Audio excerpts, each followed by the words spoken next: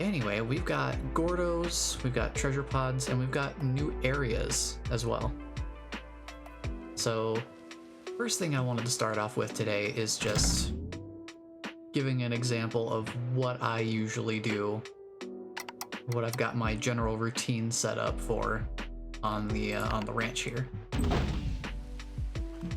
So, just a day in the life of the slime rancher, basically. Grab all of this stuff. I don't have any lettuce yet, so I'll have to come back for that. But I usually just come through here, fill these guys' food stations up, take whatever plorts are in here, and get them deposited. I've just been doing deposit into the refinery for the time being.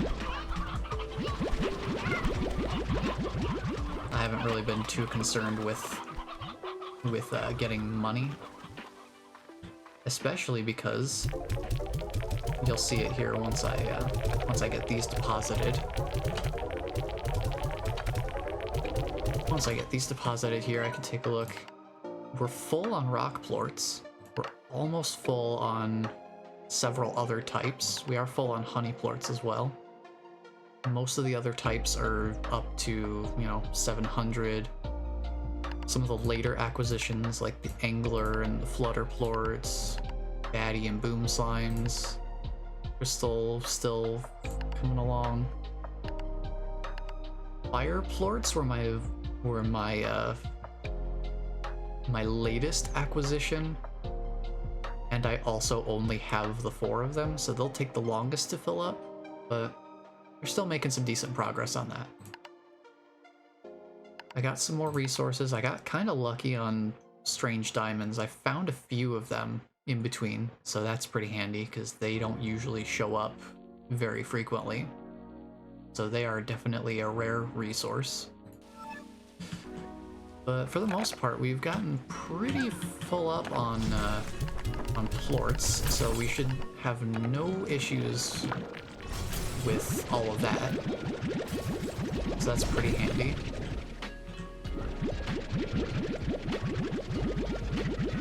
So I usually just come through here, grab whatever plorts are currently available. And I do generally keep this coop here and just try to keep the hens in here and over in the tabby hunter corrals. I try to keep them topped off as much as I can. So I alternate between sea hens and stony hens. But let's go deposit these, and then the rock plorts I just sell because I'm full. I'm completely full on those, so these are my source of income right now, along with honey plorts now. I've been doing enough runs that I've got a okay amount of money going. 22,000 new bucks ain't half bad. Not like I'm really spending much at this point.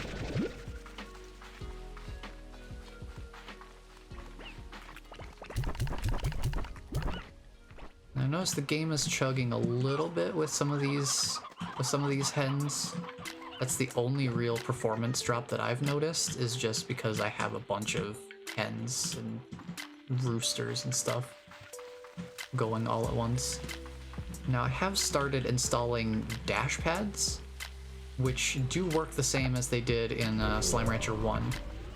So you can just, if you have any energy missing, you can sprint, and because you're not using energy while sprinting, it will start to replenish your energy, and I think it lasts long enough to completely refill your energy. Hey, I can't hang around today, but stopping by to say hi. Well, welcome on in, Tune. Glad you were able to pop in, and whatever you're up to today, I hope you have a wonderful Saturday. But thank you for stopping in. I appreciate it. Good to see you. Oh, I see some jellystone up there. May as well just snag a little extra, why not? So yeah, I have a lot of deep brine and jellystone and buzzwax and radiant ore because those are pretty common. I haven't gotten quite as much of the other 4 resources here, not counting the strange diamond, but doing pretty decently on it. They just don't show up as often as far as resources go. So I figure just grab what I can. And I think we've got a decent supply so far. I'm not planning to really go all out on decorations until I am well and good on my on having a comfortable buffer of supplies. So yeah, these guys just come through, give them whatever leftover food items are excess. These guys seem to be doing okay on their amounts of chicken here. These guys seem to be fine on briar hens. I might add a little bit more in there though. I'm thinking about taking the archway area and putting a couple of extra coops in there just to help bolster the supply for like briar hens and things like that. We'll deposit all of these in here. All this. And we're already full on honey plorts, so I'll just need to go sell those. I still don't have any... I haven't unlocked any market links or anything like that. So we still have to run anything we want to sell at the market over here. So that's something we still gotta look at. Hopefully some of the treasure pods we find today will have some useful gadgets in them. I did stumble across a few treasure pods while doing my resource farming, but I didn't want to open any of them between streams because that's just the kind of person I am. So, oh right, duh, because this is different, or because of this different slime type, I need to adjust what kind of food is in there. What's the favorite of boom slimes again? Because this was set up, I used to have the ringtail slime largoed with a rock slime. That's why I had the heartbeats here. Boom slime, oh yeah, briar hens. That's problematic. Well, I suppose I can leave that for now. I could start up a coop here. And then get the upgrades for it. And then let me go grab some briar hens real quick. I want to do a couple of things with them real quick here. Just a little bit of upkeep. Dashpad does come in real handy because it effectively refreshes my energy meter without interrupting my sprint, which is really nice. So let's get 4 of you guys, and then I'll pull some roostros out of storage. We'll do that instead. Not worry about it. Let's go here. This coop is fine being alternated because I can actively maintain it more easily because it's right in that central hub area. So no problems there. I just need to borrow a few of these guys.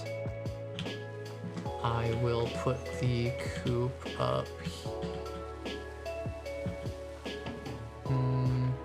Yeah, I'll put the coop up here. It's just 1 extra coop that I want, so let's grab these upgrades here. And then we'll toss in 4 of these guys. 4 briar hens there. Do I have more briar hens here, actually? I don't have any briar hens in here. Oh. Well, that's doubly more reason to have them here, I guess. Let me take 2 of these guys and bring them with me to the other coop. And we'll just get that taken care of real quick. That way I can start getting favorite foods. Because here's the thing I've noticed with the ringtail slime. I only have the one in there. But when I had it combined with the rock, when I had the rock ringtail largo, feeding them the heartbeats, by the time most of the other ones, like the cotton pink slime largos, would be producing about 40 plorts, this guy would be putting out about 60. Because they eat more frequently. So the real trick with these guys is to make sure not to overfeed them, because they can eat food items even if they won't produce plorts as a result. So you just have to be mindful of that. But other than that, he seems, since they eat more frequently as a result of that, it seems like they also produce plorts more frequently, judging by the split of having 60 when others would normally only have 40. And then I got an extra set of puddle slimes here. Put them down in this lower area, so now I have twice as many puddle slimes producing plorts here. So we got the set down there, and then we've got the set up here. Figure it just made sense to have, you know, utilize both water sources and all that. So that's all the slimes I have set up right now, and that covers every plort type that we have access to, other than obviously the gold plorts, because gold slimes are their own thing entirely. You can't really ranch them. So we'll come back to that stuff later. I did go and grab some more of the dew. We almost have enough of this nectar, actually. Almost have enough of the moonlight dew nectar for the butterfly gordo, because if you look on the map, I did come across some gordos while I was getting resources. So we've got the hunter gordo here. We've got a ringtail gordo here, so we need to come back at nighttime for that. We've got a butterfly gordo, which does present a unique challenge in that the butterfly slime only, its favorite food is nectar. I don't know if that's the only thing it'll eat. If it is, then that does make it a very unique challenge, which is kind of interesting. We have another rock gordo in here. And then we have a crystal gordo here. We have the baddie gordo here and the boom gordo over there. So yeah, lots of gordos to feed today. But I figured that would go kind of hand in hand with the treasure pods that I need to show as well. I went ahead and got all of the available upgrades. So we have everything upgraded to as far as I have access to right now. I don't know if opening more treasure pods will give us more options in that regard. I'm gonna fabricate a few more dash pads, just because I find these to be really handy, and it's good to have a few of them on hand to set up. I have an extra home portal that I haven't decided where to use. I made the warp depots, but I haven't set them up anywhere yet, because I don't know what I'm going to use them for. And it just helps to have an extra refinery link, just in case I find a good place to set them down. Decorations I haven't touched at all, because I'm trying to pool up resources rather than spending them. So yeah, that's basically everything at the ranch. more or less. So what I've been doing is going through here, doing that little circuit of taking care of whatever slimes need to be taken care of and all that, just doing general upkeep, and then running out, doing a refinery run, usually one area at a time. So like I'll run through the fields here, and then head back to the ranch, take care of stuff. Then I'll go to the Ember Valley, do a looting run here for resources, come back to the ranch. Then I'll go to the Twilight Strand, do a resource run there, and then come back to the ranch. I've just been doing that in my spare time and just kind of doing that back and forth. So I've got a pretty good feel for the areas that we've seen up to this point now. So like I'll go down there, grab stuff, go up here, grab some different things. And it occurred to me that the areas that look like there are teleporters that we can't activate, like over here there's like a teleporter here that we can't activate. I'm assuming that will go to, you know, a new area or something, and that's just not early access content that's in the game yet. There's also one in here that doesn't activate or anything. I'm assuming that's what those are, because we have like a teleporter here and here to take us to different areas. Hey Smug, how you doing? Welcome on in. Let's see, if we're gonna take care of Gordos, I actually should grab some food items. So let me think, what can a flutter slime eat? Yeah, flutter slimes only eat the nectar, so we need one more Moondew nectar, and then we would have enough. We would have just enough with one more to be able to feed that Gordo entirely. So we could go do that. So I guess Twilight Strand first. So we'll head out there in that direction. What else? What else? Let's see, what other Gordos are out there? We have the Hunter Gordo, and we have the Ringtail Gordo. Ringtail Gordo eats anything, I believe. So yeah, Ringtail Slime eats anything. Has no favorite, so we're just gonna have to feed it whatever. Let's see. And then we had the Hunter Gordo's favorite is Roostros. But I've already fed I've fed the Hunter Slime. I fed the Hunter Gordo. Ugh. I fed it several nearby chickens, and there are more chickens out there on the way. Oh, speaking of food items, we can just use this. We can use this to feed the Ringtail Slime. And that should do pretty well for us. If we manage to get to the Twilight Strand before it gets to be too far into daytime, hopefully we can grab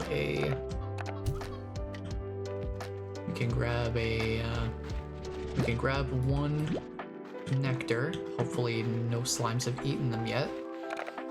And we can also grab the... How do I hear chicken? Interesting. We can also grab the Ringtail Gordo while it's nighttime, hopefully. Yeah, I'm just gonna steal these for now. They'll fill us up. Oh yeah, absolutely loving the new game. Like, I've just been playing this in my off time. I've only put in 25 hours, but that's just because I haven't been able to explore more between streams, and I kind of have to restrain myself. Because there are areas we haven't gotten to yet, and it's like, oh, I know they're there. I know the area is right there, but I'm saving for the stream, so... Ooh, we got messages from everybody. Guess we should take some phone calls before we head out to the Twilight Strand for too long. So, Let's start from the top. What do you got, Victor? Oh, Beatrix. I was up all night trying to synthesize the perfect gift for you. Hypothesizing, testing, throwing my results in the trash.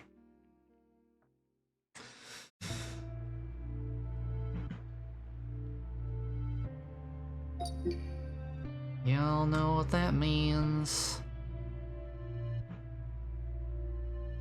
Let me see. Can I remember the button combination for the snipping tool? Why can I not remember the combination? Windows Shift S. I thought that's what I did. Windows Shift S. There we go. That was weird. I don't know why that didn't work the first time, but I'm taking a screenshot of this because I'm keeping track of all the typos. Pictures.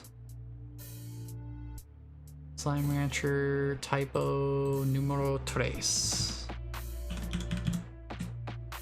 I know that's tempting. Absolutely, yeah. Knowing that the stuff is right there, because I came across treasure pods as well while I was out and about doing my resource runs, and I had to prevent myself from picking them up because it's like I'm not going to be able to remember which ones I did or did not already pick up on a prior stream, so it's just like, I'll just pick them up on the stream. It'll make more sense to do that. But anyway, sorry Victor, I didn't mean to interrupt you, but your typo does that to me. Finally, I discovered an alternate method. Shopping for something online. Oh no, Victor's discovered Amazon. My heart goes out to your wallet, Victor. The process was surprisingly straightforward. Oh, another home portal. Well, we'll probably build that real quick, just so we have it. Alright, Mochi, what's going on? Yo, B, I got you a little something. Emphasis on little. Cause I got myself something big. It's way better. Oh, I got some root arches? Oh, thanks, Mochi. Cool beans. Yo. Mood. Me every morning. Just yawn. Oh, lo siento, Beatrix. I have been putting in a few long nights reading lately. Specifically, I've been going through every field guide and botanical research paper I could dig up on the far, far range. I thought that even if the flora on Rainbow Island is unnatural, maybe it would have been recorded somewhere with some information we could use. Smart? Yeah. And it turns out there's nothing. I can't find a single mention of rainbow-hued flora anywhere. So that means that whatever happened at that island to make it that way, make it the way it does, happened relatively recently. But I don't think you needed me to tell you this, because I think you've seen it yourself. The things you described, an entire portion of the island split between two different colors right down the middle? That says accident to me, Beatrix. So, tread carefully out there. Nature can be a dangerous thing to us, but it pales in comparison to what we can do to it. Putting another screenshot. Oh boy, how many typos are in the game? How many typos you got there, Monomi Park? Don't worry, I got you, fam. I'm keeping track of it, and I'm keeping track of it in Spanish.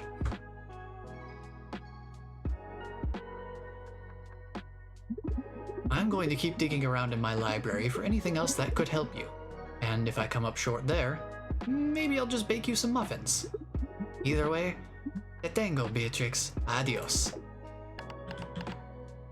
Good to hear from you, Ogden. Mr. Ortiz. Alright, our last one, Laura West. Hi, B. How goes the exploring? Where it is, you're up to your eyeballs in mysteries over there. That's putting it mildly. Sure, sounds exciting. Me?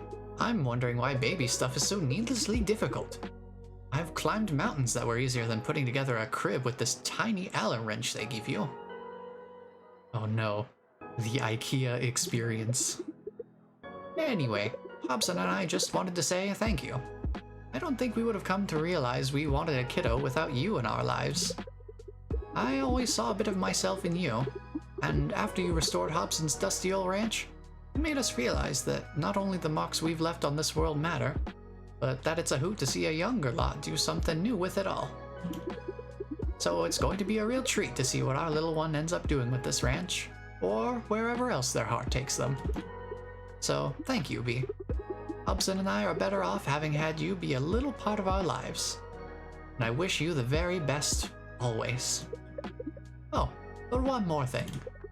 Hobson wanted to know why you decided not to use that big ol' ancient device in the ruins of the Glass Desert to go on some grand adventure across the cosmos. Hobson did have the same dilemma himself when he came to the end of the Glass Desert. They don't have to pay a proofreader this way? I mean, fair enough. They do say that they don't want to treat their players like playtesters. But maybe we just want to be playtesters anyway. I mean, early access. There's still time for them to smooth out and polish things. So, they do have things in a highly polished state. Like, pretty much everything gameplay-wise feels very good here. So it's just like little itty-bitty optimizations and things so far that I've noticed personally that would really be any like changes to make so far. But in any case, I don't know how many people would really notice the typos. I just kind of have, you know, a general propensity for it. That's just something that catches my eye pretty frequently whenever something like that comes up. It's rare that it's more rare that I don't notice a typo than it is for me to see something like that. But that's just me. Not everybody will be jumping on every typo that exists in a piece of writing. But Hobson's wondering why we didn't use the device at the end of the Glass Desert either. I told him, Hobson Twilgers, a woman's decision to travel across space and time is theirs and theirs alone.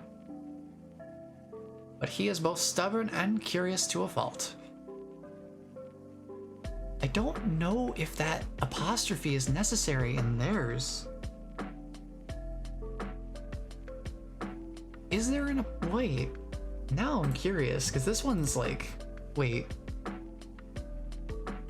Should I use an apostrophe in theirs?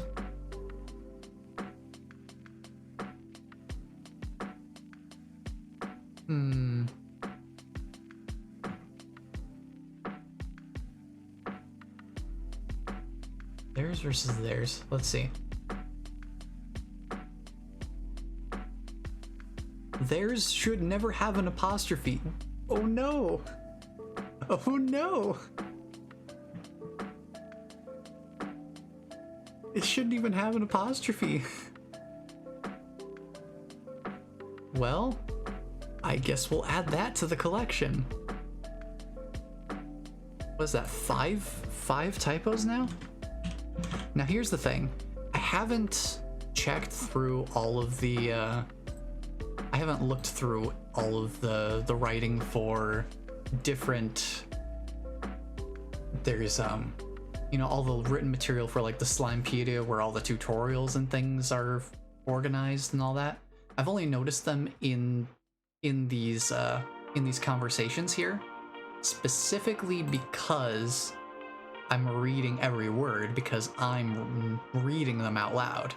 So I think that also puts an extra, you know, an extra filter onto these specific bits of writing, because I'm actually reading them more specifically.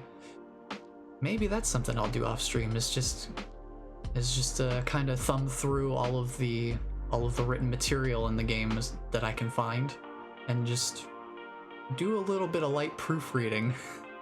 just for the fun of it, because they do tend to pull all of the everything except for the logs, I think, are all available in the Slimepedia, so I should be able to just read it all in one place, except for the logs, but I don't think I've noticed anything in the logs so far. Because we have read every one of those that we've come across, and I've never seen any problems, so I think those are clean so far. But I keep interrupting these people in the middle of their conversation. I'm sorry. I need to be a better conversationalist. Hmm? Oh, are you noticing my typos? Sorry about that, Beatrix. It was broken? Well, that don't sound right. Hobson said he left that thing primed and ready to go before he went and walked away. Said he was leaving the door open for the next adventurous soul out there. Well, well, Beatrix LeBeau. Seems you just found yourself another mystery. You know, Monomi Park, you're giving me too many mysteries here, and we're gonna need some answers in the next update. I hope you realize this. Whatever the next story update is, please give us at least one answer to, like, one of many questions that you've given us, because, oh boy, you've given us a lot of mysteries. But yeah, good luck with that one, B. Maybe when this is all done, you should write yourself a book on it. Would make it for a heck of an adventure story, or a lore video, which I'm sure someone's gonna make.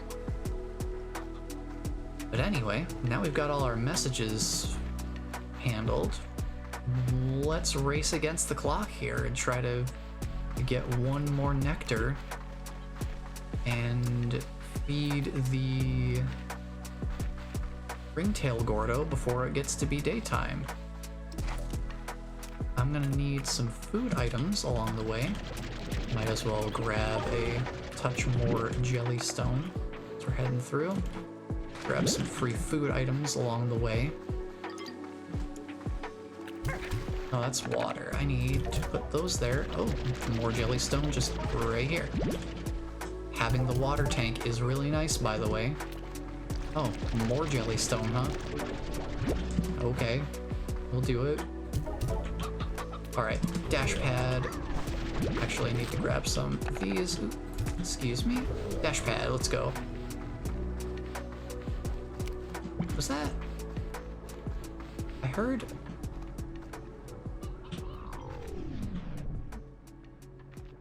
another mineral that made me think maybe it was a strange diamond or something.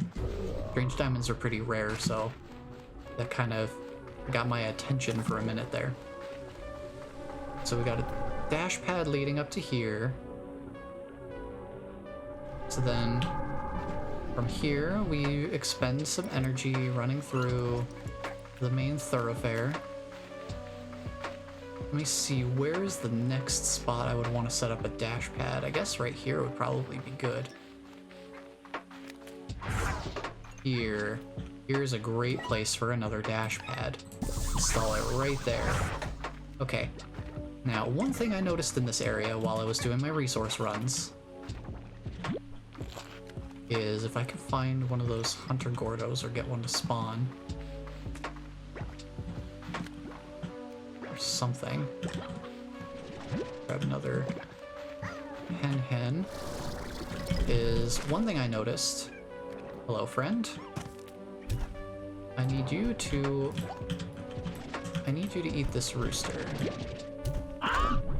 Because one thing I noticed is while I was exploring, I've been using my jetpack to get some more verticality into my movement. I'm just exploring some upper areas, and I found some more hunter statues. So there's one, and then there's another one over here. So I've ended up accidentally finding a couple more hunter statues, and I didn't want to open whatever those open up yet, because I didn't know what would happen. But yeah, these... Oh, that's another thing too. Tars are stronger at night. At night, these guys take 2 shots to remove. In daytime, they only take 1. So that's worth noting as well.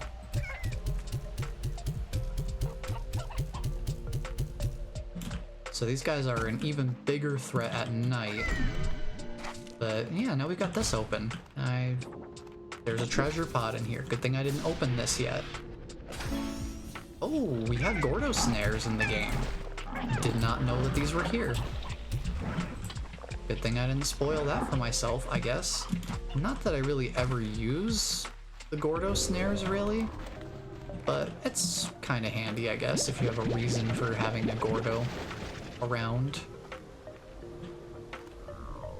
Yeah, I see some wax up there, but I'm spending too much time, methinks. So I'm gonna drop this over here. I need to get up top. I need to do so hopefully with some nectar available to grab. Hopefully we can find some up here that hasn't been consumed. There are a few different spots nectar can drop from. Here's one. Good, good. We do have that. That's good. I believe, is this the right way? Yes.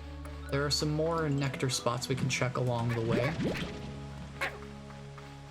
And this also leads us right over to where the ringtail gordo is. So it won't even really like take us out of our way or anything. So that's pretty nice. Any nectar down here? Doesn't look like it. I don't see any here. Oh, there's some. Ooh, just got it. Thankfully that flutter slime didn't get to it before us. There's some more here. Okay, so we should have enough to feed the flutter gordo, since favorite foods count as 2 units of food. Here's the ringtail gordo, so we can take care of this guy while it's still nighttime. Let's just start feeding him whatever's around, because he'll eat anything. I hear more hens, so I'm gonna grab these guys. I'm not gonna worry too much about getting any other nectar, because... ooh, that was sketchy. I'm not gonna worry about getting more nectar because we can always come back here and get more on other nights.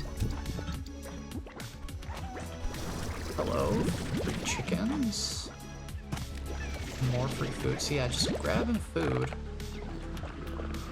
Just grabbing food items.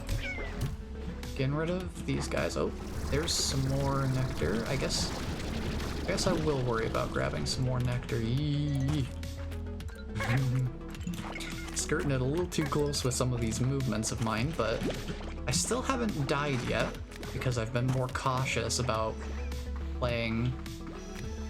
I did have some rough encounters in the Ember Valley with some feral slimes, so there's definitely a risk factor in certain areas more so than others. But let's just feed this guy some heartbeats. Oh, he's turning into stone because it's daytime now. So we'll come back to this guy when it's nighttime again. But we fed him some, and we should be plenty good now. Let's grab some resources while we're running through. Grab a roostro, another hen. Why not? Just grab some of these dudes. And then we'll go feed the flutter slime that's nearby. There's a flutter gordo. I've never really managed to actually get this much nectar in a single run though. That's been pretty nice. Oh, a spring pad. Launches anything that touches it straight into the air. That's actually really useful. Wow. Huh. Well, that might come in handy. That might come in real handy. Because if there are areas that I regularly need to, you know, get some verticality to reach, it could really come in handy to have a spring pad to just give me that initial vertical boost. So that's nice. That seems like a gadget that'll really come in handy, along with the dash pad. So, good to know. Good to know. Finding some really nice gadgets today, though. That's handy, and we've still got more treasure pods that I know the location of. So we'll come back to those when we get to those areas. But we want to get up here to the flutter slime gordo that's just kind of hanging out up here. Hey, pal, I've got some food for you. There you go, and it didn't even take that many.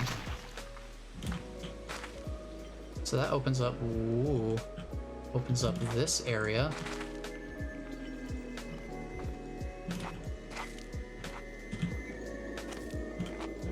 So there's nothing actually back here except for a very, very bright fracture. But we got some radiant ore here. I'm gonna leave my inventory slot open for now. We'll just pop this open, I guess, and then just leave the resources there. Because I don't think the resources despawn or anything. Ooh. I'm definitely gonna have an inventory slot for a strange diamond, thank you very much. Those are not very frequent to come by, so I'll get rid of the buzz wax for now because I have fewer of the pomegranate, even though we can grow those, I'm pretty sure. But let's just explore in here for a while, because I don't know what this does. But we're here now. This is a place. Oh. Okay, so there's like a little back way to get in here. That's nifty. More importantly, to get out of here, I guess. But yeah, that's nifty. Got a nice little spot there. Let's see if there's anything else. Nice little hiding spot up here, I guess. So, what's this whole area about? What was going on down here with the GG log? The breach is so much smaller now. It fills me with hope. I remember when I first found it, I just walked right into the labyrinth and began exploring its endless gray halls, not even understanding what was really happening. But it's not so easy this time. Whatever I do, I need to shut the door tight behind me. I can't let it all happen again after coming this far. Now, this door that they're talking about, is that tied to Hobson having discovered that gateway to travel between space and time at the end of the Glass Desert?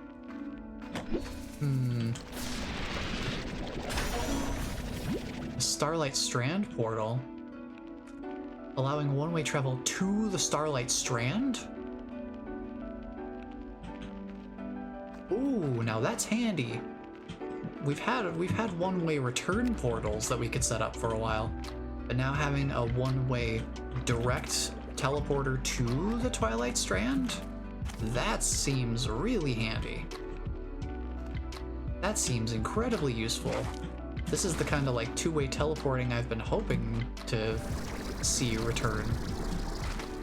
Kind of interesting that they've set it up this way though. I guess it does make it more progression based in a certain way. So that's handy. I'll have to think about where I set that up, and I'll have to see where it links to, because I don't know where it's gonna go. I don't know where in the Twilight Strand it's gonna send me, to be honest. But there was one more thing I forgot to grab while I was up here. Up on this little ledge area here.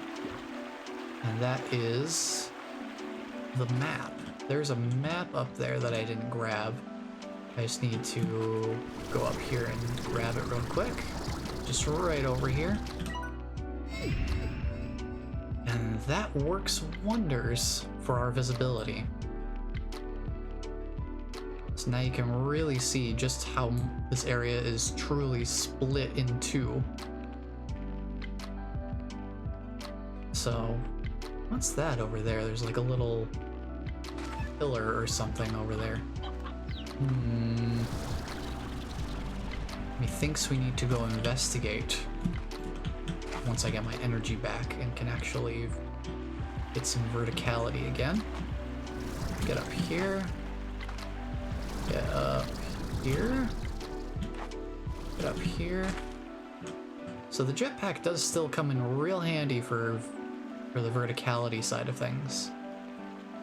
Doesn't seem like it's too crazy to get up on top of different areas.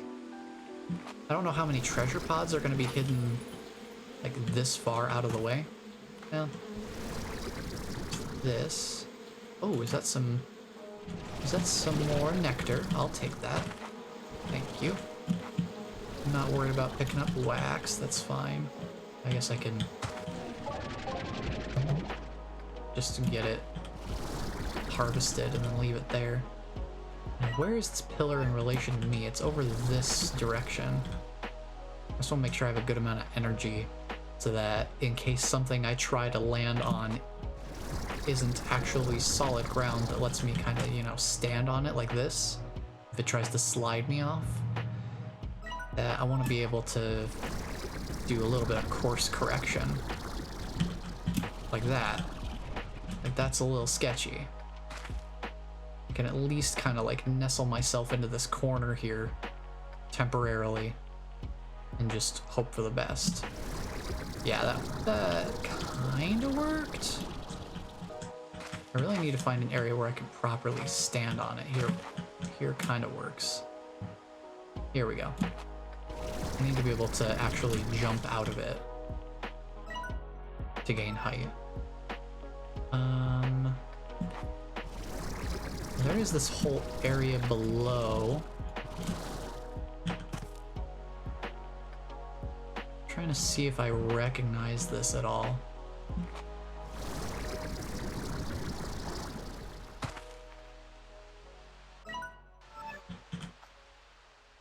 Yeah, I'm looking and it just looks like there's just a pillar. It's just part of an archway. It doesn't look particularly significant or anything.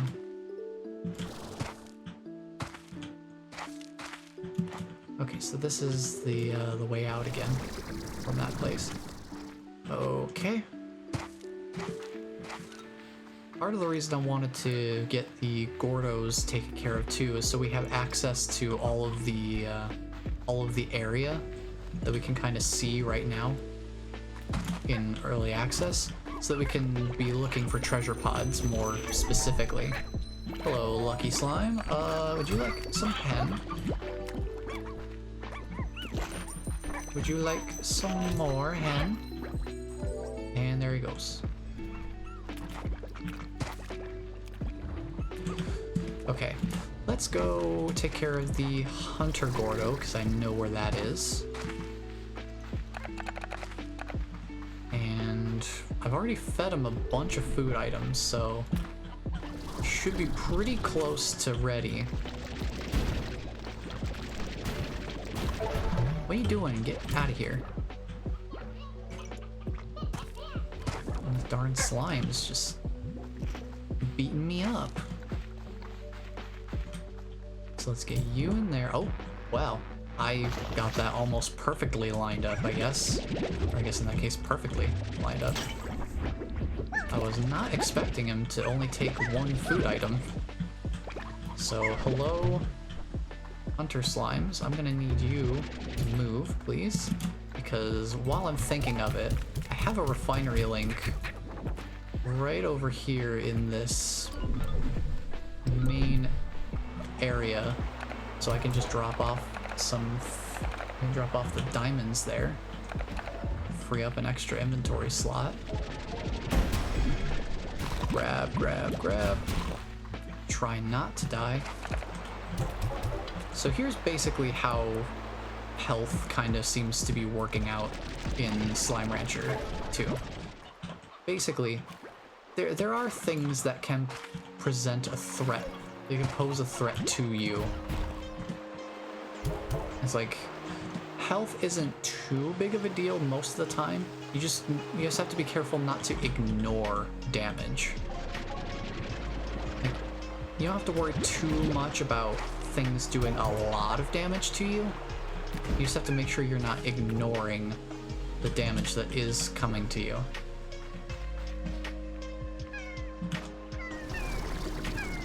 Because otherwise, then you are going to have a problem. Because your health does naturally regenerate, just very slowly. So, the game doesn't have like a super crazy built-in cushion unless you specifically want to change some of the settings to make the game a little more casual. Because you can there are options to remove these tar slimes entirely. There are options that exist to remove feral slimes entirely. Oh boy, all these particles are gonna make the game chug.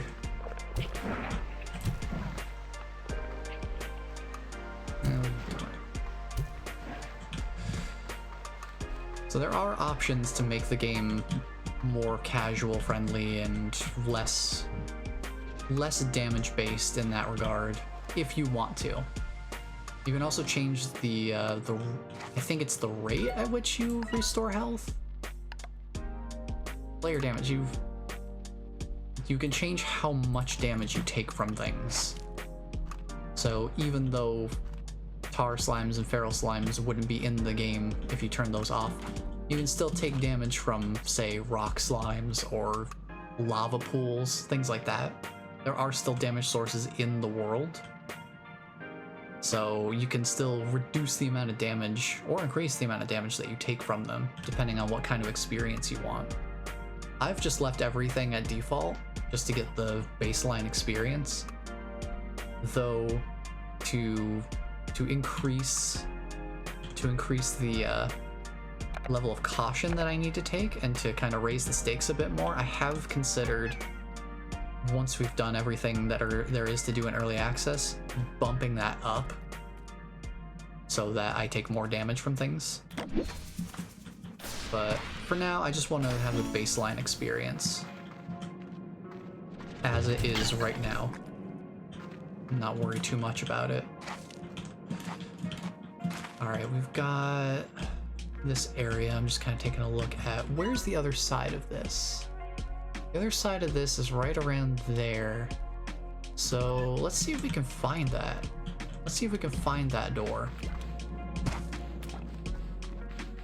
Since it's nighttime, we'll wrap around the long way and go visit the ringtail slime again. And get some more feeding done that way. Also, I wasn't expecting to find, you know, multiple strange diamonds in that little cave area that we unlocked below the Flutter Gordo. But hey, you know what? The strange diamonds are pretty rare, so I'm not gonna complain about getting a couple extra. That's for sure. Let's see here. This way. Wrap around to the ringtail slime here. Got plenty of food items to go along. So feeding it should not be a problem at all. I'm gonna drop the mint mango actually, in favor of more resources.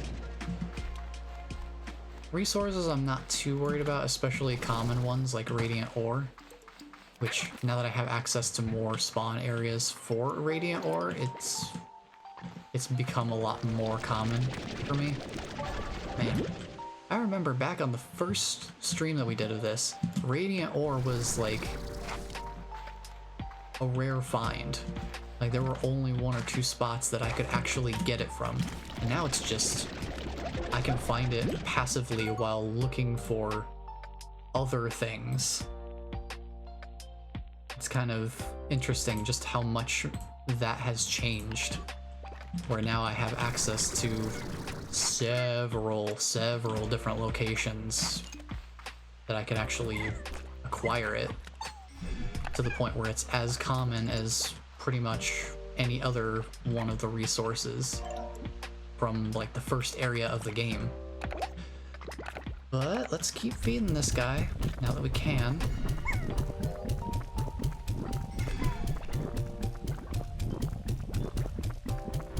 Alright.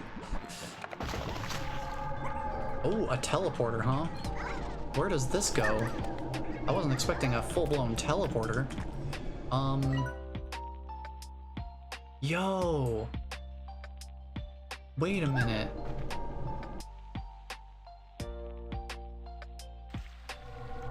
Yo, shortcut portal. That's cool. This is like right next to the starting area.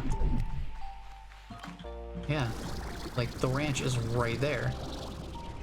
So we just got a nice little shortcut to the other side of the Twilight Strand now. So we can either choose to go to the front side of it next to the tide pools and all that, or we can go toward the back half.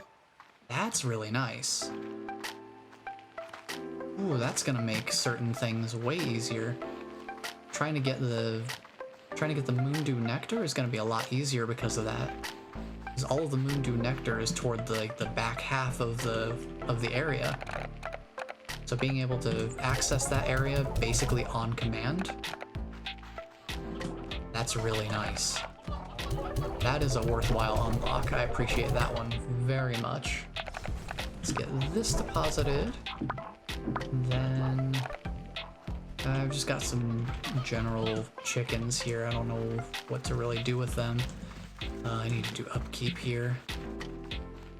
Do I have any other? I've got the boom slimes I still need to feed, so I just need to switch these guys over to a different inventory slot real quick, which means I need to dump them all out. Put the Roostro in slot 1, put all of these guys in slot 2. Okay. Get the lettuce. Alright, I gotta do my upkeep run here real quick, because we've been away for an entire in-game day. So the upkeep tasks definitely pile up if you don't take care of them pretty regularly. You can also stop down at the slime lab here, grab some new stuff. Do we have any upgrades we can afford? There's nothing new there.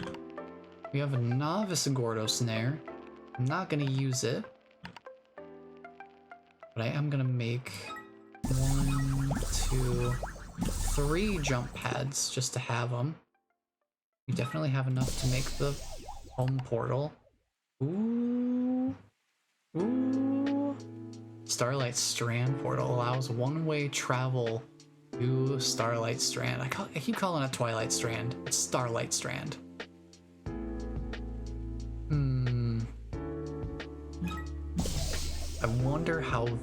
I wonder where that drops me off. Because honestly, that having the portal to the front side or to the back side of the Starlight Strand, that's still really handy. I don't know where this other portal is going to take me, but I guess I should probably set it up somewhere where I would want to be able to quickly get to the Starlight Strand. Assuming that there's going to be one for the Ember Valley as well, I might just set up, there's a lot of gadget slots here and over here. You know, we could just make this a teleporter hub. I think we'll do that. We can just make this a teleporter hub. It's really convenient. We just have one right here. So we have the one here to go to the Starlight Strand. And we'll test where that goes in a minute, once I'm done with the upkeep of the ranch here. We'll test out that portal and see where it goes. But then we will move on to the next Gordos on our list, which are all located in the Ember Valley. We've got 4 of them over there. I do want to stop off real quick in the Starlight Strand one last time because there's a treasure pod over here that I need to grab. That I know the location of. I just want to get it grabbed and out of the way so that I don't forget to grab it. Another nice thing is I can't really show it off here because we don't have any treasure pods on the ranch to grab. But the map screen does show in the lower right corner when you're in an area that has treasure pods in it. It'll show you how many treasure pods you have found out of how many there are total to find. So that's nice as well, that there is a built-in counter that you don't have to unlock. The game just straight up tells you whether there are more treasure pods to find in an area or not. And I'm wondering if down the line they'll have something like they had in Slime Rancher 1, where I think, if I remember correctly, there was a late game slime science unlock that would give you access to basically a treasure pod radar. I'm trying to remember if that's even a thing that was in the first game, and if so, if they've already put it in this game, or if they will put it in a future update, or if they'll choose not to have it at all. So several questions just within that one little bit in itself. But that's the other thing I wanted to do today, was get the Gordos all fed and all that, and then spend some time just looking for the treasure pods in each area. Just really taking the time to explore. So I figured that would be kind of a fun thing to do now that I know the areas pretty well. Being able to take it one step further and do the exploration.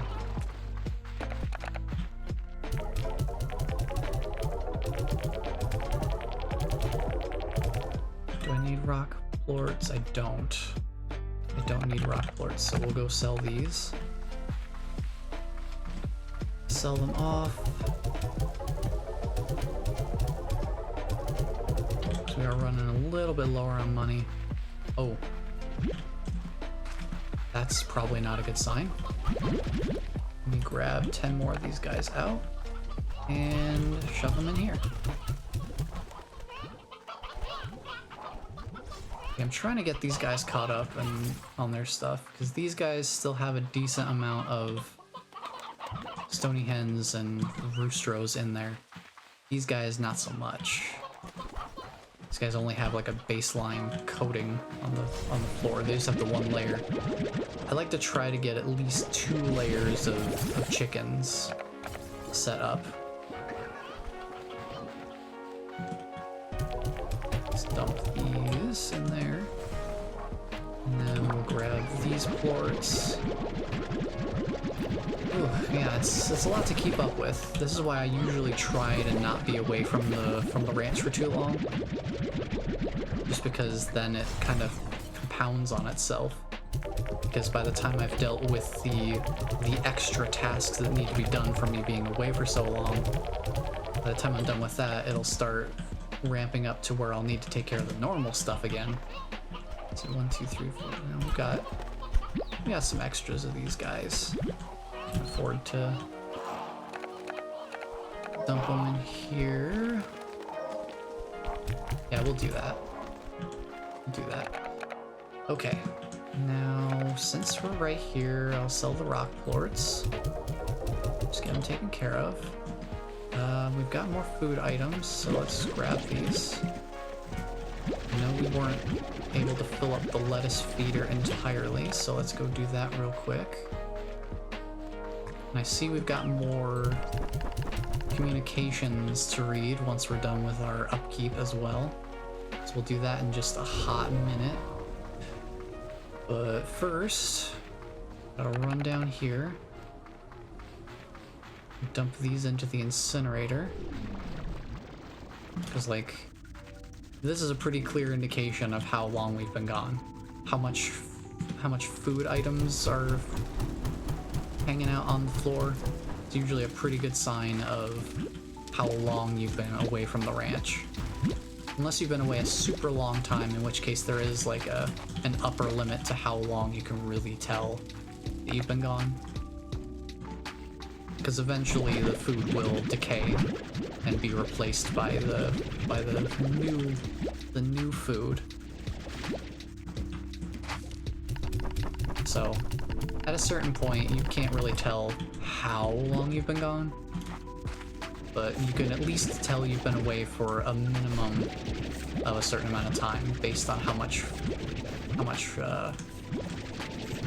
food is on the ground. So since these are all extra, I'll think about are there any other. I can feed the fruit to the bats, to the batty gordo. I've been feeding it a little bit of food as well, I think, and its favorite food is available in the area that it's located in, which is usually the case for the gordos. You can usually find their favorite foods in the area that they reside in. But we'll have to see. We'll see how much this gets me. Because I'll also pick up some other fruit along the way, most likely. Probably like pogo fruit and stuff like that. Grab some of those along the way just to have some more food to feed it. In case whatever's around and whatever I'm bringing isn't enough.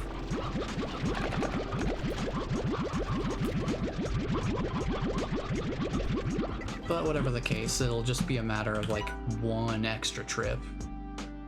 Shouldn't be too bad. Looks like we're almost full on... Yeah, we're getting pretty close to full on some of these. I think we just needed 10, yeah? Okay.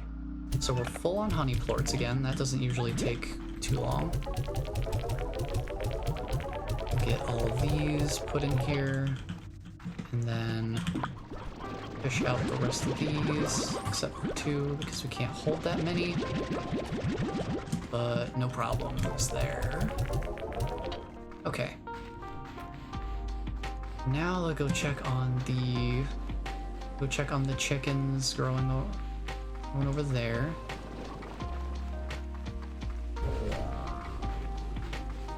Just grab some dash pad here.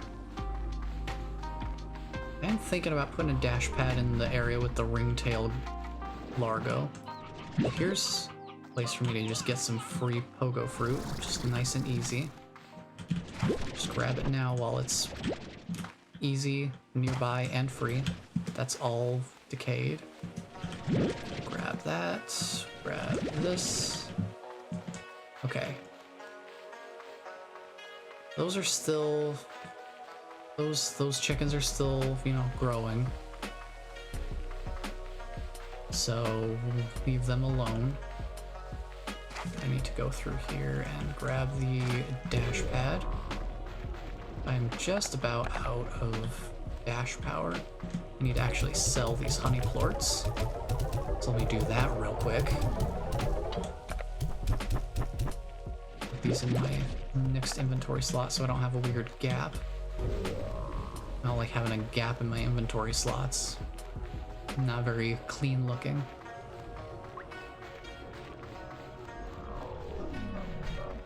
Alright, I'll grab... This is a lot of food here. Definitely more than 40 heartbeats, that's for sure. That's a lot of food.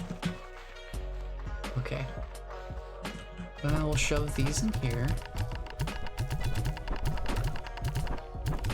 And since these still haven't cropped up yet, I'll just toss the heartbeats in here. Actually,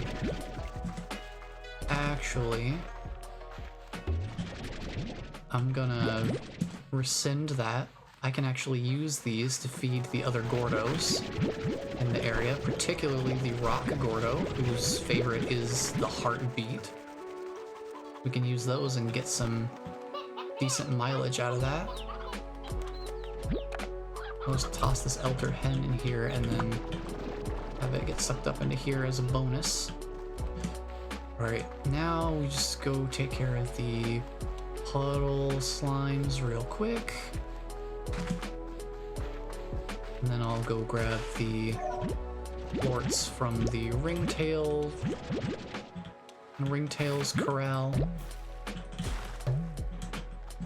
And then once we're done with that, Twitch will run an ad, and we will see. We'll read some mail.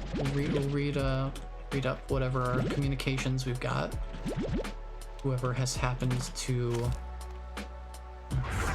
send us some communications, and then we'll see where that one-way teleporter to the Starlight Strand takes us, because I'm genuinely curious to see where that drops us off. Depending on where that leaves us, it could be really useful, or it could be, you know, a nice convenience but not really super game-changing. Either way, I will not turn my nose up at, you know, extra convenience through portals. I definitely have made very good use of portals in the first game. Back when you had to set up resource extractors, that was really handy. Have portals to different areas, because different areas had different unique resources for each specific extractor type. So lots of extra stuff. I'm gonna put these in here because I didn't realize they were not completely full.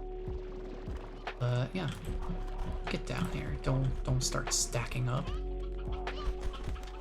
When you start stacking up, that gets me concerned. So let's see. Okay, we've got some food items here. Alright. I think we're okay on upkeep at this point. So Twitch is gonna run an ad here, and then when we come back from the ad break, we'll read our communications and then see where the portal goes on our one-way portal to the Starlight Strand.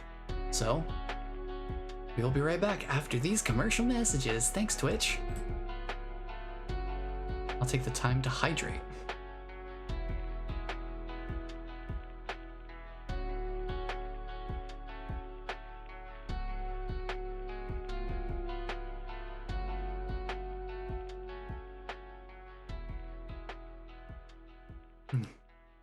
That's another nice thing about the recorded archives, and I suppose it would work with the Twitch VOD as well, but no having to worry about...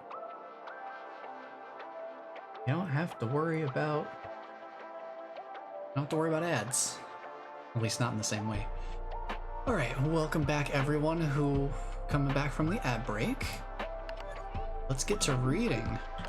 Oh, we got 2 new pieces of communication. Hey amiga, I got you a little gift. It's not homemade, and it's not pie, and it's not a homemade pie, but I thought you would like it all the same. Shame about the pie though. Oh, thank you. I have a new decoration available to fabricate. Alright, alright. Haha, don't worry, I'll tell her. You quiet now, I'm talking to her. Hey B, Hobson wanted you to have this. He says if you don't want it, it'll still make mighty fine kindling. Well, I suppose he's not wrong. Ink grass, I suppose, would make a decent fire starter. So, thanks Hobson. I'll install it right away, because I got some grass here. I'll put the pink grass right here. Oh, I can fabricate it. Okay, well, anyway, we got root arches. We can put that here. Kind of fun little thing. And of course, we can rotate it if we want it to face a different way. Just have it like that. Yeah, we got a little bit of a something. Maybe turn it that way. Sure, we'll leave it like that for now. Anyway, we've got a portal to try out. Let's see where this takes us.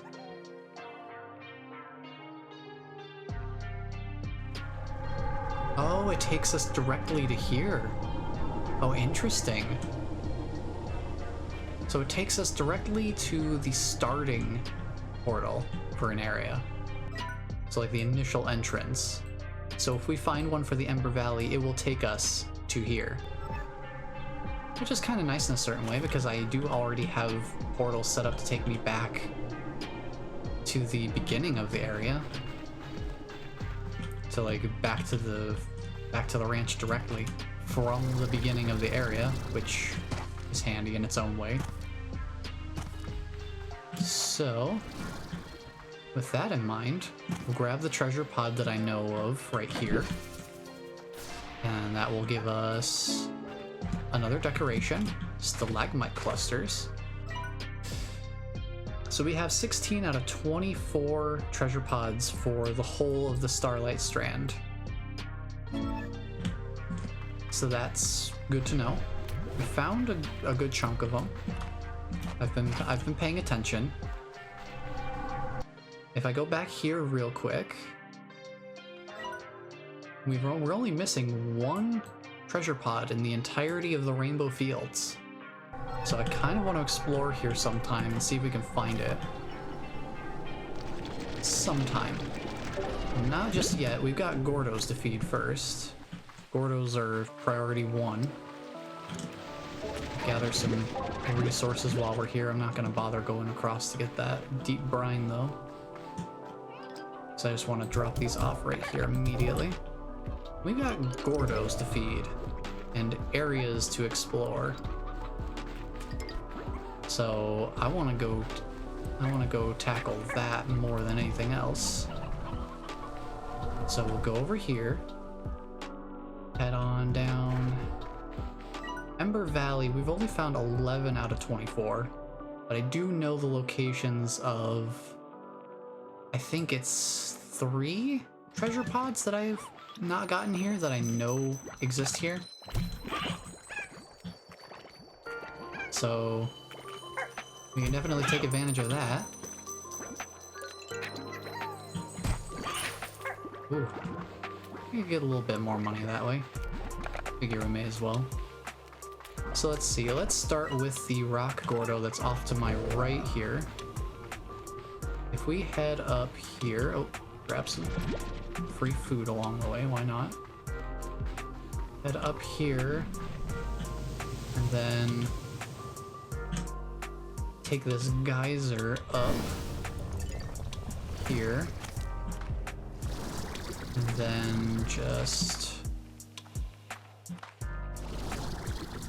kind of ignore everything in the way. It's over here, so I'll just run over here. See, I feel like there's not a lot to see up here specifically, so I'm not sure how many treasure pods they're gonna hide up in those areas. Feels like not a lot. We got a rock Gordo right down there, but treasure pod. Ooh, upgrade the jetpack. That sounds really nice. I want to do that. So yeah, it looks like this area basically you could only get in here from. Oh, that's what the rock Gordo is doing there. If you feed the rock Gordo, it's on a geyser, it'll lead you up to there. But me, being the gamer that I am, just completely ignores that. And it's like, oh yeah, you could just jetpack right around it. Which I suppose has to be partially by design.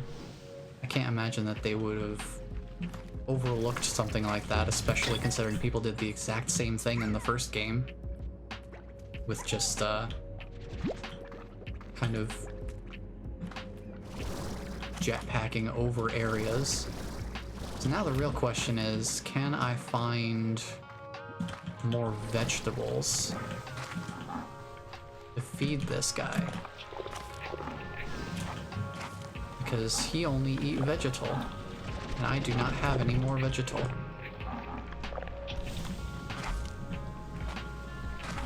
Also, there is a boom slime statue here. And up there. And up there.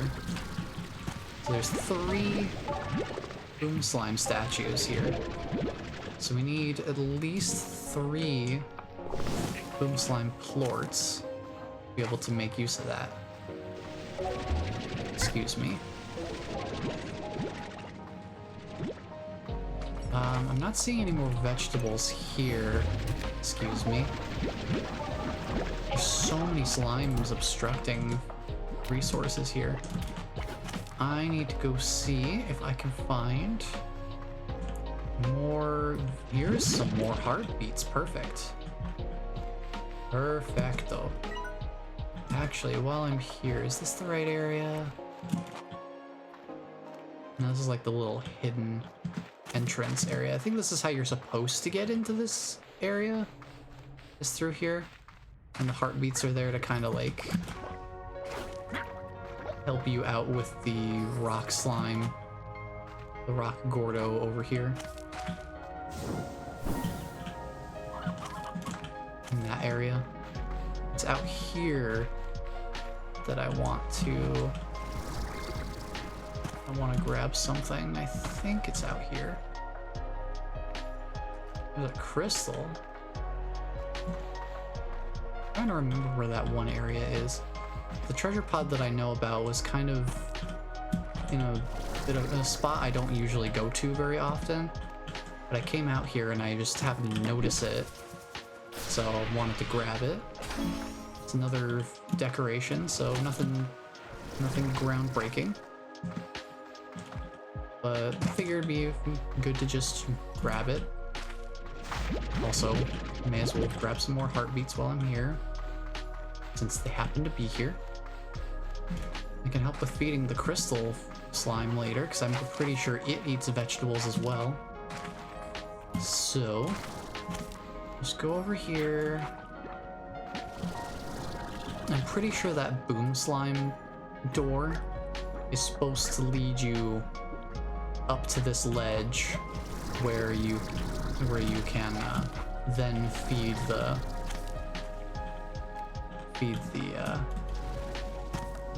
rock order. Yeah, this is the other side of the door. So once again, I skipped the geyser that this guy opens up to get the upgrade for the jetpack.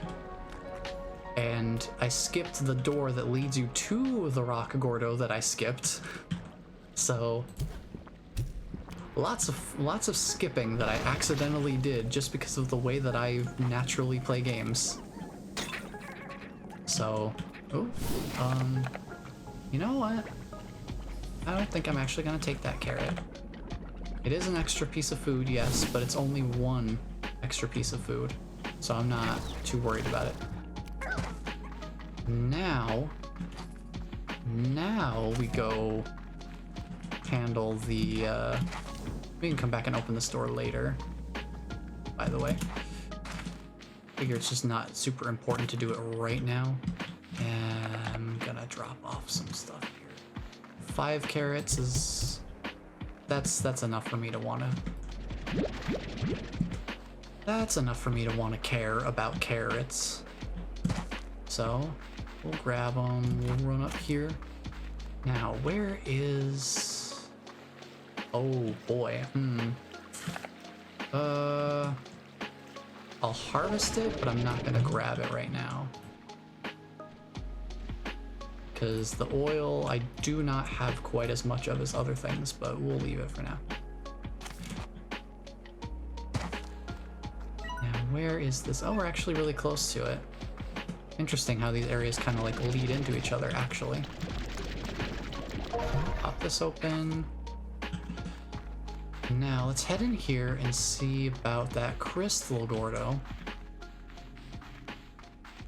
Should be in here somewhere. I haven't been in here very much, so I'm not too familiar with the layout.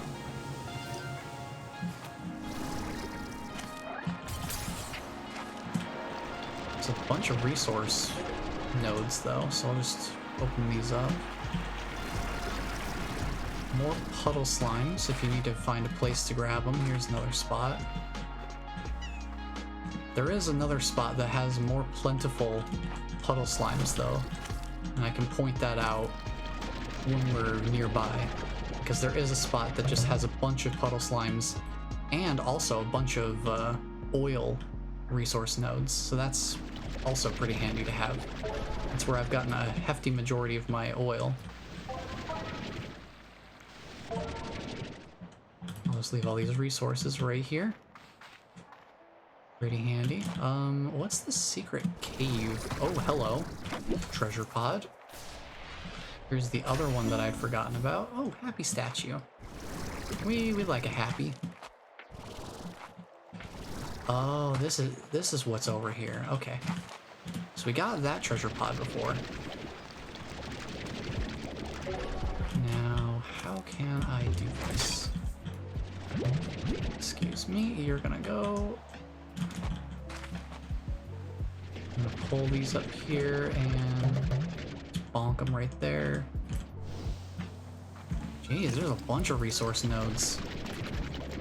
You just shower me with resources, why don't you?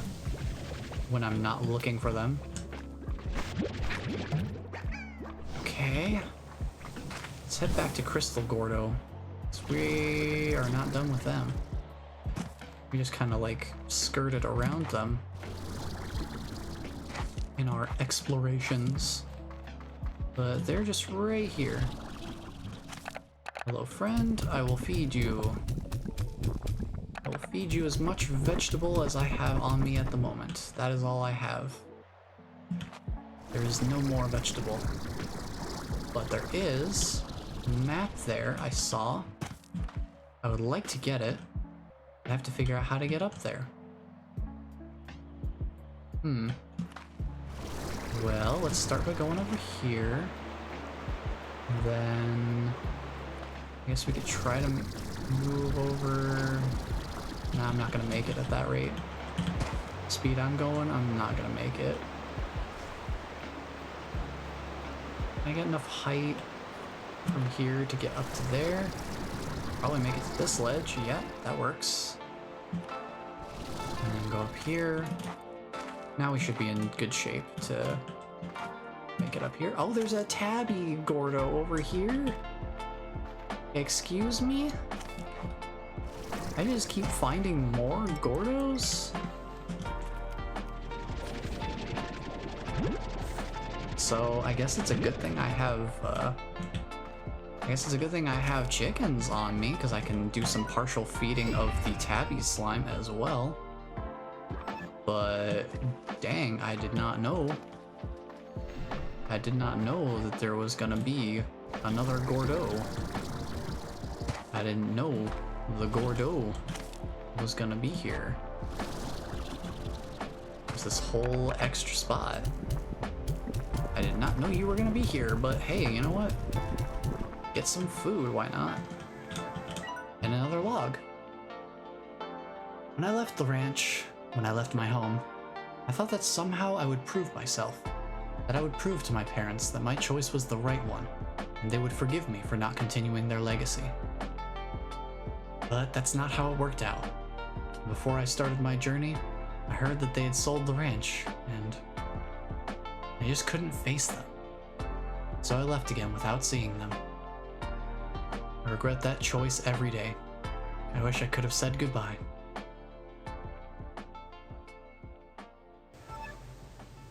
And now thinking about how Hobson, they're gonna be starting their family. Oh, another warp depot. That's useful to somebody. I don't know what I would ever use them for, but hey, I guess you could use it in certain spots. Oh, I see another geyser there. I think geysers must be on like a global timer, but it seems like. So I see that area down there. I guess maybe you could get across that way? I don't know. But hey, here's some more fruit.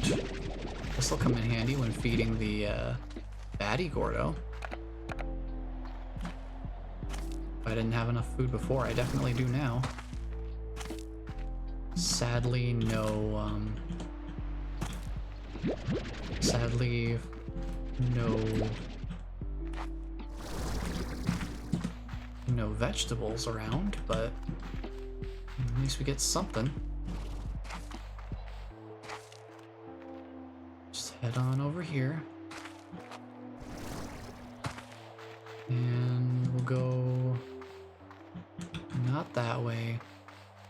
Go down here, grab these. Shove everything in the refinery. Excuse me. Somebody just decided to, like, barrel through. Alright, we got tar coming out. That's a little tough. Let me just leave.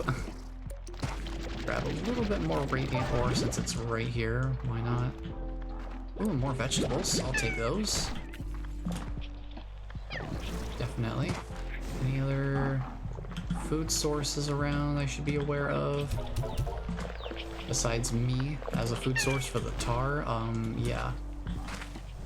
I'm gonna go toss these at the crystal slime real quick, because I feel like it. And then we'll start heading for the other slimes. Now, I do have 2 meat-eating Gordos I have to take care of now. Because the Tabby Gordo and the Boom Gordo both are carnivorous, so that's something I'll have to contend with. But we do have a good amount of food for the baddie Gordo, so we can go take care of that.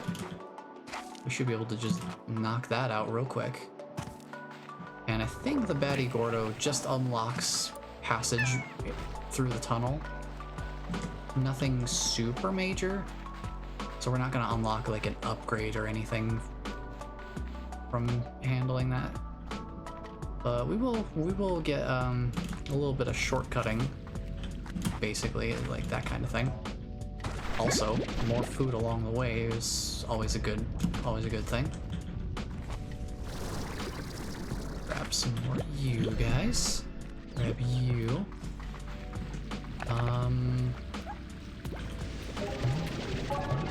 Grab these. Needs to get some more of these guys. I'll probably just focus on the Tabby Gordo for now.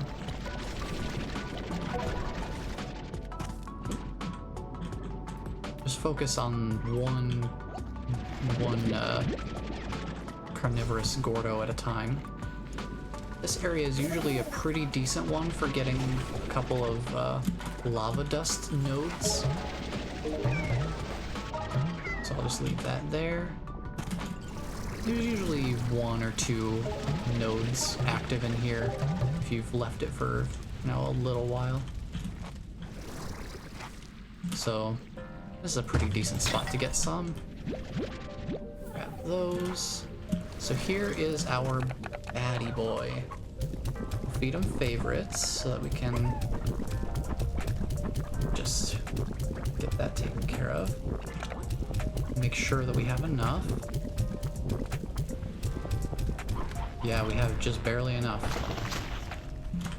So that was, what, a difference of 3 fruit between opening that up. So that leads toward like the central volcanic part of the Ember Valley. There's like a volcanic sector. And that's where you're gonna find a lot of your lava dust, is in that volcanic area. And we'll see more of that once we get there. But since I've got inventory space now, I can go pick up lava dust, so I'm not just leaving it behind here.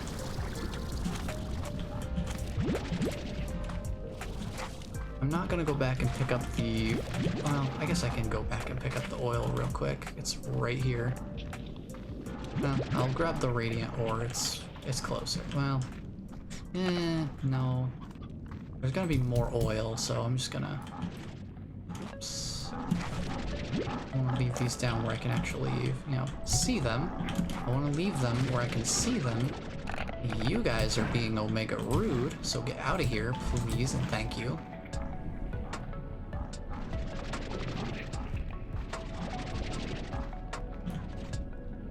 So we'll leave that there. Grab a few more of these. And I want to grab... I'll grab the oil because we are going to come across more oil nodes as we go through. I figure I may as well pick them up. So let's head through here, because then we'll wrap back around to the... Ooh, there's a lot of you guys in here. Not a fan. So we got this nice little oasis area, kind of hanging out. Ooh, briar hens. We can use those to feed the boom slime. That'll come in handy. So down here, there's a couple of places where you can see some lava dust resource nodes, but the main reason we're coming over here is because if you climb up high enough, up this little stack of lava pools here, there's a treasure pod. I found that one by accident while I was going through here getting lava dust. So wanted to come through and grab that. We'll grab the lava dust while we're here, because that is one of the resources I have the least of. I'm taking that vegetable. Grab some more lava dust while we're here. Is there anything around the corner? No, not really, doesn't look like it. Yeah. Unless there's something up here.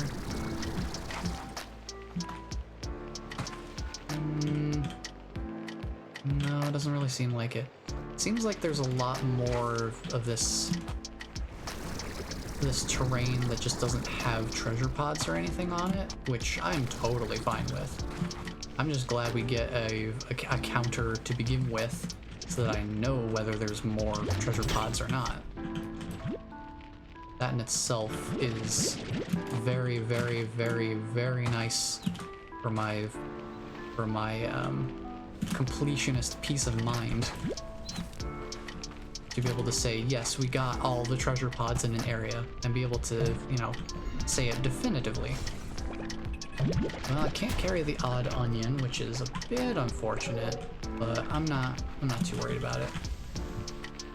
Odd onion is the favorite of the crystal slime, if I'm not mistaken, but they're so rare that we only would be able to find a couple of them anyway. So it doesn't really make sense to even bother picking them up when we have several carrots already.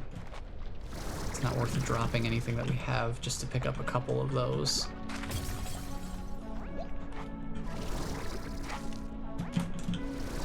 But yeah, this area, this is where you're gonna find most of your lava dust nodes. So there's a lot of these little lava pool areas to just kind of grab them from. So definitely check out this whole area if you're looking for lava dust nodes. Mostly gonna see them here. Some of them are over here. There are also a couple of them like right around this little part where it becomes a lava river inside of a gully.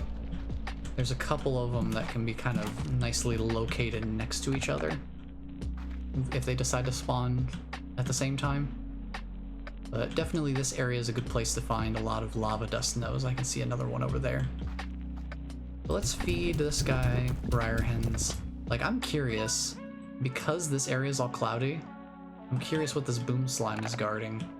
So let's see, we just fed him, what, 5 or 7 briar hens? I can't remember exactly how many. That would count for 10 pieces of food. I'm tempted to feed him more, but I'm not sure that I have enough food right now to actually finish off the process. So, you know what? tabby slime I don't think is really guarding anything specific. If anything, I would think that maybe it's guarding a portal. Oh yeah, it is. It totally is. The tabby slime, I'm pretty sure, would be guarding the portal back to back over to here at the Rainbow Fields. That's my guess. So I would argue that this guy is more important to start with because he's blocking off potentially new areas versus just blocking off, you know, a convenience portal. So I figured out what I want to prioritize, so that shouldn't be too bad. Let me grab, since I have empty inventory space now, I could probably go back and grab the odd onion over here. And there was a carrot that I missed. Okay, so something ate that already. So we'll just move on. Ooh. Another carrot. Didn't jump for some reason. I would like to jump. Sometimes the jetpack just isn't quite enough to get up certain places. So we'll just zigzag our way through here. That's a lot of slimes. Just coming out of the ground there. No big deal. So this little gully area, you can kind of find some resource nodes like here, all the way down across. There's a few different spots they can pop up. So this is a pretty decent area to check. And you got a pretty good sight line too, so you can see if there are several nodes or if there's just one or two. So that's pretty handy. This spot right here has a couple of nodes that can show up.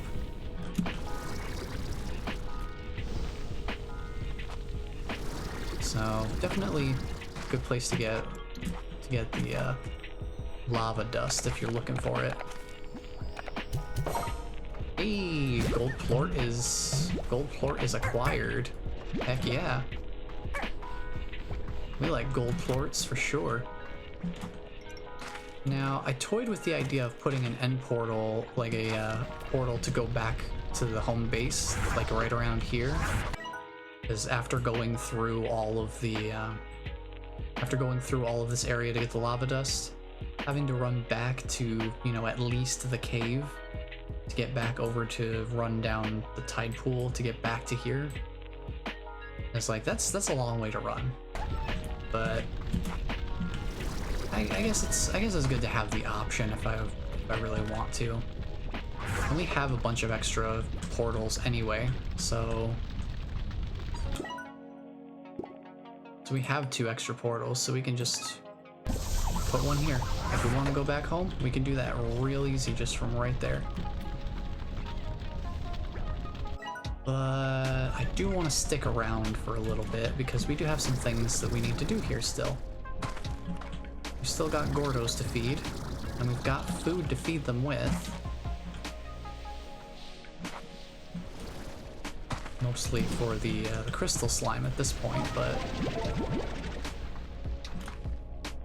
we got a little bit more food we can toss over to the boom slime here. See if it just happens to be enough. Not quite. Not quite. Still need a little bit more convincing.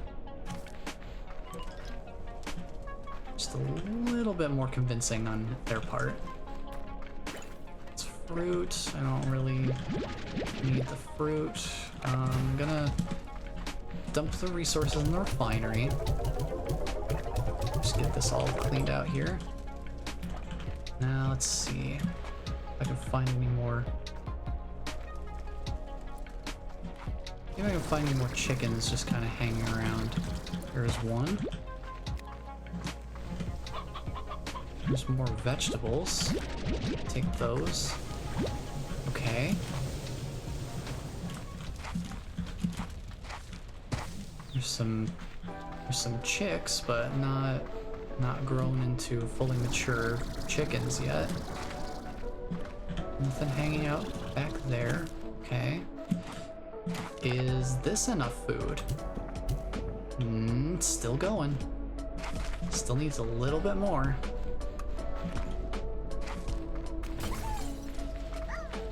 Kinda just want to get it fed. Any of these grown up yet? No. Are there any more chickens over here? I know this is a pretty decent area to find chickens. I think they've all been grabbed already. I think I grabbed them all actually. So we'll head back to the crystal slime via the other way. We'll go around this way. We'll just run back over here. Oh, there's an oil node.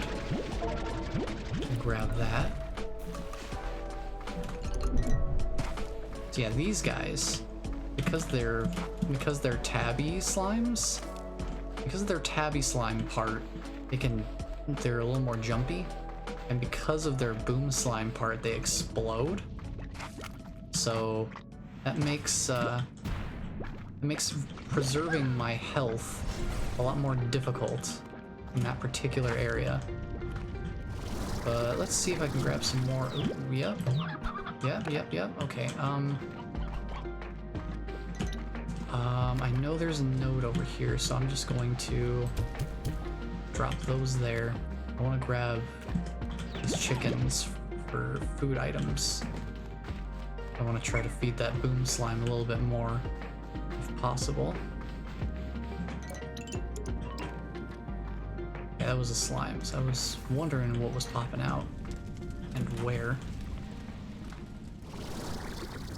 But while we're here, figured I may as well just try to take a look around and see what we could grab. Grab some of those. Now, what kind of food can we find over on this half of the world? I usually find some radiant ore over here, some different spots for it. You can find some back there, you can find some down here, you can find some over there. There's several different radiant ore spots, and because this is a tide pool area, you can find a bunch of silky sand in some different spots around here as well. But where I usually like to go for resource collection is behind the waterfall here. Head back here. There's a spot here for radiant ore. Sometimes stuff spawns there, like those little breakable loot jars. Head up here. You can have radiant ore spawn here, or back here, apparently. There's just a bunch of different spots to find radiant ore, which is pretty nice. You can also find strange diamonds in here. I think I found one in here, but there's so many oil nodes. The oil nodes up here and the puddle slimes, those are the two main highlights here. So if you're looking for puddle slimes or primordial oil, this is a good place to get it, because there's almost always 3 nodes of the oil up here every time I come up here. So this is a really good spot to find it. If you need oil, this is a good spot to come to get it.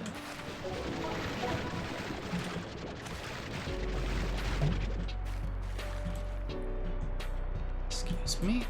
Pardon me. Just trying to get the oil up here. Trying to make sure I've got it all here. So 1, 2, 3, 1, 2, 3, 1. There's one more in here, I believe. And that takes care of that. Hopefully this will all stay here for the next time I come back, because that's a pretty nice spot to find some oil. And usually you can jetpack through here and see if there's any silky sand in a few spots. This is one that usually comes up pretty regularly. Unfortunately, it's on sloped ground, so it is gonna fall most likely. I don't really know where to drop it. I guess I can drop it over by the treasure pod over here that we already got. drop it down there. That should work. But yeah, tide pools are usually a pretty decent area to find some silky sand. I tend to prefer the tide pool over in the Starlight Strand, just because it's a little more open and easy to find the resource nodes in the first place. This place has a lot of verticality to it and not very clear sight lines, so it's harder to find the nodes to begin with.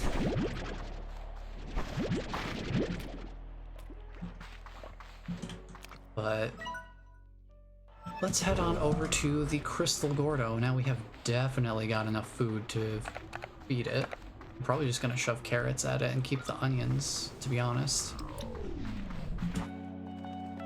So we've already got so many carrots that we'll definitely have enough of them to feed the, well, it's a stony hen. I was wondering, like, why can't I grab it? I'm gonna grab the stony hen, because that's a favorite food of the tabby slime. So we can just grab that real quick. And we can feed it some of that. Also grab those. Just leave them there. Okay. I just wanted to grab the hens while we were here, since they're, you know, there are some just hanging out, just free food.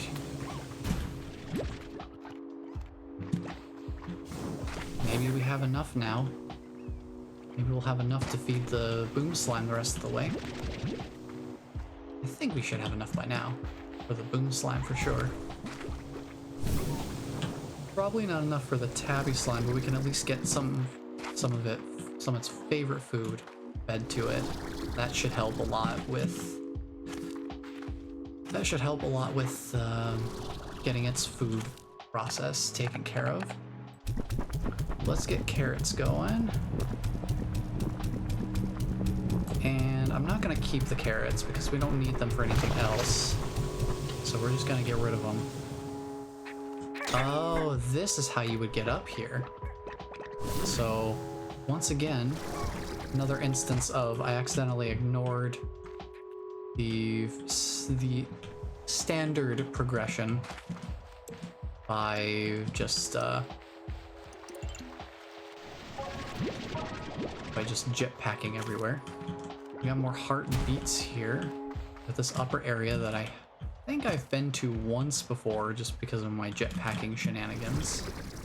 But otherwise... Excuse me?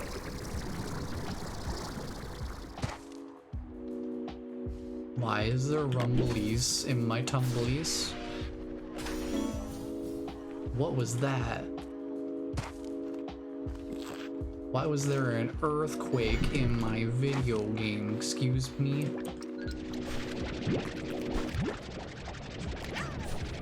Why was the earth a-quaking? I'm a little concerned now. So, I don't know why that was a thing that happened, but I'm pretty sure I saw the particles coming from up there. So I think we've got a new thing to explore. Why the heck we got tectonic plate activity going on, huh? What's going on, Slime Rancher?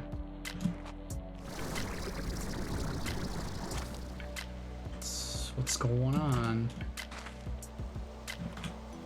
Is that an oil node over on the tabby slime area? I think it is. I've never had anything like that happen in this game so far. I've never experienced random, mysterious, suspicious rumblings. So, that's a new one. I'm just gonna climb up this and see what's up here. So now I'm curious. It's got me wondering. How far up can I actually get up here? Is another great question. Especially considering We can fall very far if we don't find any flat ground to stand on. Ah, well. You know what? I'll take my chances. I'll go feed the stony hens to this guy because it's a favorite food and I'd rather get that.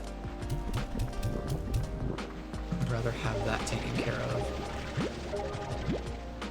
And then we can come back to this guy again later. 8 chickens. I think that should be a pretty decent amount.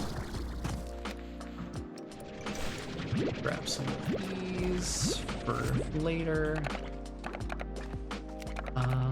Yeah, I'm gonna hang on to the onions because I don't have as many of those. I don't have those filled up at the base yet. Carrots are common enough that I didn't want to take up an inventory slot with them. I see some trees up here. Oh. Wasn't this pleasant? Another nice little spot to get some puddle slimes. I haven't been here.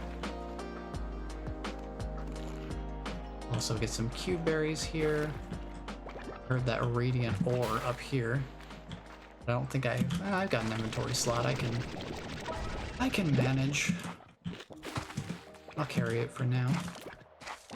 Unless I find something more worth the slot. More worthy of the inventory space. No, nothing back here. Just more area to explore, I guess. So there's some wax and some wax, but I don't really want the wax. I've already got plenty of it. I think I've got like over 300 of it, of the buzz wax.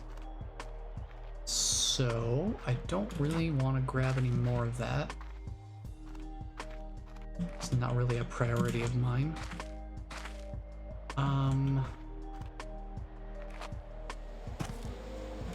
Okay. Well, I think I'm good to go back toward the boom slime then. There's nothing else around here I really want to look at. I'll go toss these in the refinery, because why not? Oh! May as well grab the, Oh, that's another reason to, get stuff dumped in here real quick. Open up that inventory slot. Grab more chickens, yes. Can I grab this guy in time? Yes, okay. Where did I hear that one? Where did I hear that chicken? Oh, you, hi. Just trying to look around and see if there's any other chickens that haven't been devoured yet. Because I can use all of those to feed the boom slime / the tabby slime. So, oh boy, lava dust, huh? I'll get it extracted, but I won't take it with me right now because I don't have any inventory space for it. There is, oh yeah, with 2 more. There's a lot of lava dust. We also got to keep in mind I have to get back to the ranch to do upkeep. I haven't been back to the ranch in at least an in-game day, if not longer. I think we're getting closer to like 2 by now. Oh boy. I'm dropping the roosters because the briar hens are more valuable for this, for the feeding process. I'm gonna see if we find any more up here. 1, 2, a couple more. Jeez. This is, oh. I hear chickens getting devoured up here. I can grab some of them. I can save some of them. Okay. We've got some more. Now let's feed these to the boom slime and see if we get through. Oh, we got them. rest of the chickens can be designated to the tabby slime now. That works for me. I just gotta get these guys out of here. Excuse me. I want to explore what's in here. 2 treasure pods. First one on the ground gives us... Okay, I'm gonna drop the stony hen in favor of the strange diamond. Okay, what's the second one? Oh, there it is, our Ember Valley portal. So now we've got that too. We can get that hooked up. It's handy. Let's read the log while we're here. This gate is still sealed too, so I really must have been the first to enter since it was abandoned. It was here that I had my first doubts. I thought I was talking to engineers, problem solvers, people who could fix what I found. But once we left the labyrinth and met up here, I saw they were smiling. They were excited at the sight of opportunity. Company had sent their money people, not engineers. I don't think they had even considered stabilization. It wasn't long before it all collapsed. So this is like a gate of some sort? I guess that's what that other place was then.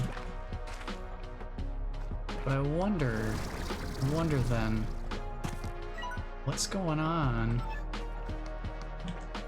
So I wonder if that's going to be openable in future releases, like in future content updates. We're only missing 5 treasure pods, by the way. So we've done a pretty good job of cleaning up some of those.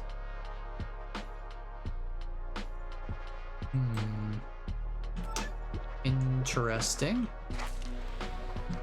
But now we can dedicate the rest of these resources to the tabby slime, and that'll take us back as well.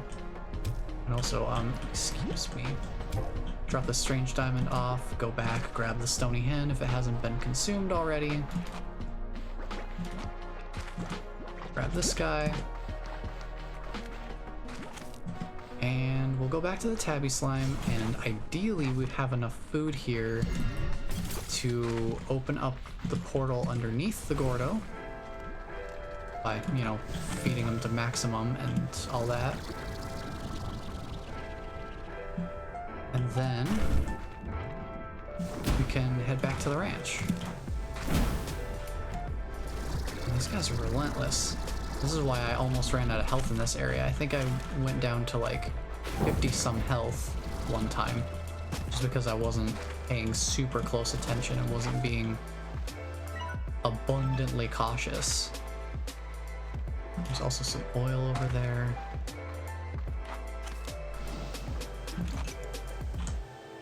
Slimes, it's not chickens, so that's fine.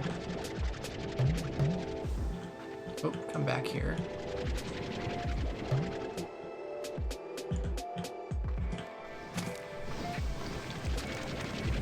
I think... yeah, we'll just go... tabby slime. Oh boy, a bunch of resource nodes going on here. I'll just leave that here. I'll come clean this up later. Grab the resources once we actually have the inventory space for it, because right now, priority number 1 is feeding. And that is what we are off to go do.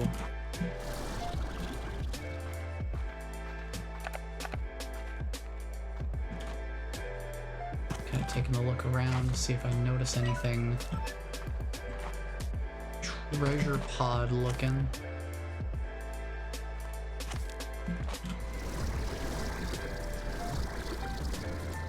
More radiant ore. I'm not gonna worry about picking that up.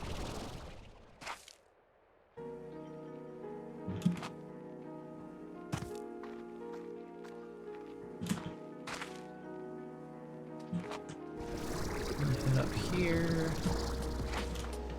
and then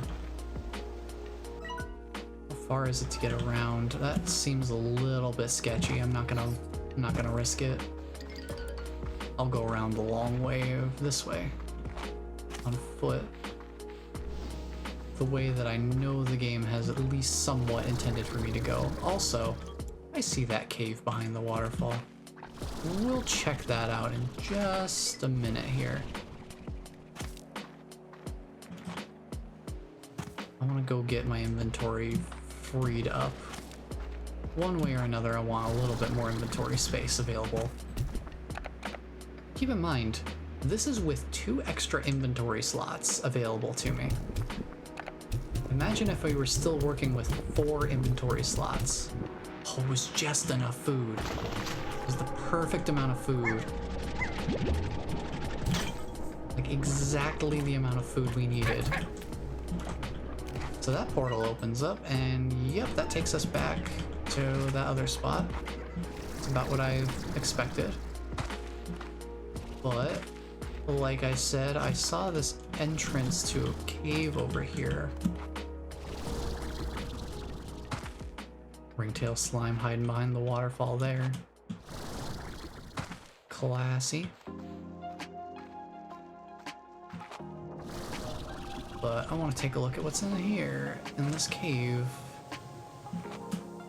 Me up here. I'm gonna head over to here. So I see this cave opening and I want to explore it. Let's see if there's anything interesting going on in here. Okay. There's just like a little lava pool. I don't see anything happening in here. It's just kind of a nice little place. Can you even put gadgets in here? There's no gadget spots. Just a nice little cavern, I suppose. And one thing I was kind of curious about is in the rock slime area, there was a little spot that seemed kind of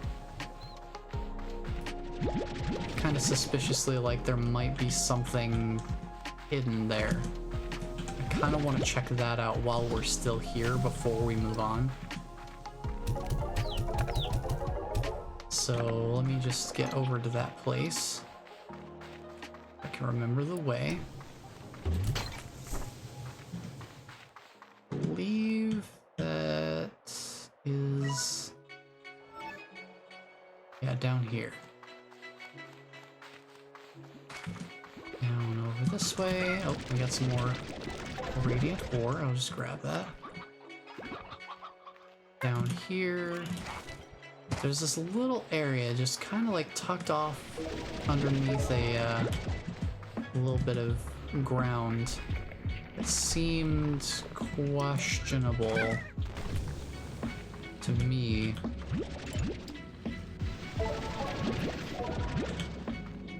Right under there, this looks a little sketchy to kind of navigate, but I feel like there's something there. It looks very difficult to navigate, so I want to come back to this. I'm not going to do it right now because I remember that there's a jetpack upgrade that we can get from the from slime science at the slime lab. I want to get that before I start trying to use my jetpack to do anything too crazy fancy. Because that could make the difference between getting whatever's down there and, you know, falling into the water and passing out and having to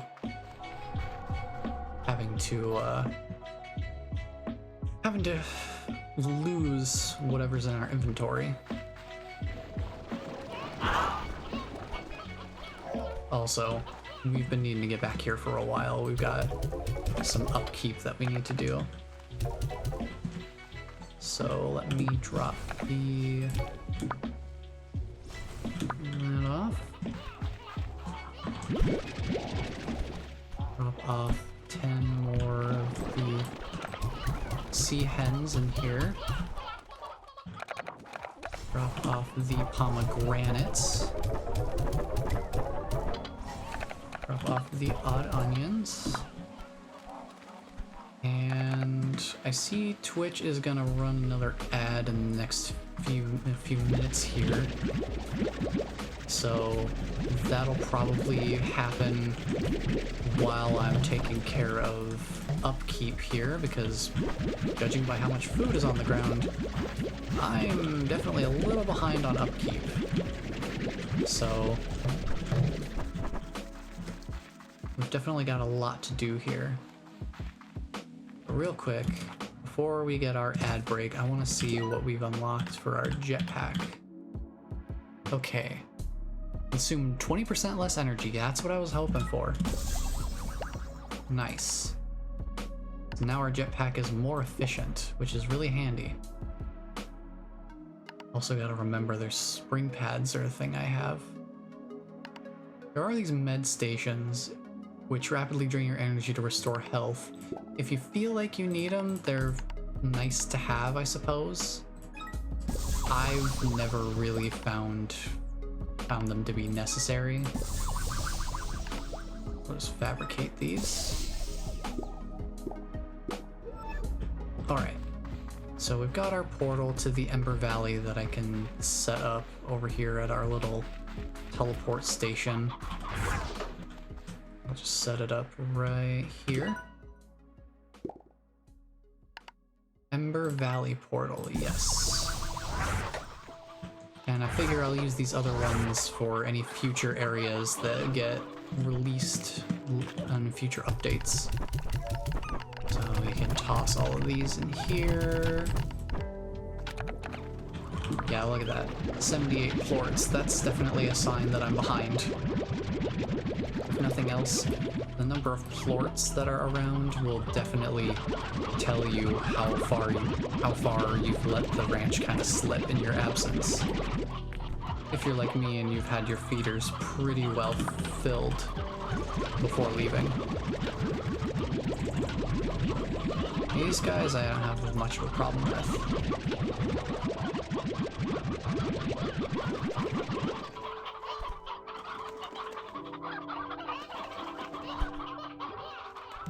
They seem pretty well contented.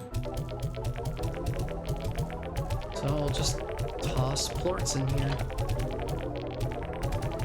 Alright, we're full on cotton plorts. That's good, good, good.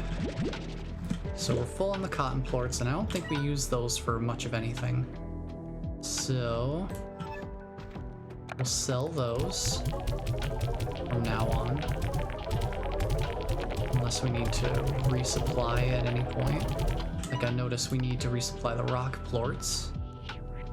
So keep that in mind. But barring that, Twitch is gonna start an ad here, it looks like, so we'll just be here doing our upkeep. Definitely won't be done with that before the ad's done. So we'll be here. Let's grab that.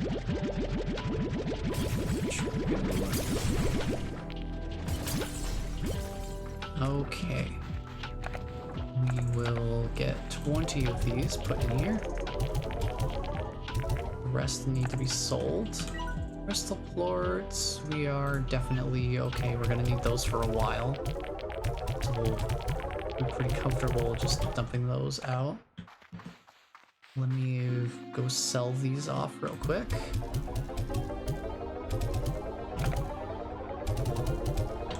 I know there were more pink and cotton plorts in here. I know we only need 3 more pink plorts in the refinery. The rest will be sold.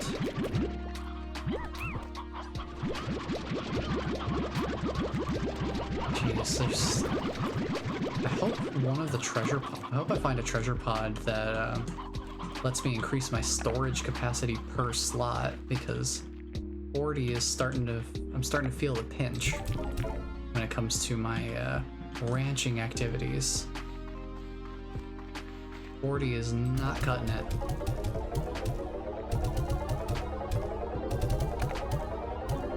I need more than maximum 40 slot. 40 is my maximum per slot. Considering that these can hold up to 100. Now in the first game, through unlockable upgrades, you could get your individual slot capacity to be 100 per slot. So I'm hoping that the same is going to be possible in this game, but it still remains to be seen. I still haven't found all the treasure pods, so I don't know what upgrades do or don't exist in the game to their full capacity yet. But we do need to find more treasure pods, for sure. And that shouldn't be too difficult for the most part, since it seems like the treasure pods aren't in, like, weird out-of-the-way places like they kind of might have been in the first Slime Rancher.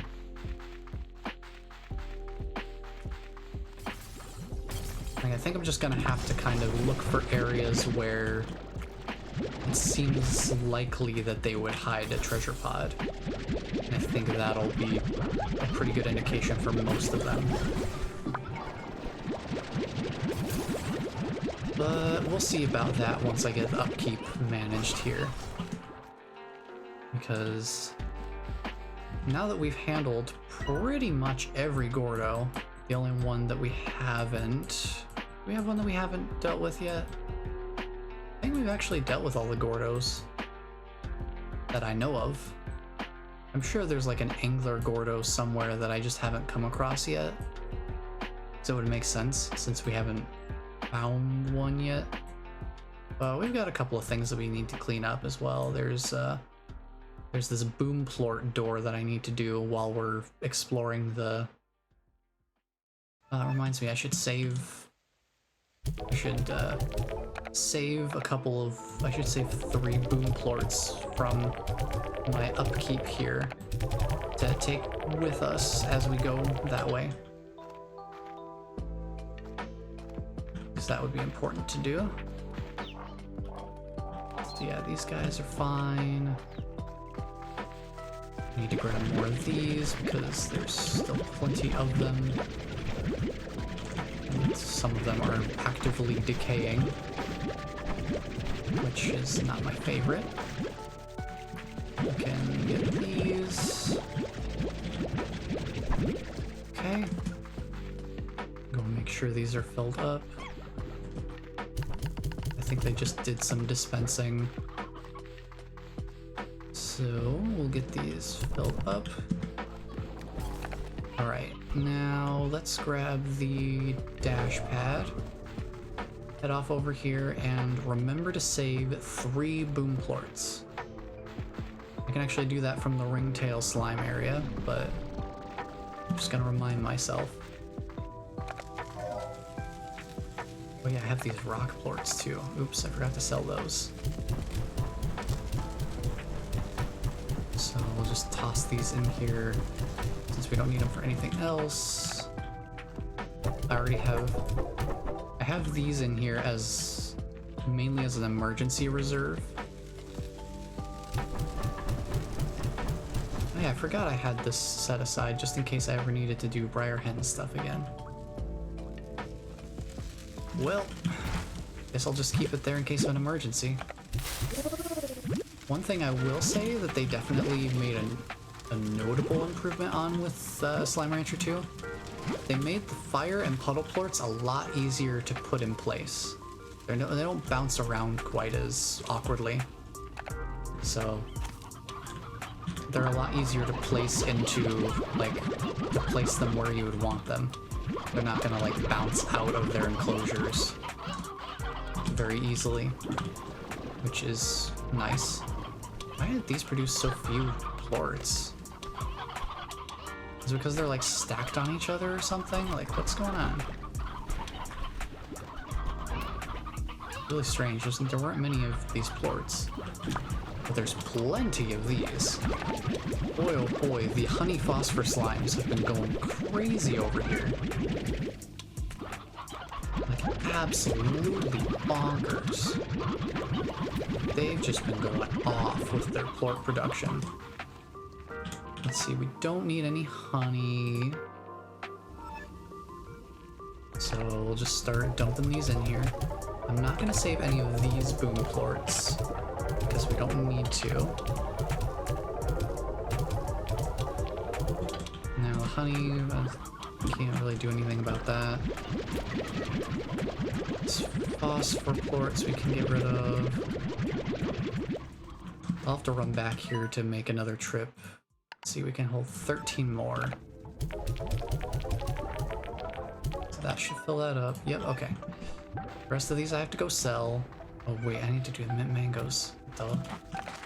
Almost forgot to grab these off the ground and toss them in the feeder here.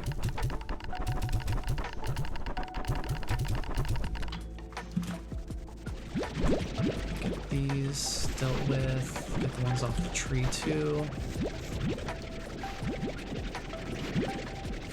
Alright. That takes care of that. Put those in there. Make sure these guys have enough material to work with. Alright. One extra. Okay, now we go sell. Go sell these. And I need to run back and grab more of the honey plorts because there are a bunch of those still. And I can toss the extra lettuce somewhere. So let's go sell these. Hopefully one of these treasure pods hopefully I can find a treasure pod with the market link in it. That would be really nice. So that I don't have to come back here every time I want to sell plorts. Would be awfully convenient. I'll just drop these in here. Not a big deal. Okay. Let's go grab those honey plorts that are in excess. Because there's 50 of them in here. I can only hold 40. So I'm just gonna grab those. And I'll leave them alone for now.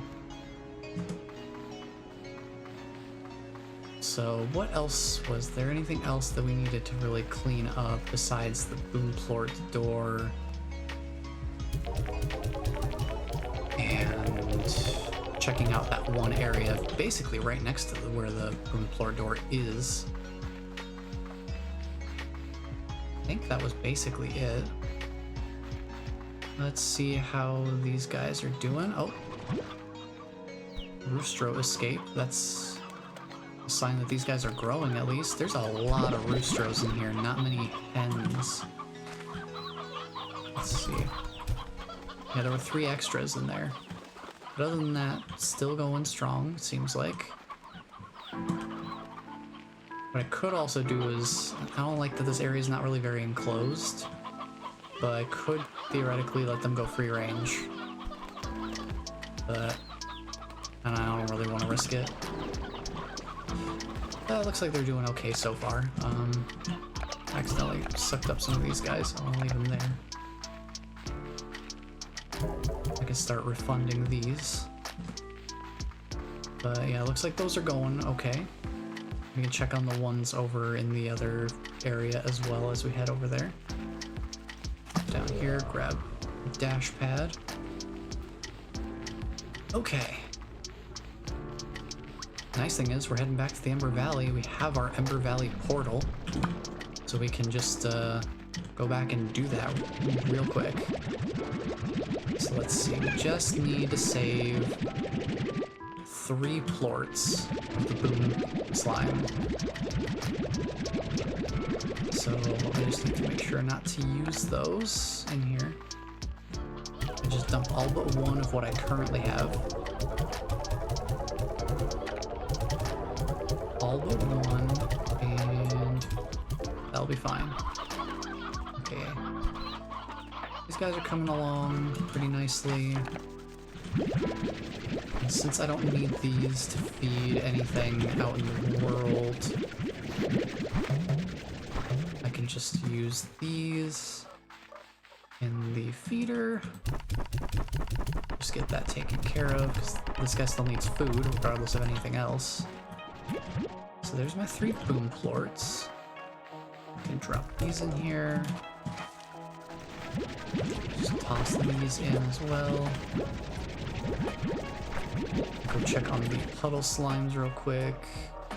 And then we should be all set to head back to the Ember Valley.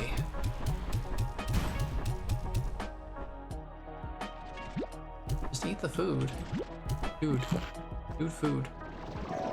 Oh, he did produce plorts. Now he's got that mischievous look though, so he's not actually hungry, he's just looking for more food to eat because he wants to. Okay, so leave the boom plorts alone. And we'll have those 3 to drop into that door. To open that doorway. Even though we don't technically need to, I just like to have things like that taken care of so that it doesn't feel unfinished, you know? I don't like having things like that feel unfinished or incomplete. So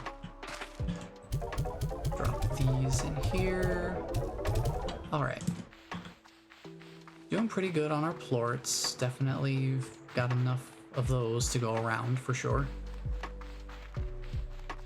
World resources take a while to gather because there's only so many of them you can really find. So there's only so many of them that can really be active at once. So that does kind of put a bit of a limiter on it. But it's not too big of a deal. We do have some more communications, and oh, they've got Bob. Bob is back. Bob is back, but we'll get to him later. Let's start from the beginning. Mochi's got something to say. Hey B, I have something for you to try, and to be honest, if it works, I'm going to be super creeped out. I've created a blueprint of a key, a special archive key for the drones you've been finding. If any archival data exists in them, this should be the way to access it. Oh, drone archive key, so we have to go back and find those drones again. Interesting. I say should because I actually have no idea. But if those drones are from the pages of my own journals, well, this key is how I would access their archives if I ever built anything like them. I know this hardly makes sense, but I need you to try it. If it works and an archive exists and it somehow allows you to understand what's happening on that island more than you do now, well, I'm happy to have been able to help you. I kinda owe you one still, right? Ugh, it didn't say that. Just make the stupid key and don't tell me yet if it works or not. Because if it does, I really don't think I'm ready to deal with knowing that. Later, Tater. And good luck. Oh, new mission objective. Find the drones again.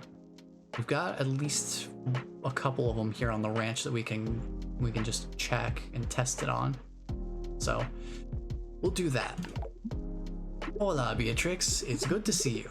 I do hope you've been taking care of yourself out there, taking time to fill your belly before every new descent into the unknown. Also, I understand that the plot has thickened like a good sauce, and you've encountered some kind of monolithic structure out there on the far end of the island? Oh, maybe that triggered some dialogue. Monolithic structure, huh? Scary stuff. But then, maybe my hunch is correct that all the strange flora out there is not natural. Something just doesn't add up here, Beatrix. All the ruins we've discovered across the far, far range have never looked as though they have harmed the environment in any way. Sure, we don't know their purpose or who built them, but the feeling I always had was that they had respect for this world. But maybe it happened anyway. Sometimes when you're out hiking, you step over a flower so as not to crush it, only to step on another.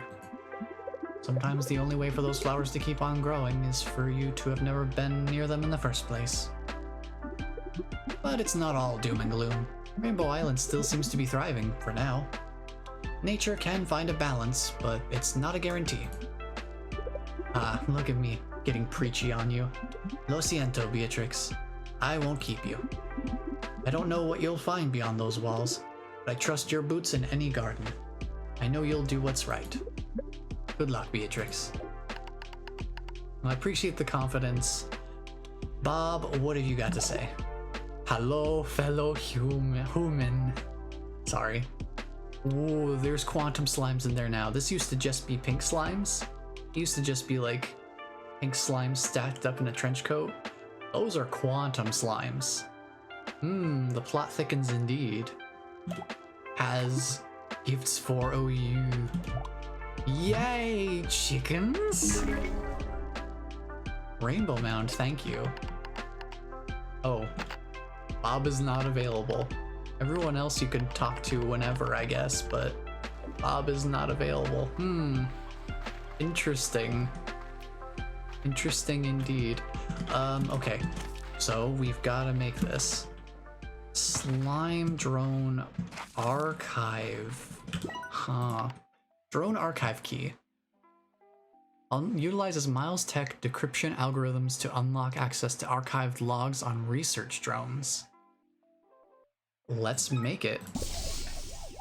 And let's immediately go test it out. Because I know the location of a nearby drone right off the top of my head. We just need to get enough energy to actually reach up there. Because it's right up there. And it's real nearby. Real easy to just go over and reach it. Also, I love the efficiency on my jetpack. That's really handy too. Okay, let's see what we've got in here. Anything interesting? So now we can actually press X to access something. Oh, we get an extra bit of information.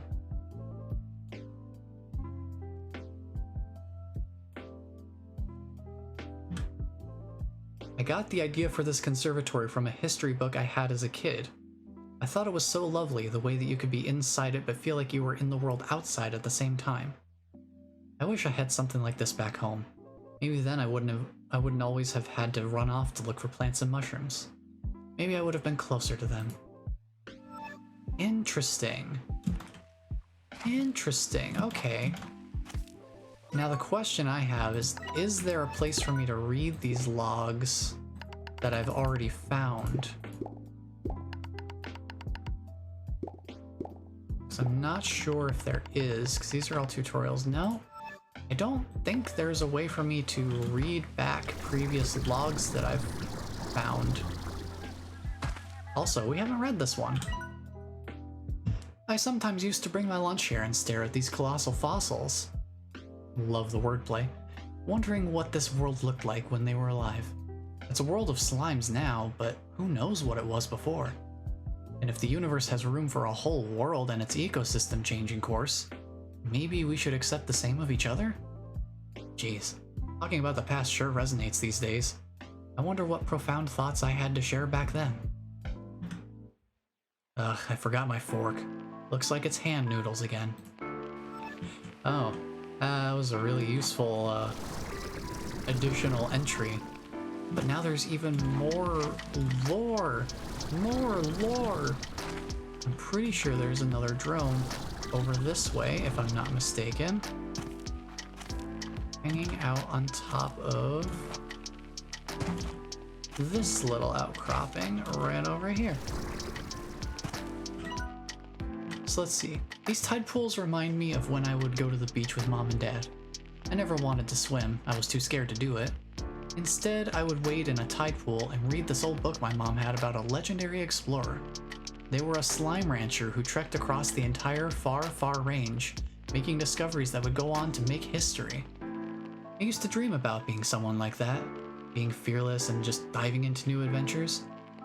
Guess this is my chance. Now, that could be referring to Hobson. That could be referring to Beatrix. At what moment in time, though, is the real question, because this plot definitely seems to be getting very, timey-wimey, for sure. So, interesting, though. Very interesting. I guess we'll have to go back and, look at all of these different logs and read the archive information on them. I wasn't expecting an additional scavenger hunt to kind of come up out of nowhere like this, but it is what it is. I believe there is one over here.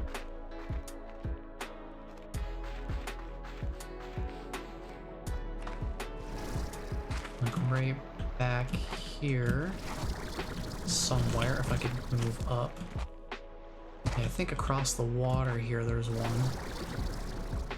Yeah, there's one over here. History is a funny thing. When you're young, you're told how important it is, how it's the greatest teacher. But then you see the people out there with power, the ones making history, and they ignore the past. I suppose I'm no different. In a way, I'm out here trying to escape my family's history.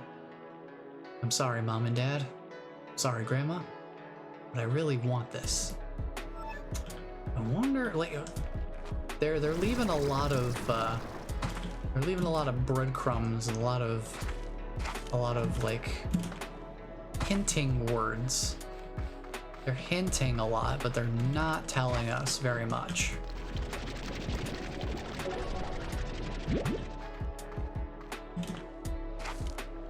And I have the feeling that we're not going to learn very much until further content updates add more to the story. But it's going to be really interesting to see how... Those aren't the things I wanted to put in there. But you know what? It's fine. I can go get more boom plorts from right over here, because I'm sure these guys have made more boom plorts by now. At least I would sure hope so. Besides, we need to come over here anyway. Okay, where did you guys get all these plorts from? How did you make so many so quickly? Where did all these come from? I've not been gone that long. I guess I have been gone that long. Jeez, is it already time to do more upkeep? Yeesh, like, wow. This is pretty full.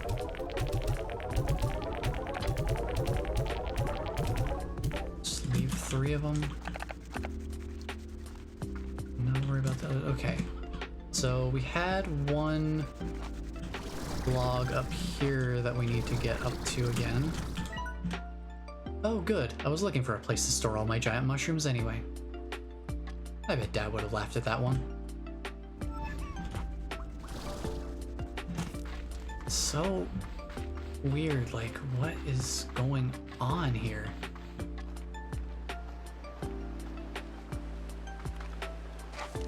I wonder what this is about, too. This, like, random little outcropping here.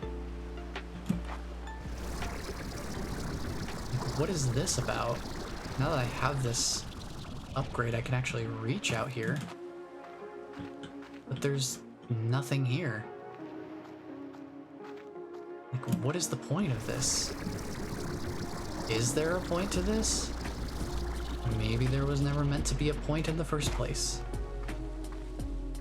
Maybe it's just another lovely vista to hang out in, just for the sake of being there.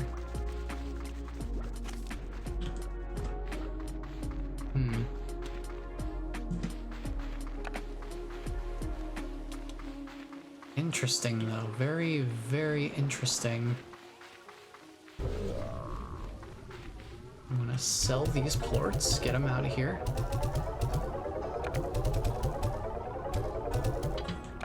Judging by the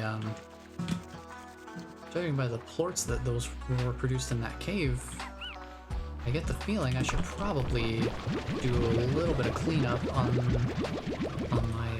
these other dudes here, just to make sure they don't get filled up too much while we're gone. So if they're already like a quarter of the way full, probably best to make sure that they don't get completely full while we are gone. So we don't need either of those, I don't think. Nope, we're full on those. Okay. So we'll just drop off the hunter plorts and the tabby plorts. Takes care of that. Food hasn't grown back yet, so I can't fill these guys' auto feeder up any further.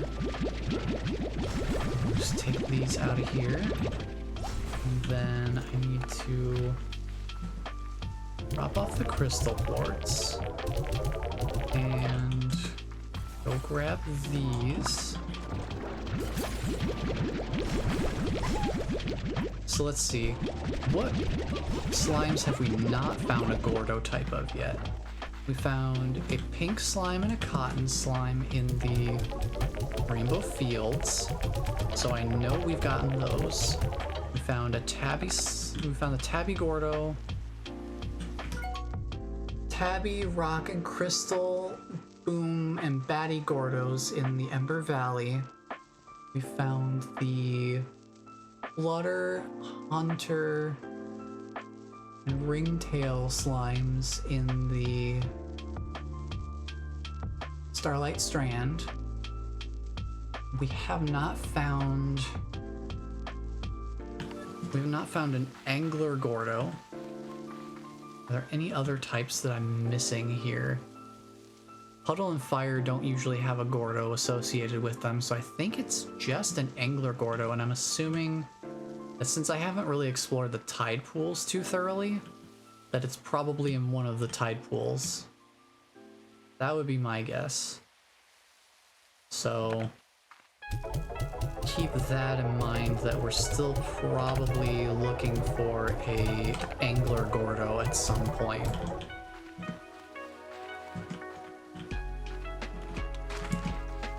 Here's some heart and beets. I can fill up the auto feeder somewhat.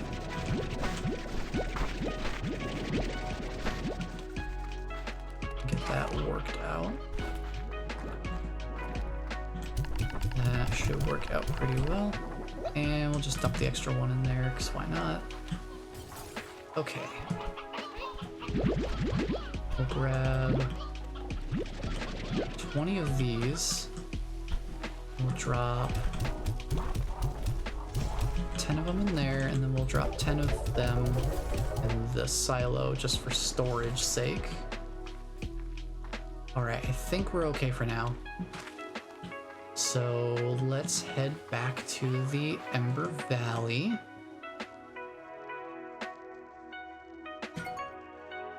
I'm not sure at what point I'm going to want to go try to find all of the drones and read them and stuff. I don't really know. I don't know. Maybe we'll do a lore day where I just kind of well, here's what I can do. Maybe in between streams. Oh, we have this door here too. I have no idea where it even connects from. That's also a lovely little mystery.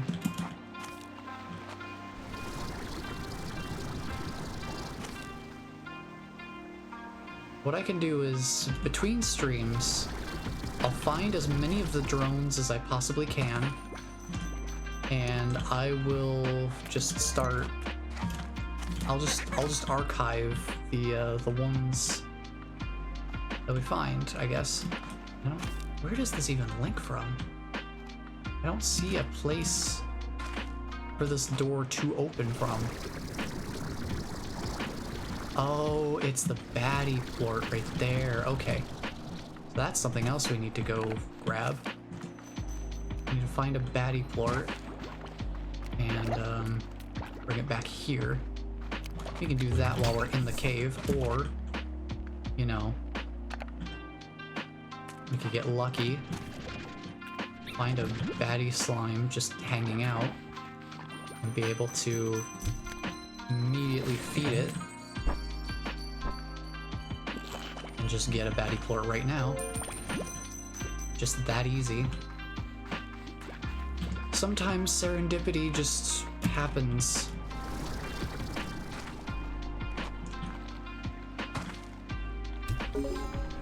So we can just see what's in here. That works out. Oh, this is a pretty room. Bunch of radiant ore in here, so that's kind of nice. But the real appeal is, you know, the rainbows. First of all, this is a nice little room to kind of hang out in. Kind of like this room. But we got a treasure pod here too, so. Ooh, storage cell, yes! Best room in the game. Best room in the game. We are crafting that right now. We have a portal to get back here anytime. I don't care. We're making this upgrade right now. This upgrade needs to happen. I've been wanting this upgrade for a while. I was just talking about how I've been needing more than 40 slots, and here it is. 50 units, baby. 50 units. Now we can hold 50 of a single thing, which is enough to empty any of these auto plorts. It's enough to empty any storage container in 2 trips, instead of taking 2 to 3 trips for larger amounts. It just will only take 2 trips maximum, unless more like these things, if they produce more plorts in between trips. That's the only thing that could really shake that up. But heck yeah, 50 per slot, I will take it. And that applies to water too, so we can hold more water for defending ourselves from tar, which is really nice. But let's get back on to what we were needing to do here. And head on up and around. Grab this, I guess, while we're here, why not? Hop down here. And let's see what we can do.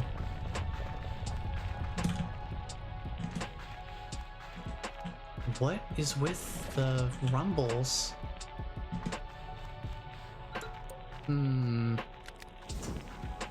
Those rumbles keep happening, and I'm really starting to wonder. Let me go around and get these, well, let me get the tar out of the way first, because they're being annoying. Stop it. Stop biting my heels. Get out of here. Can I get water from the geysers? I can. Nice. Good attention to detail. I like that. Alright, drop you in there. There's some pomegranate up there. I'll take it. Free resources. And I want to level out. Take the shot there. And then...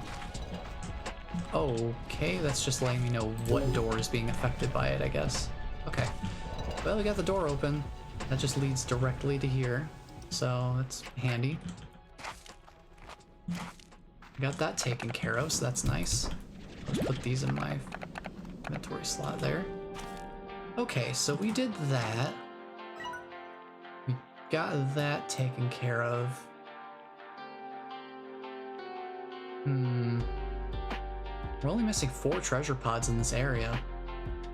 So we could try to do some nighttime exploration. The treasure pods usually are a little easier to see at night because they do emanate a bit of lighting. So we could try to run around and just search through different areas and see if we can find our treasure pods that we're missing. Oh yeah, I forgot the main reason I wanted to go back in there. The little mystery area that it kind of looks like it could be something. Kind of looked like it could be something interesting, but I'm a little concerned about how tight the corridor is down here. But I'm gonna risk it because I don't have much at stake right now inventory-wise, so I just want to kind of take a look around down here. I get the feeling I'm not supposed to be in here. I get the distinct feeling I'm not supposed to be in here. This seems very much like, no, you're not supposed to get in here. What are you doing? Get out now while you still can. Interesting. So, nothing back there except a mild heart attack. Just, yeesh. Okay. So, nothing to see there. But hey, I had to check, just to make sure. To satiate my own curiosity, if nothing else. Let's head down to the tide pool. I feel like the tide pools would be very easy for me to completely miss. Just like not exploring them enough for treasure pods. There's also more radiant ore down here that I can just grab while I'm in the area, while searching for things. I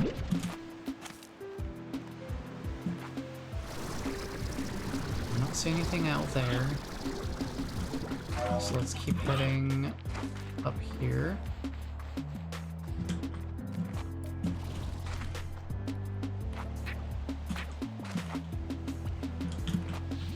See anything up here?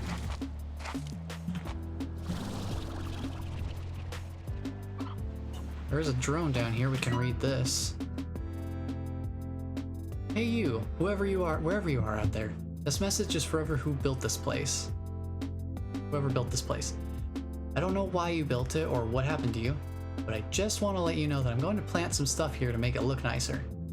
I know I'm new here, so I don't mean to overstep, but if I do this, maybe some bees will stop by and this place will become an important part of the ecosystem. I hope that's okay with you. That's kind of interesting. Ringtail slimes. And some radiant ore.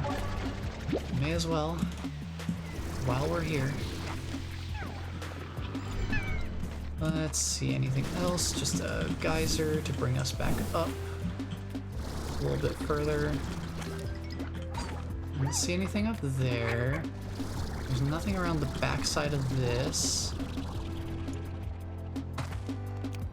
There's nothing around back here.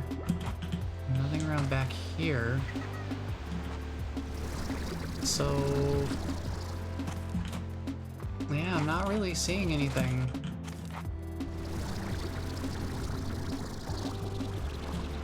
No, I'm not really seeing much of anything here.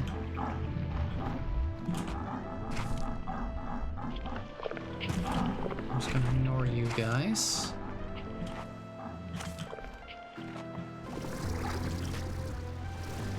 Because, like, even being down here, there wasn't really much to see down here.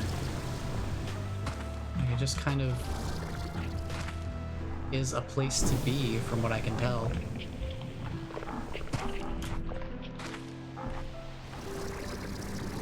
Didn't really seem like there was a whole lot to see, but there's a place to be, I guess.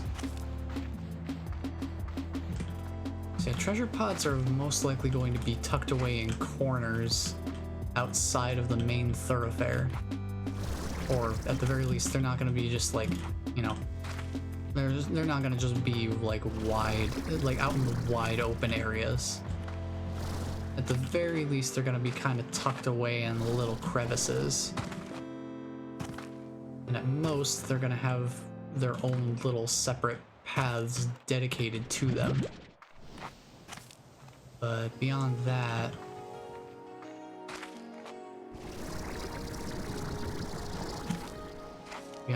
I don't know.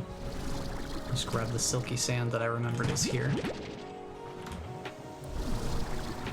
Well, we're heading off this way. I may as well stop by and see if my oil that I picked up is still around as well. I already got that treasure pod.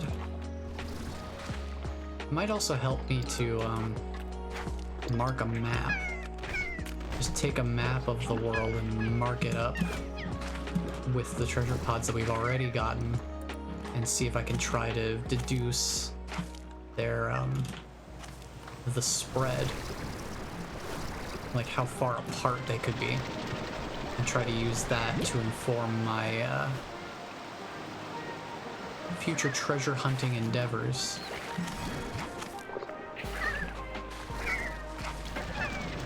Because seeing how densely or sparsely placed they might be could be informative when it comes to looking for them. I want to go up here for a little bit and grab the oil plus the radiant ore. So silky sand, silky sand.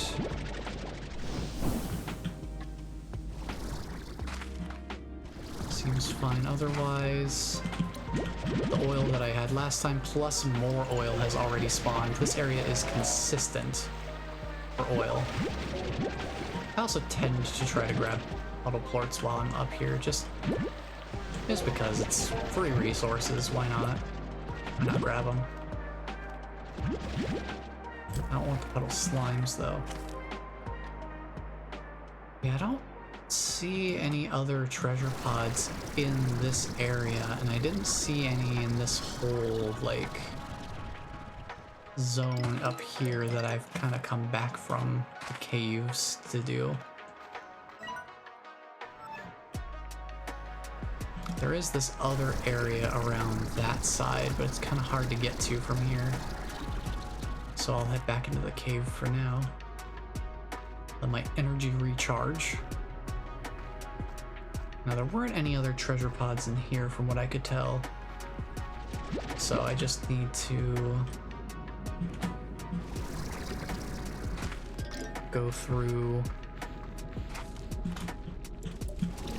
grab resources, and head back out. There's lava dust down here. Grab lava dust, that'll take up my last inventory slot, and then we can empty out at the refinery real quick before moving on.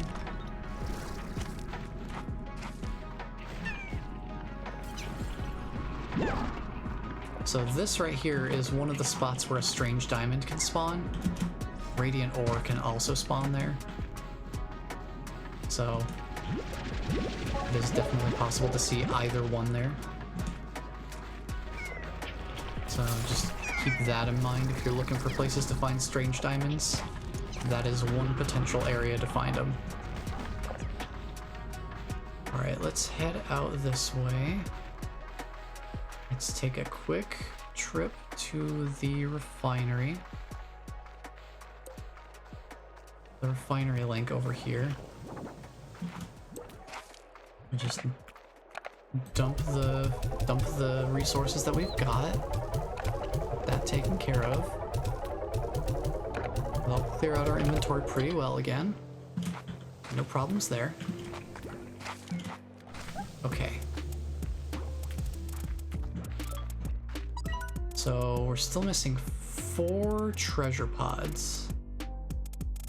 I feel like this little crystal slime area is one of the places I haven't checked as thoroughly yet. Ah, here's one of them.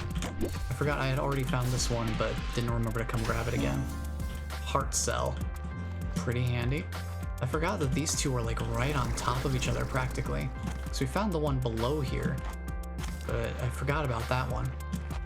So that just leaves 3 more. 3 is still definitely better than 4 in terms of having to find stuff. So we'll see what we can spot as we head along up here.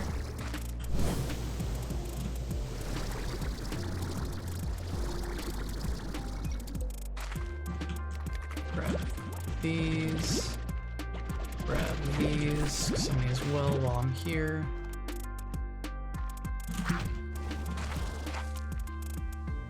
What's down here, actually? Oh yeah, this little grotto area. Forgot about this. Okay. So this area should be fine and clear. I don't think there's anything in there. So... hello. Ringtail slime.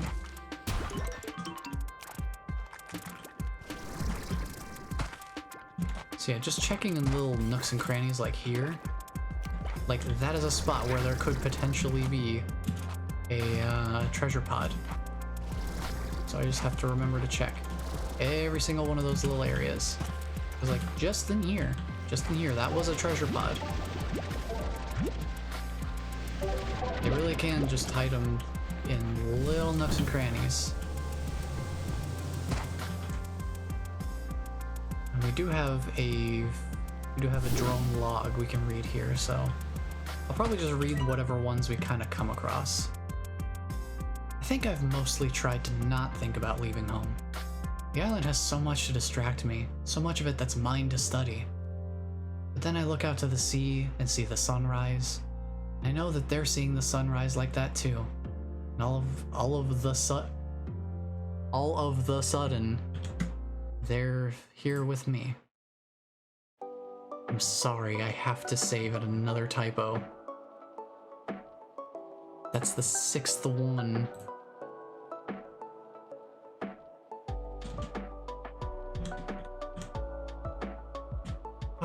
Oh well. And all of a sudden, they're here with me. I hope they're okay. I hope that someday they'll say they're proud of me.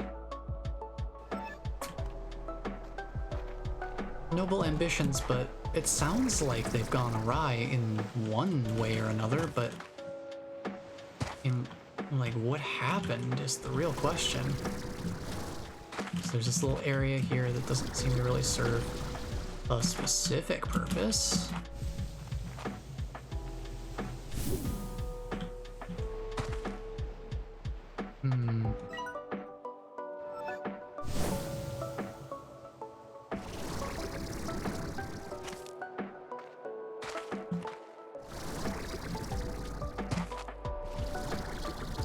So yeah, the game's still in early access, so I don't want to go like... I'm not in a rush to complete the content, so I don't want to like look up a guide or anything on like where the treasure pods are located. So it feels like it defeats the entire point and just artificially ends the game more quickly. Which was something we have a limited amount of content for to start with. It's like, seems antithetical to what I want from the experience, which is to get, you know, as much time out of it as reasonably possible. I hear that radiant ore. I'm surprised there wasn't a treasure pod back here. I'm just in this little alcove. It would have been a prime hiding spot for it. But no, I suppose they decided not to go with that hiding spot. Which I suppose is fine.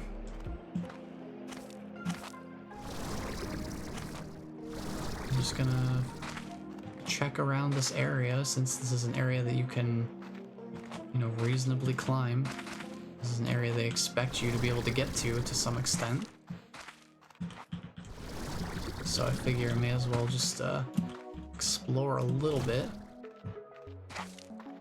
Let's see what's down here. Anything? No. Not really seeing anything.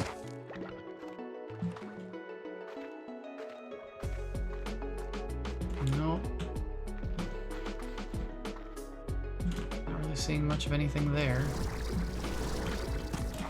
Okay. I feel fairly confident that this area has been searched pretty well. I've been in there. That just led to a different little cave spot that doesn't really hold any relevancy for our search.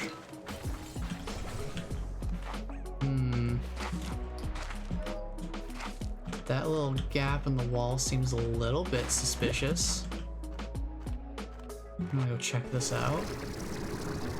This area back here seemed a little curious to me. But no, nothing there. I don't see any other cave entrances behind the waterfall here. I don't see anything behind this waterfall besides a loot jar.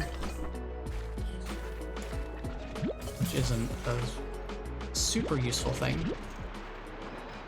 But, you know, we've got it. Also, I don't know where I picked up a pink slime, but no thanks. We have plenty of pink slimes at home. Don't see anything behind that waterfall either. So I feel pretty confident in saying that this area is clean. We double check where this area goes. We got some more radiant ore, I suppose. We can just grab that.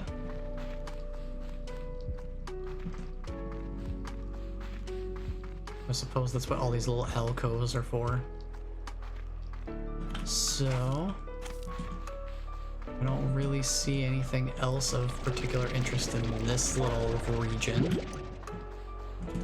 For hunting down those treasure pods, so I think this area is pretty clear. I'm gonna say that. I feel like that's pretty cleared out. I don't feel like I'll have to look back there until I'm really out of ideas.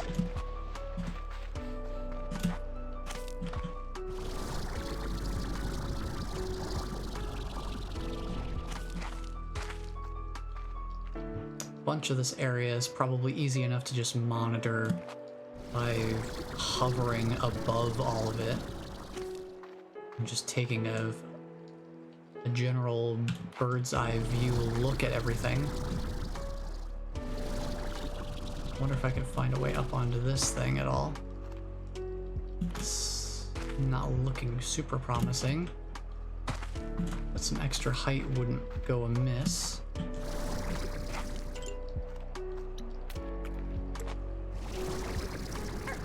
So yeah, we found a treasure pod up there, so it feels like we've pretty much tapped out this whole area in terms of exploration. I will say I'm not 100% confident in this particular little bit here. Try to grab some more resources while we're here. May as well. Never know when we're gonna need them.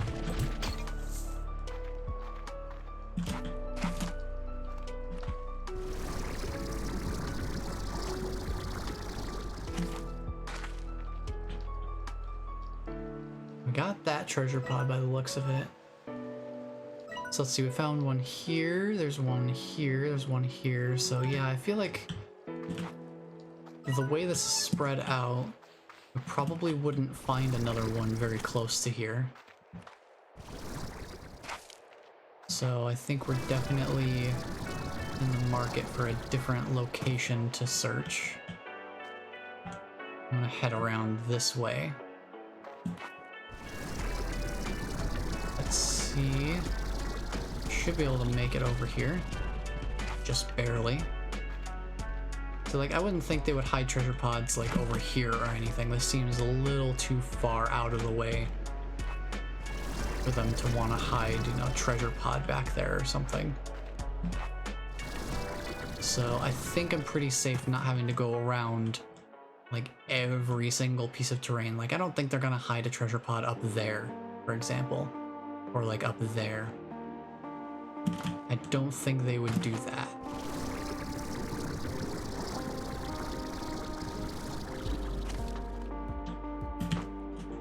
But I do want to try to be at least somewhat thorough with my search. So if I'm up here, just kind of casually float along and see if I notice anything. Nothing really pops out at me starting off.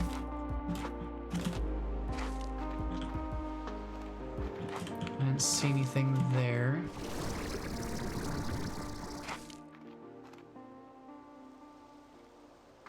I'll go check over here. I don't see anything down there. Oh, that's... Hopefully I can come back from this. Okay, good, good, good. Maybe, maybe, maybe. Yes, okay, good. That was a little sketchy. Only a little. Maybe I should just not go onto that because it seems to not be very solid. Yeah, like a bunch of this stuff is not really very solid at all, which is why I kind of feel like they wouldn't be hiding things back here. This doesn't feel like you're really intended to go around this way very much. So I'm just gonna take a little peek over the edge there. I don't see anything. So I'm gonna circle back around to where I know there's solid ground. And I think silky sand can spawn down here, but that's it. I don't think there's any other reason to be down here. Besides the briar hen area that I guess is right there. Be free! So we already got that down there. There's nothing over there, as far as I can tell. There's nothing here. Some more radiant ore, I suppose. But not seeing any other real major structures or little hideaways or anything. So we'll just head over this way. I feel like we checked the tide pools to an okay extent. I haven't done a super thorough check of the of all the different areas in the tide pools, but I don't feel like we're really missing too much. So I have been through here on the overhead view. We've gotten this treasure pod, which I feel like kind of combined with the other one that was up there, definitely feels like a sufficient amount of stuff for them to have hidden in this area to consider it good to go. So I think what I'll do is I'll head back up here, head back through the cave again. Actually, I need to stop by the refinery, so I need to stop by the refinery link and drop some stuff off. So let's do that. It's like I feel like maybe over here would have been something, but I didn't really see anything like down here that would really indicate any presence of anything. I'm just not really seeing much of anything. We got a treasure pot up there, which is kind of like an in-between. So I'd say the tide pool's pretty well checked out.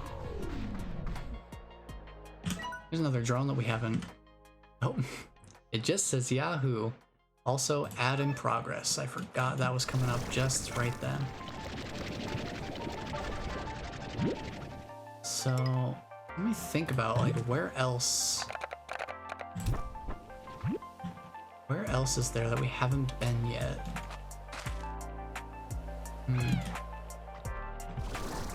Meowing at me. Get this stuff dropped off in the refinery link real quick. Okay, welcome back to everyone who's coming back from the ad break. Sorry about that, I forgot that that was happening very soon. I just got so caught up in trying to think of, like, where have we been already and where haven't we gone? Okay, so I feel pretty comfortable saying that everything in this little upper section, including this little island, and everything in the tide pool area is accounted for. There wasn't anything over here that I saw. I haven't done a fly around of this. I never found anything over here, but I feel like that would be a place where at least one treasure pod would be. Maybe I did find one there and I just forgot where it is. It's possible. We do need to kind of comb over the valley though. We've gone through the cave. The cave, I'm pretty sure, like I'm 98% sure that the cave is clear. The rest of this I would give like a 90% confidence. You know, up here I would give 95%. Maybe a 90% from here to this area. But over here, I definitely need to search the actual Ember Valley proper more thoroughly. I feel like I haven't searched through here thoroughly enough to really feel comfortable saying, no, there are no more treasure pods here. So I'm just gonna try to get some height here, because height is our friend when it comes to searching wide open areas for treasure pods. So let's see how much height I can get. Like I can get up here, it's pretty good. See, like I would have thought maybe they would have a treasure pod back here. It doesn't seem like they decided to put one there. So, fair enough. Fair enough.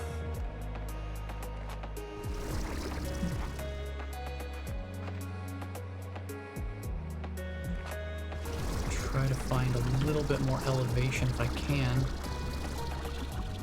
I'm gonna have to go around to get more height.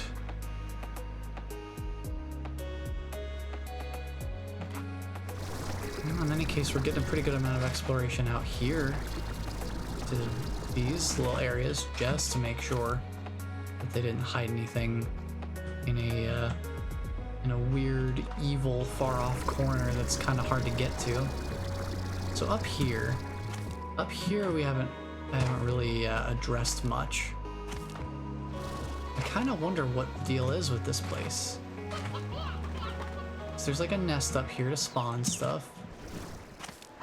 There's a couple of gadget slots here and there. There's resource nodes, I guess.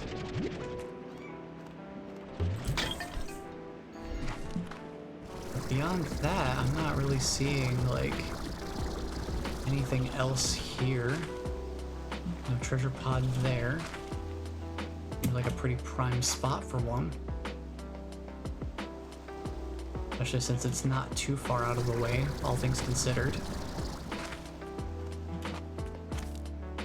No treasure pod over there. I just kind of wonder, like, what is this area about? What is the purpose of this area? Because it's not super easy to get here. Like, unless you get one of the jump pads and use it to get up here, then you have to kind of do some weird jetpacking to get up here.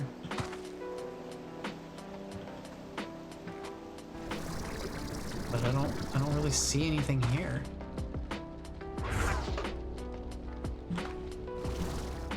Doesn't really seem like there's much of anything to do up here, just some slimes that we've already seen, some food types that we've already had.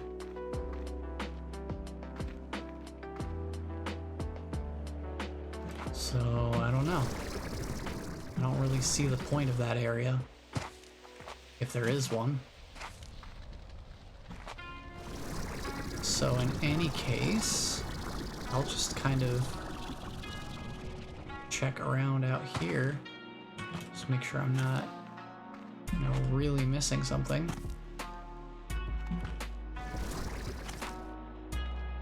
But it all seems pretty standard here. Nothing to really see here. You have another one of these drones that we can access the archive.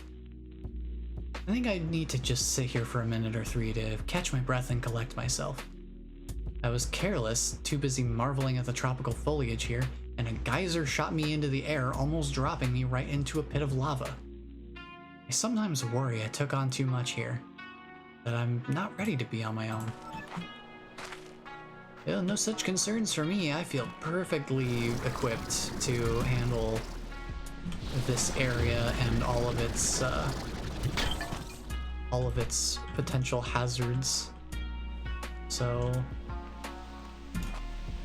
I think we're doing pretty well so far. Some more radiant ore, and I saw the lava dust is the main reason I wanted to come down here. Now, maybe there's something behind the lava fall here. Maybe. I thought maybe there'd be something back here, but that seems like a pretty solid stream of lava. There's not really anything behind it, so I think it's pretty safe to say that they're not hiding anything back there.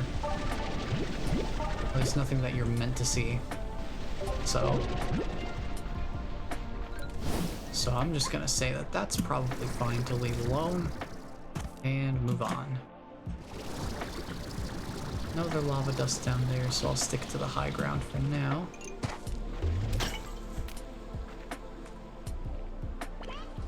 Let's see what else we can find around here.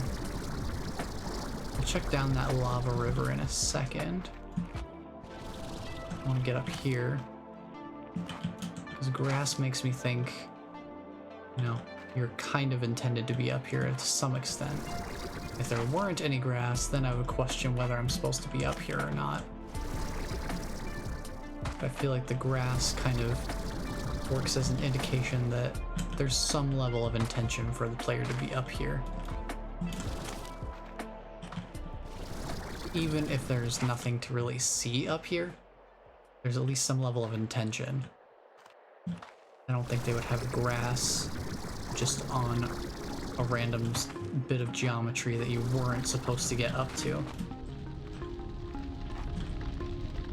There's another lava fall here. Pretty thick lava fall too.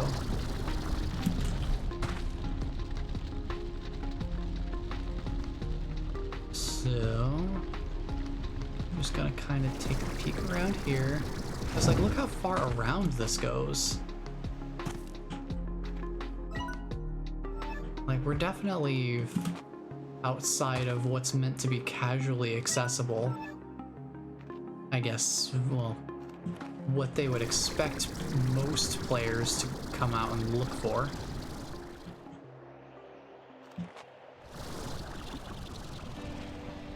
Okay, I need to be a little more careful with my jetpack usage here. I'm getting a little too bold. Already checked down there, there's nothing down there. So we're back down here. There were the two pods that we found in here, and there didn't seem to be any other ones. Could read the archive though. And here we are, back at Ember Valley? The labyrinth must wrap around most of the island. Geez, how long was I even in there? Next time I'm definitely bringing lunch. And an extra fork. In any case, I need to rest up and head right back in there. This is starting to feel like a truly amazing scientific and historical discovery. I need to make some calls. So I'm guessing that this will probably be one of the new areas that they add later. And it sounds like it's gonna be, you know, a maze. They're gonna have like a labyrinth area. So we're gonna get some Minotaur slimes? We're gonna get Minotaur slimes? If we got a labyrinth area? I don't know. Just spitballing at this point, I guess. Because I don't know what they've got planned. So we'll just have to see what they reveal down the line.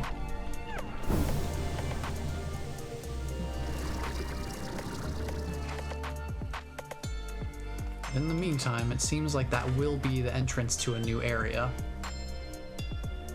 Which I guess also makes some more sense as to why these, why those shortcut portals exist to get, like, here. So that you have a quicker way of getting to some of those later areas before you unlock their shortcuts, because I assume they'll also have shortcuts to them. I can only imagine that they would have shortcuts in mind.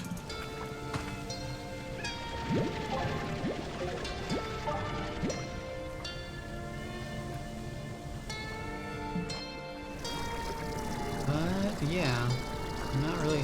Oh, here's a treasure pod. We found one. I was starting to wonder. It's a decoration, but hey, it's another treasure pod found. So I'll grab these. And then I'll pop down because I know there was some lava dust over this way.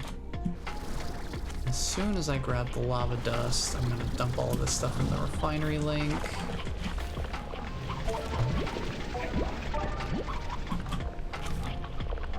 I need some more inventory space. I'm 100% full right now in terms of the number of slots taken up.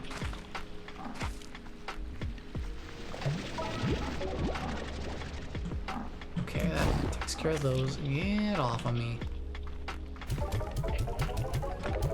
Just dump these. Okay. Get back to high ground. Let's see if I can find any more treasure pods nearby-ish. There's this little weird outcropping area here, but it doesn't seem to have anything, as far as I can tell. And that's the oasis up there. We've been to that before. There's another lava dust spot here, though. You grab that real quick. Oh, there's one down below too. Wonder if that just spawned in or if I just didn't see it. Okay, there's some more oil as well. That's the stuff these are the things I'm really like lowest on, so good to have some extra supply finally finding its way into my inventory. I would like to grab this. I can. Yep. A little bit extra cash, why not?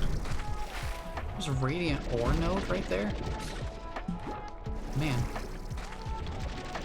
This is a really risky radiant ore node to go for. Ugh.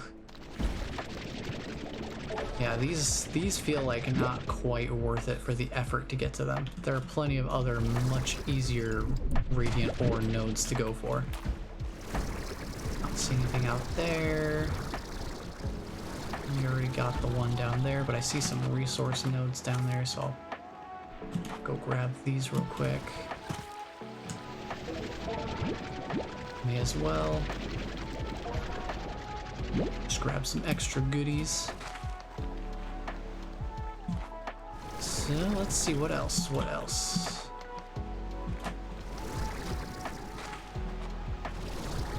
Got some more resource nodes over here. But other than that, I'm not really sure where else to look here. Because now we've gone pretty much everywhere. So those two treasure pods must be somewhere pretty out of the way for me to not have found them just by kind of taking a look around.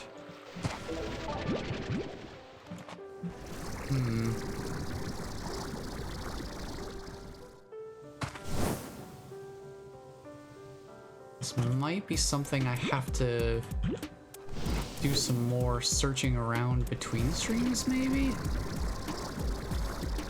Maybe? 'Cause I don't know where we would find these last two treasure pods then. 'Cause I feel like we've been pretty much everywhere. So These orbs must be hiding somewhere, these treasure pods must be hiding somewhere pretty sneaky. I mean, not have come across them yet. After, you know, looking pretty purposefully for them. Still not have come across the last two. Kinda has me wondering where the heck they could be.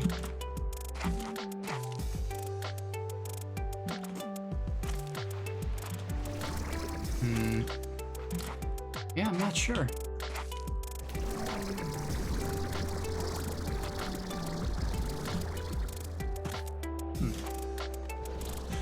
Well, in any case, we can at least take our resources and head on back to home base for now.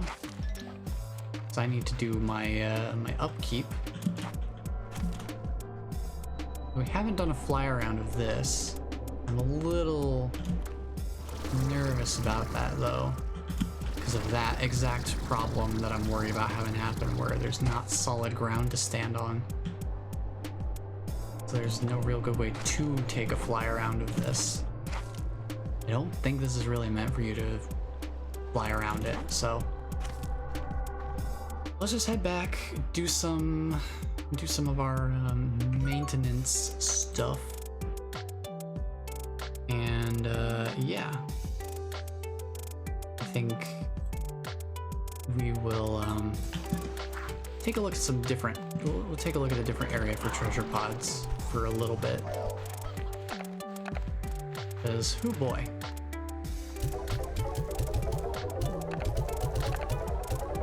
That's I gave that area a pretty decent look, and I don't feel like we really missed too many areas, but obviously we must have missed at least 2 areas because there are 2 treasure pods still out there that we haven't found.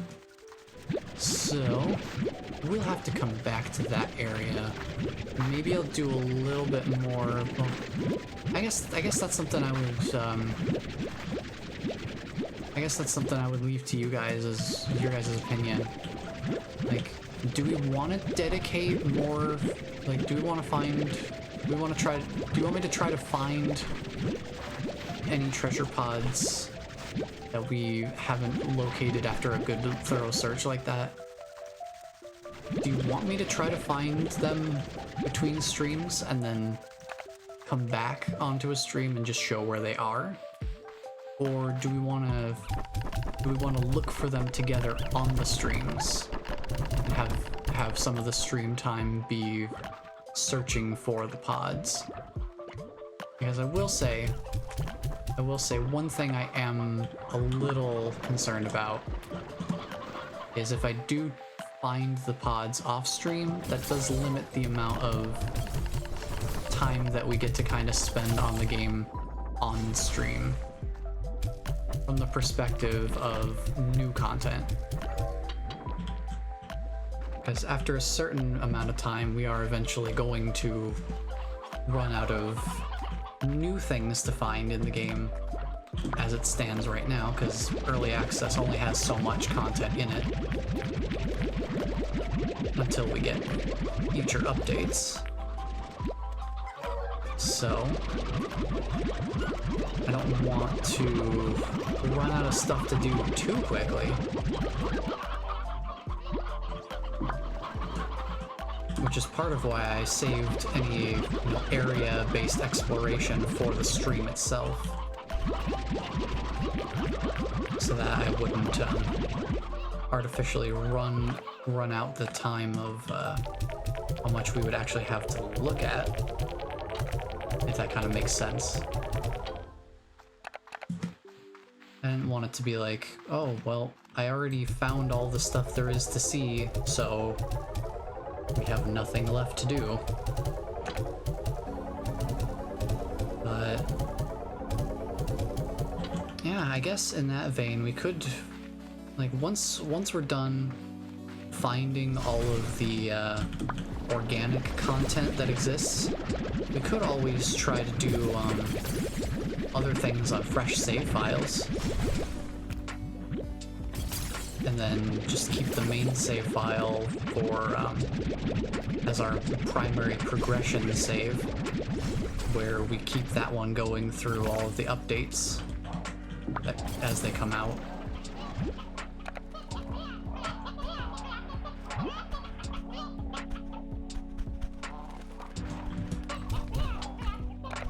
Because we are going to have more updates for the game at some point. Don't know exactly when, but we'll have more updates, and then we'll have more stuff to do, and then we'll be glad we have a save that's just got everything that we could have gotten up to that point.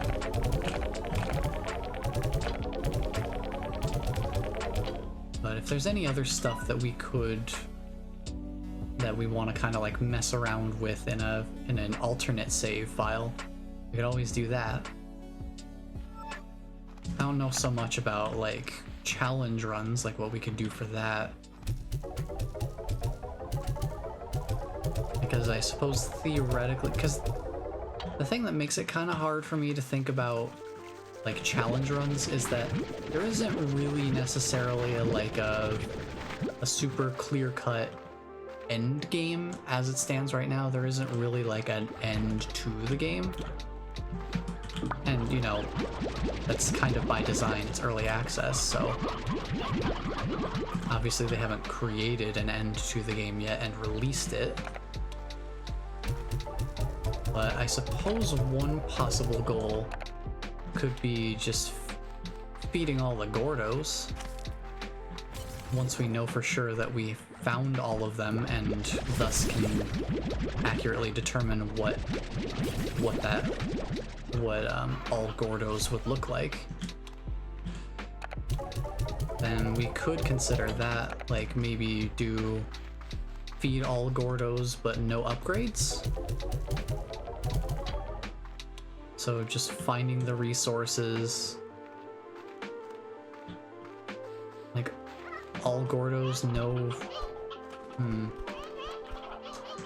not entirely sure what, but something like that maybe. Just something to change up the way that things are done. Would be interesting. Yeah, these guys, they need more ashes. I don't have enough ashes in there right now. Now let's gather all these guys' ports real quick.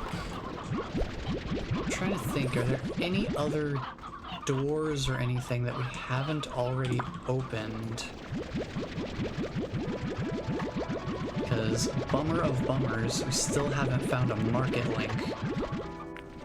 Although there are still plenty of treasure pods in the Starlight Strand that we haven't found yet. And that's the area I want to search. I want to search that area as well, but not next. There's one last treasure pod in the Rainbow Fields. I want to try to find it, to at least say that we have one area completely cleared out of treasure pods. That would be pretty nice, especially since it's the area with the fewest treasure pods in it. I feel like that also would help kind of go for a bit of a more bite-sized target, rather than what we were doing with Ember Valley, trying to find the last, what, 4 of them that we were looking for, and we've found 2. So I think we were just down to just 2 more treasure pods for Ember Valley. But I have no idea where those last 2 are going to be. So remains to be seen. Remains to be seen how that's gonna play out. Yeah, thankfully it doesn't seem like there's any treasure pods to find at the ranch, so that's nice. Oh, I forgot to drop these off at the refinery here. We got a refinery link right here. We can do it real quick. And then these get sold at the market. So we are completely full on these in the refinery, so no problems there. And we got a decent amount of money again. Doing pretty good on money. That shouldn't be a problem at all. More heartbeats. We can fill up the auto feeder again. Do that real quick.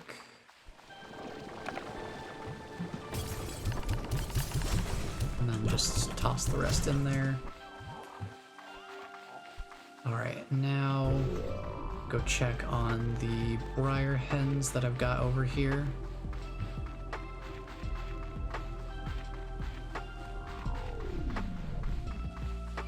They're starting to escape a little bit. Good sign that we've got a bunch in here.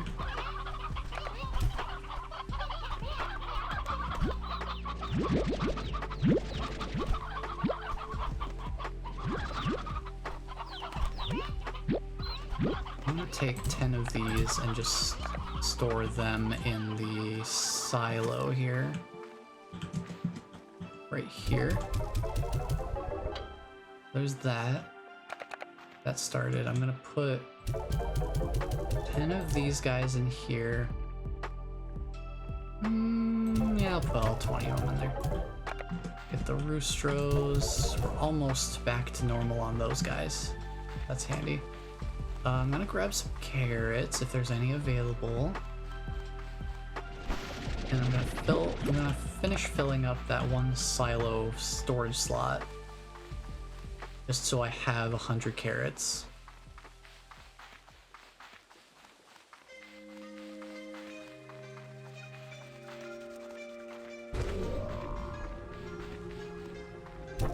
Okay, that takes care of that. Alright, now let's go.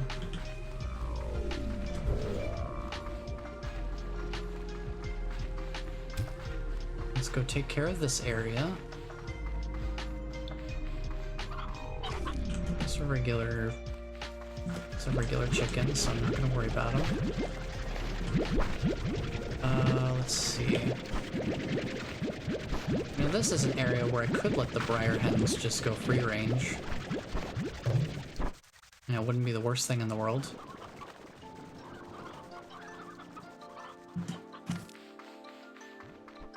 Maybe we do that.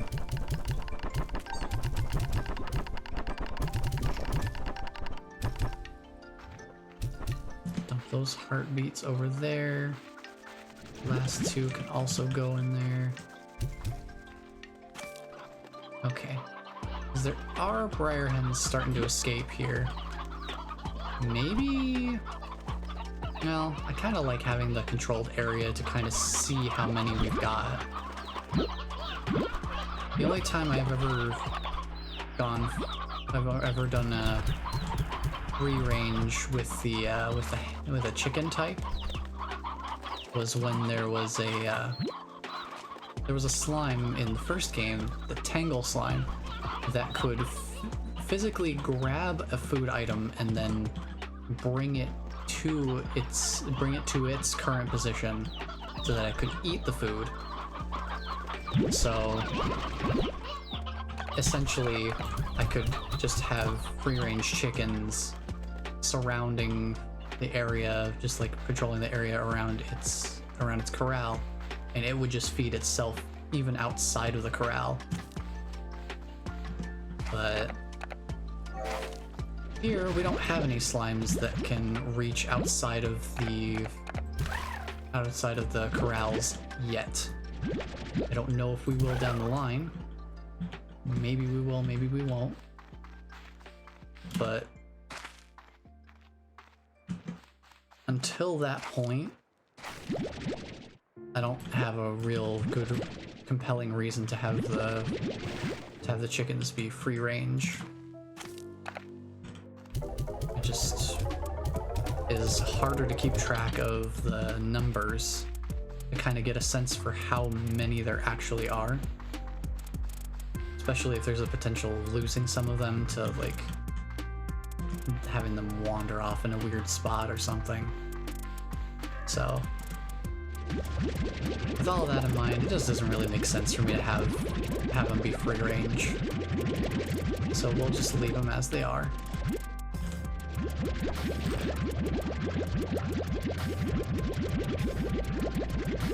No problems either way. Get these dropped off in the refinery link. And I just want to kind of see how much we've got going on in the refinery right now. Because, like, we're filling up pretty well on most of them. So for anything that was a pretty early game acquisition, we're either full or almost full on them. The ones that we got toward, like, the second stream, well, everything we got in the first stream, we kind of got everything pretty much filled out. Everything we got after the second stream, or on the second stream, minus the ringtail, we've gotten about halfway to full. And then world resources wise, I'm doing okay. The most common stuff I've got about a third of the way. The less common stuff is, you know, hovering around a tenth of the way. And then strange diamonds, like, there's really no need to fill up on these because we've only needed a few here and there, but those would definitely take the absolute longest to max out. No question. Just considering how rare it is to come across them. But in any case, that should settle that pretty well. Is there any other... Oh yeah, the heart module. We may as well get some more health. Why not? Just a little bit of extra security. There's nothing else we need to craft or anything like that, so we have one more treasure pod to find out in the Rainbow Fields. I want to go to try to find it. But first, we got a bunch of messages, actually. Hello, Victor. Hello, Beatrix. I hope it's not too presumptuous, but I got you this. I, hope you like it. Usually I use an algorithm to identify appropriate gifts, but in this instance I just sort of winged it. I agree, the spontaneity scares me too. Ooh, pink teleporter. Pink teleporter. Wait, hold on. Hold the phone. Hold the phone. Hold the phone. Pink teleporter. Not pink home teleporter. Pink teleporter. A set of 2 teleporters that allow for travel between 2 locations of your choosing. Yes, this is very helpful. Strange diamonds, it takes 2 of them. Yeesh. Expensive, but valuable. I'm assuming it's basically going off of 1 diamond per portal. But hey, now we can start setting up portals to places we actually want to specifically go to. So that's gonna be something I'm gonna have to think about, especially since I don't know how many portals we're gonna have access to. I'll have to see what areas I want to get to the most frequently. An area for the nectar wouldn't be too bad of an idea. Except now the use of the nectar is pretty negligible considering that I've, you know, done the thing I really needed the nectar for, which was feeding the flutter largo. Or gordo, rather. What else could we even really use it for? I could put a teleporter directly to the to that lava area in the Ember Valley. Good source of lava dust, decent source of oil. Not too far from a good, reliable source of oil, though. Good access to the future content by the looks of it, since that gate we were at might be That might be a place that opens up, considering the fog that's in the area. Right behind it.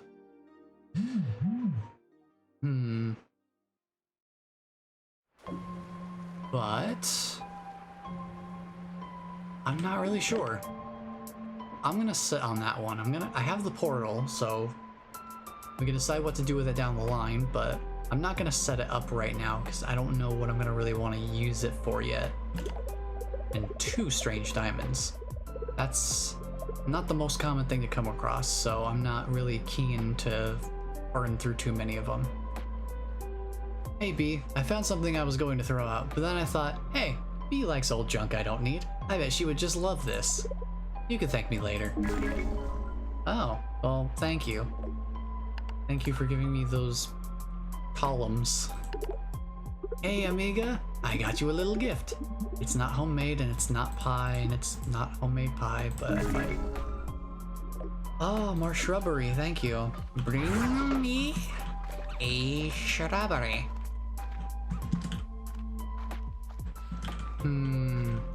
Now where shall we place this shrubbery? Perhaps here we place a shrubbery? They're amber shrubs though. I'll wait on that. So the rainbow fields don't start until you are out here. Once you're like past this threshold, you are officially out in the rainbow fields. So from this point onward, our search begins. I'm not gonna worry about grabbing resources. I am 100% focused on just finding this treasure pod. There's 1 treasure pod, I believe. Yes, 13 out of 14. There is 1 singular treasure pod in the entirety of the Rainbow Fields that we have not found. And I am determined to find it so that we can say that there is at least 1 area that we have fully, completely cleared out of treasure pods. Because this is the conservatory area over here, so it's not over there. That's part of the conservatory, so it's not there. So this area I do know pretty well. So it won't be too hard for me to do a thorough search of the area and just really make sure that we've looked everywhere. Because I want to find all the treasure pods. And I want to do it, you know, generally by my own merit. I don't want to, like I said before, I don't want to look up a guide or anything to see where their locations are. Because I feel like that defeats the purpose of, you know, having the world to explore, and we only have a certain amount of content in early access anyway. Best not to rush the experience. I have been up there. There's nothing up there. So I have already checked that area. So I'm mainly thinking maybe there's something out here, since I haven't been out here very many times. I feel like this would be a spot where there's potential to just have something kind of tucked away in a spot I wouldn't expect it. But that remains to be seen, as does the treasure pod in question. Because if I had seen it, I would already be I would have already beelined to it by now. Just to be like, hey, I found this while I was doing things, and I wanted to wait till the stream to open it. Yeah, there's that treasure pod we already opened there, which makes me think there probably won't be one too close by once again. But you never know. There might just be like one that we found here.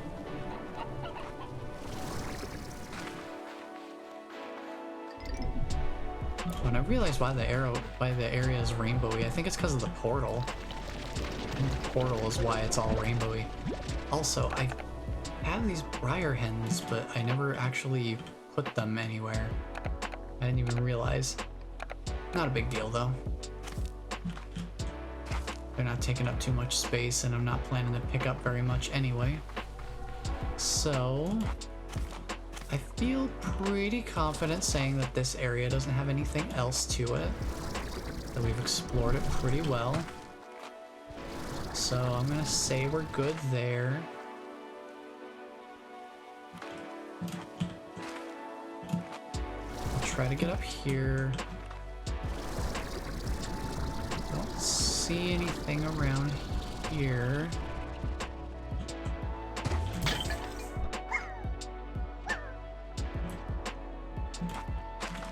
I don't see anything here. I've already been in here plenty of times, but I know that this is a spot where a strange diamond can spawn. I'm just glad one did. And you know, may as well take this rooster with me, why not? Chicken, get out of here. Cave's no place for a chicken. Okay, I'm gonna get the high ground again. Take a look around. I'm not seeing any other signs of treasure pods or anything yet.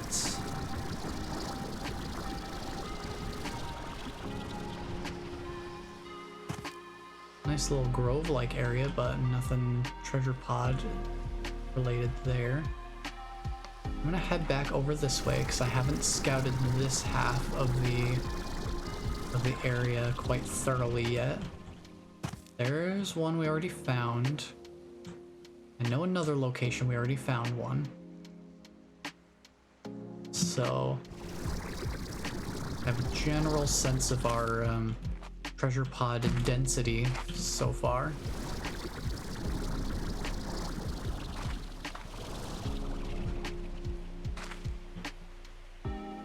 Just trying to get a bit more high ground here.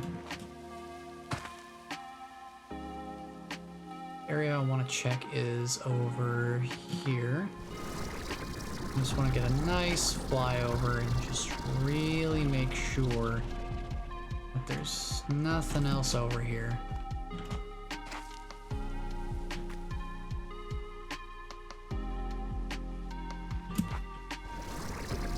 Particularly when it comes to like up here.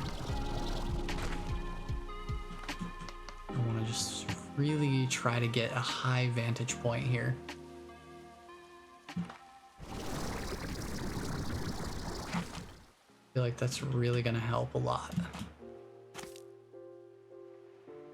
So let's see, is there anything?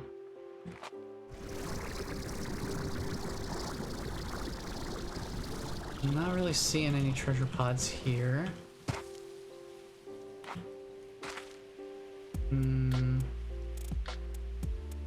So I know that there's nothing down there.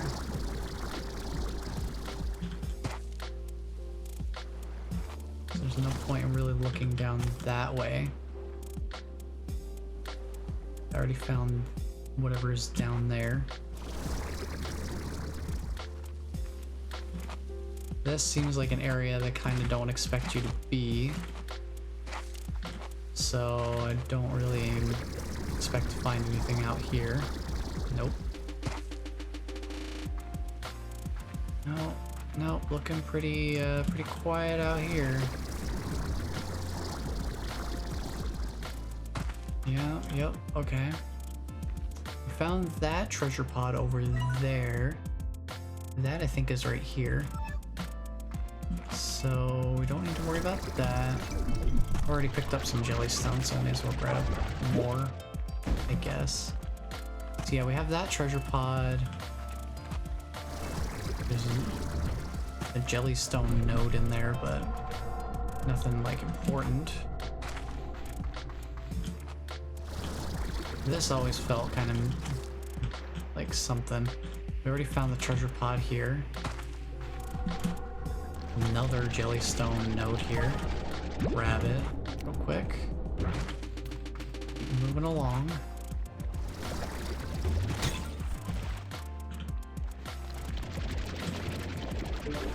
So we'll grab this, I suppose. Sometimes some deep brine can spawn along here too.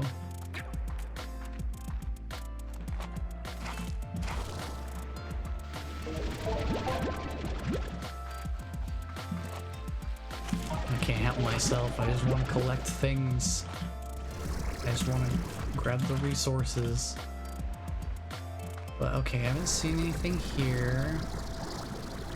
I'll head over this way. Reach this? Yes, I can. Okay. Hey, there's a bunch of deep brine down there. I'll grab it real quick. Why not? Alright, let's go to... Oops. Go across the water here. And then head over here. And we'll continue our search from here. Since this is kind of adjacent to where we were before. We found this treasure pod. This is one of the more out of the way treasure pods that I've seen. So I'm trying to think where else could there be another treasure pod that we haven't really explored. I'm not really seeing anything else super indicative around here. Let's take a flight over here and see if we can get some high ground here. Okay. Let's wrap around this way and then head back toward the refinery link over there. Don't see anything here. I don't know how well we can really get around this stone pillar area, nor if we really should get around it. So I'm gonna stick with going over here for a second. Got that treasure pod down there. There's a little loot jar here. Just get that out of the way. Take a peek around the corner here. I don't see anything over there. I don't really see anything over there that would be noteworthy. So let me get a little bit more verticality here, and then we take a peek around this side. Now, can I stand on this? Yes, I can. Okay. I can't really get any higher up here, though. So what we've got is really, really, really far above what I can actually kind of mantle onto. So, not a whole lot more verticality I can really squeeze out of here. So let's head on up here.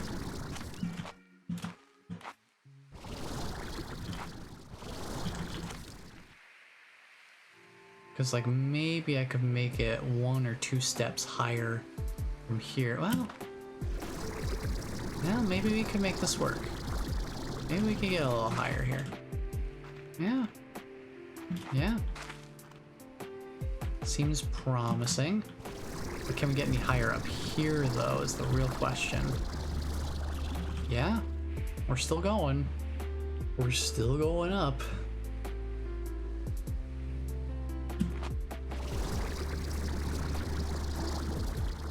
Still going up.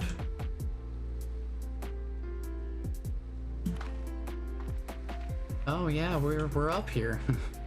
Nothing up here, but we're up here. See if I can get across to the other peak. See see if I can get up. Yep. Yeah, you can get up here. No real special tricks or anything, just there's enough flat geometry and you get enough height with the jetpack to be able to get up here.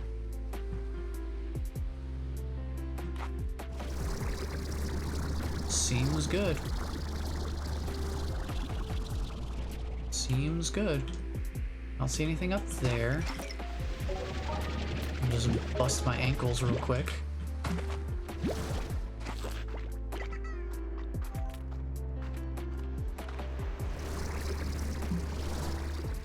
Nothing really down there. Don't see anything over here. Double check in this direction. We got that treasure pod. That's another one we can account for. We already got...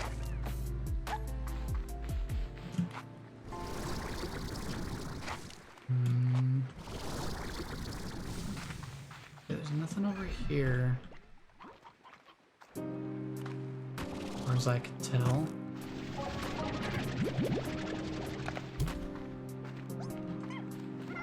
And then nothing really down here.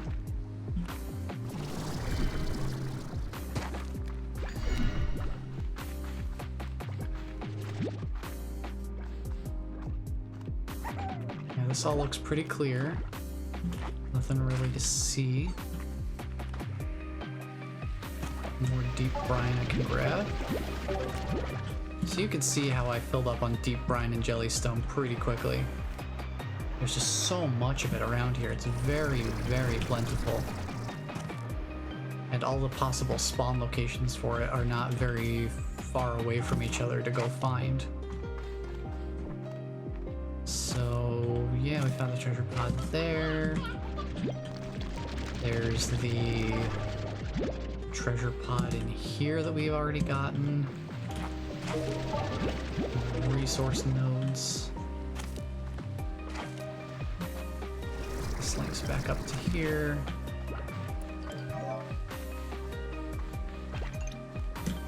Dump our resources in the refinery link because we got a bunch of them. Okay. I just found my first slime fossil on the island. It looks like such a happy little thing. You know, we still have no idea how these are formed. I don't know if that question mark is quite... that's enough of an issue for me to consider it a typo. That question mark's not supposed to be there. Oh, you got me. You got me taking more screenshots. That's 7. We can travel across the stars in the blink of an eye, but we don't know how this goofy face ends up in a rock. I think that's quite reassuring, really. I'm glad this world still has its mysteries to share. Okay. Let's keep on moving here. Take a look around, see if we can find any more possible spots for a treasure pod to be hiding. Don't see anything out there. Don't see anything under there. Okay. We found this one here.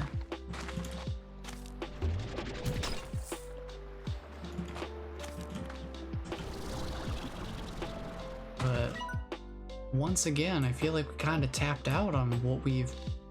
Like, I feel like we've searched everywhere. So I don't know where this last treasure pod would be. So, you know, without exploring extremely thoroughly, I don't know that there's too many other places I could think to look for the treasure pod here, you know?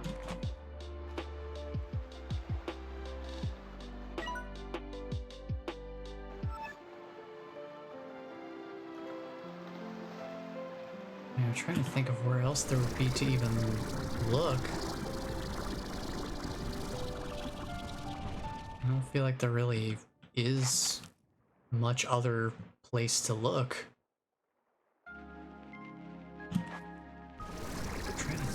where else we could go. I feel like we've been just about everywhere that there is to look. And no sign of it. One other place I could think is maybe up here. I don't think we've gone up here recently.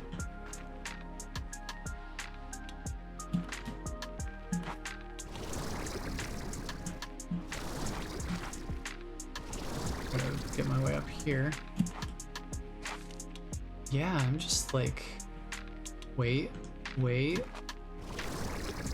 Aha! Nighttime wins.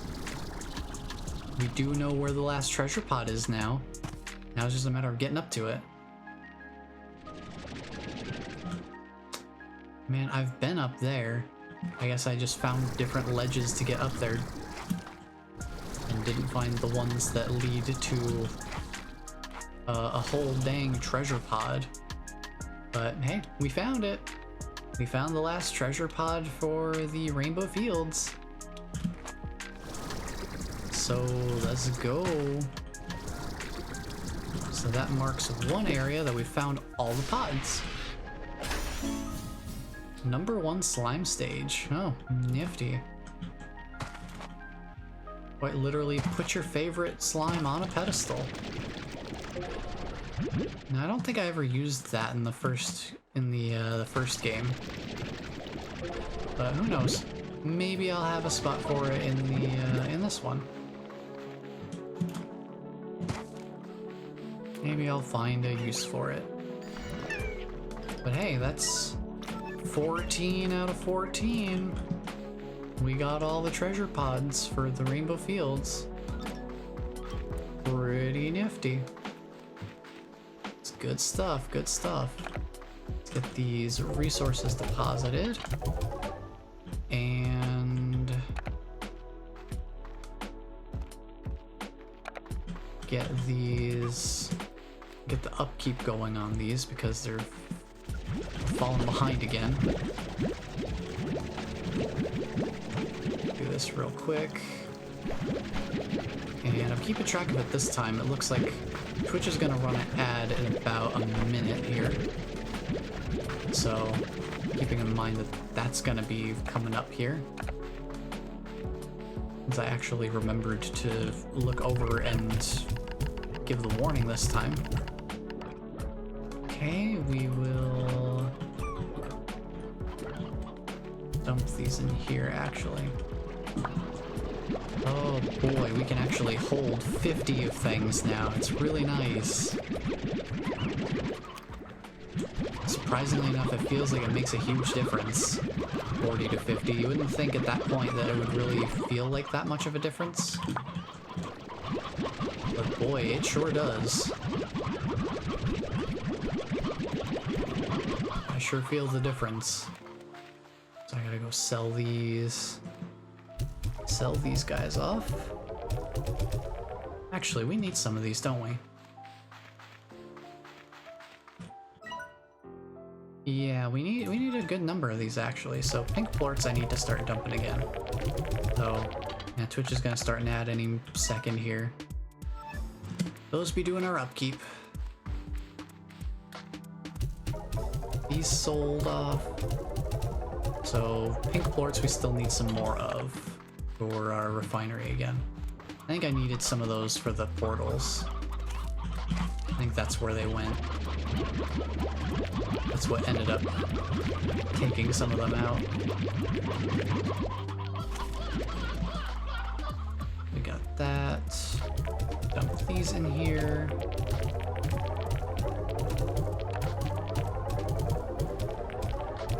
Let's get these all dumped in.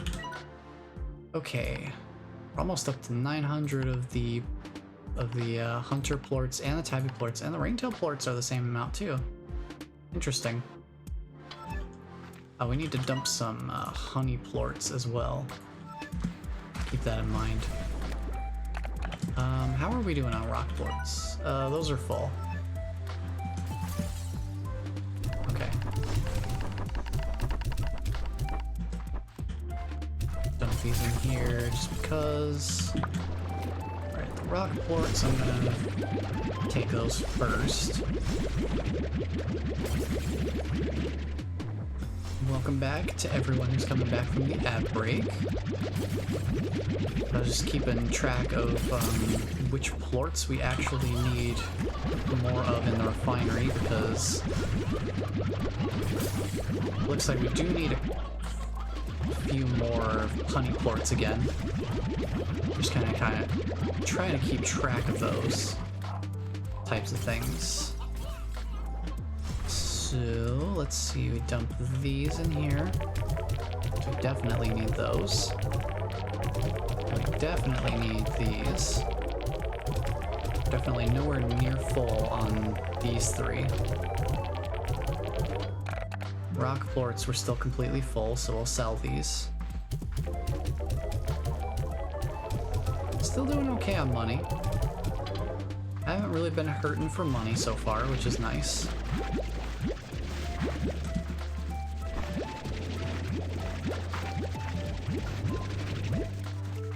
Let me go check on these guys and see if I need to drop more food in their feeder yet. Nope.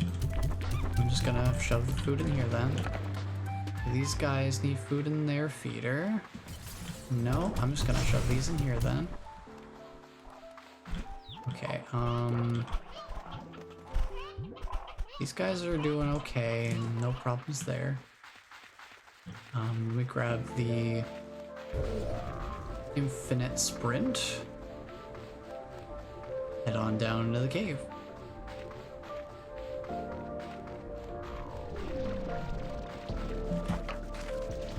Grab these.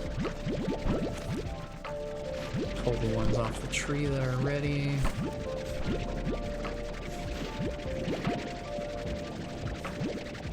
You come on here. Alright, and then dump what we can fit into the auto feeder.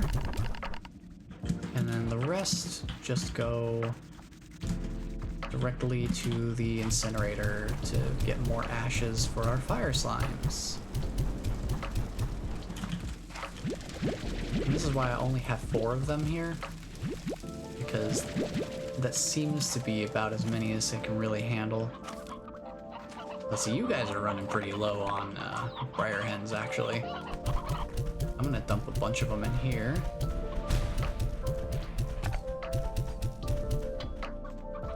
Hopefully that helps with the amounts we got going, because wow, they sure are eating a lot of them all of a sudden. Suddenly I'm really starting to feel the pinch with the briar hen population. Good thing I've got a whole coop of them going elsewhere to try to get their numbers back up. Because boy, they are starting to stack up. They're starting to stack up the amount they're eating. So I need to step up my production of briar hens. Okay, so for honey plorts we need 20 of them in the refinery. So that's that. That lets us take the rest of them now. Phosphor plorts, though, we're still completely full on those. So let me go over here, grab this. I forgot to put these in the refinery again. I can do that real quick, it's not a big deal.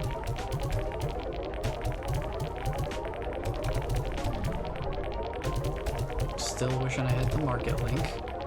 That would be pretty handy. But oh well. Who knows if it's even in the game yet or not. Kind of assume it would be.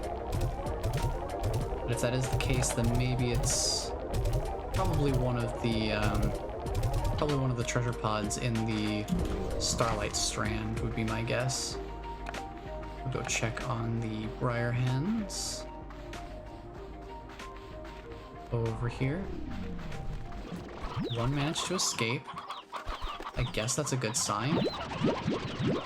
And then I guess I'll take 20 of these.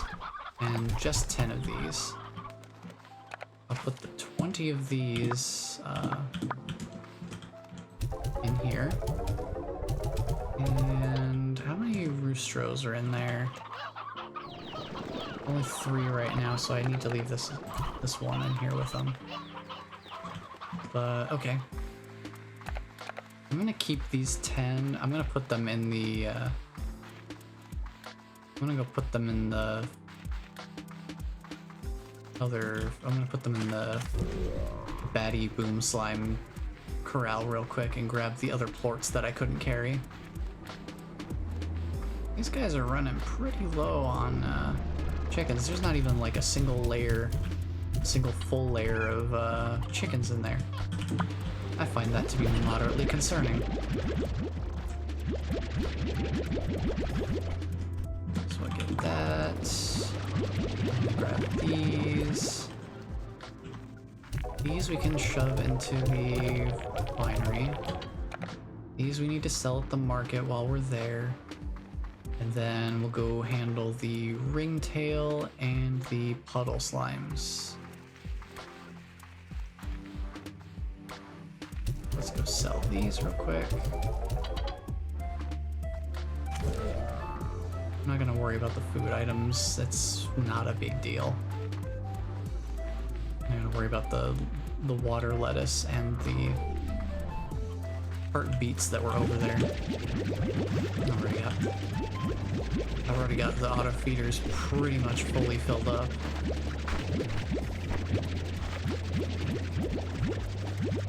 Let's grab these. We'll see what we've got going on here for feeding. Seems totally fine. I'll just shove all of these in here.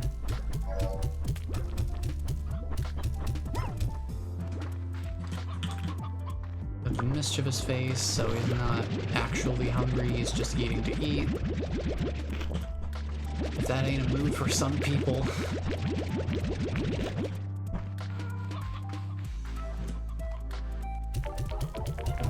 Dump these in here. Get them going. Now we're doing pretty well with these guys. Just clean them all up here real quick and we'll see what we're actually working with. Oh, we got more than 50 of them in there, I guess. 2, 3, 4. I'm gonna start putting these guys in the, I can't really put them in the auto feeder. Not unless I empty out the auto feeder, which I am going to do right now.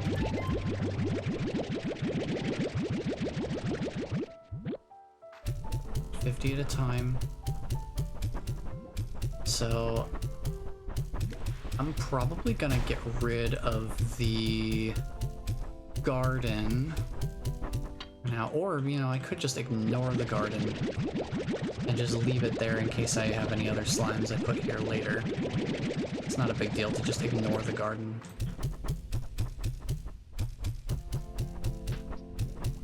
Okay, I'll just get these out of here. Try to shove him into that corner a bit so he'll eat all that stuff, hopefully. And then I'll just start shoving these guys into the auto feeder. I think I'll leave these guys in here. I don't know how many of these guys are actually in here. 25. So I'll leave 20 in here. So 5, and then 4 of these guys, and I'll leave the chicks in there too. I'll put these other 5 into the feeder. I'll hold on to the roostros, and we'll go check on the puddle slimes. And then we'll end up starting to get more ringtail and boom plorts once the auto feeder starts tossing out those briar hens. Should be in a pretty good spot at that point.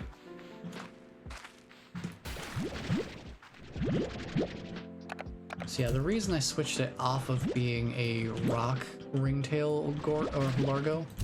The reason I switched off of that was because I was completely full on rock plorts. And it seems like the ringtail is pretty good for getting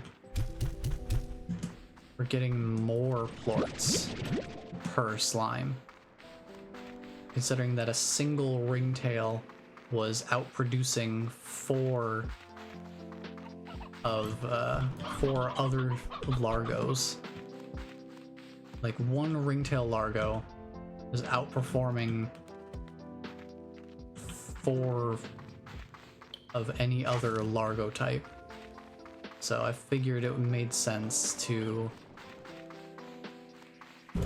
utilize the ringtail's largo or whatever plort type I had the fewest of. So we got that going. Leave that alone. I'm gonna toss these roostros into the Batty Boom slime corral. Still love that Batty Boom. It's still fun to say. Drop them in there in the hopes that they get more reproduction completed.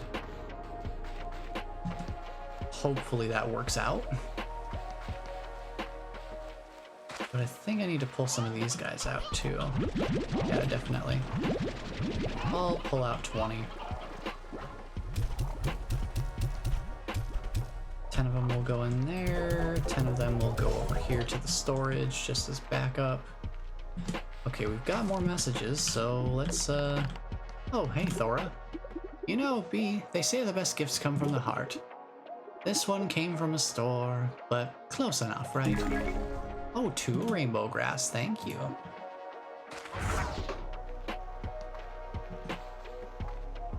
I'm gonna put 1 rainbow grass right here. Well, that's like that stuff that we put down over there. Okay. Put 1 right there, and then I'll put 1 right here. Just to spice up the area a little bit more.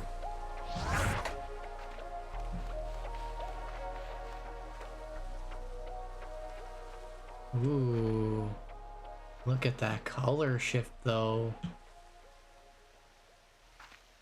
Ooh.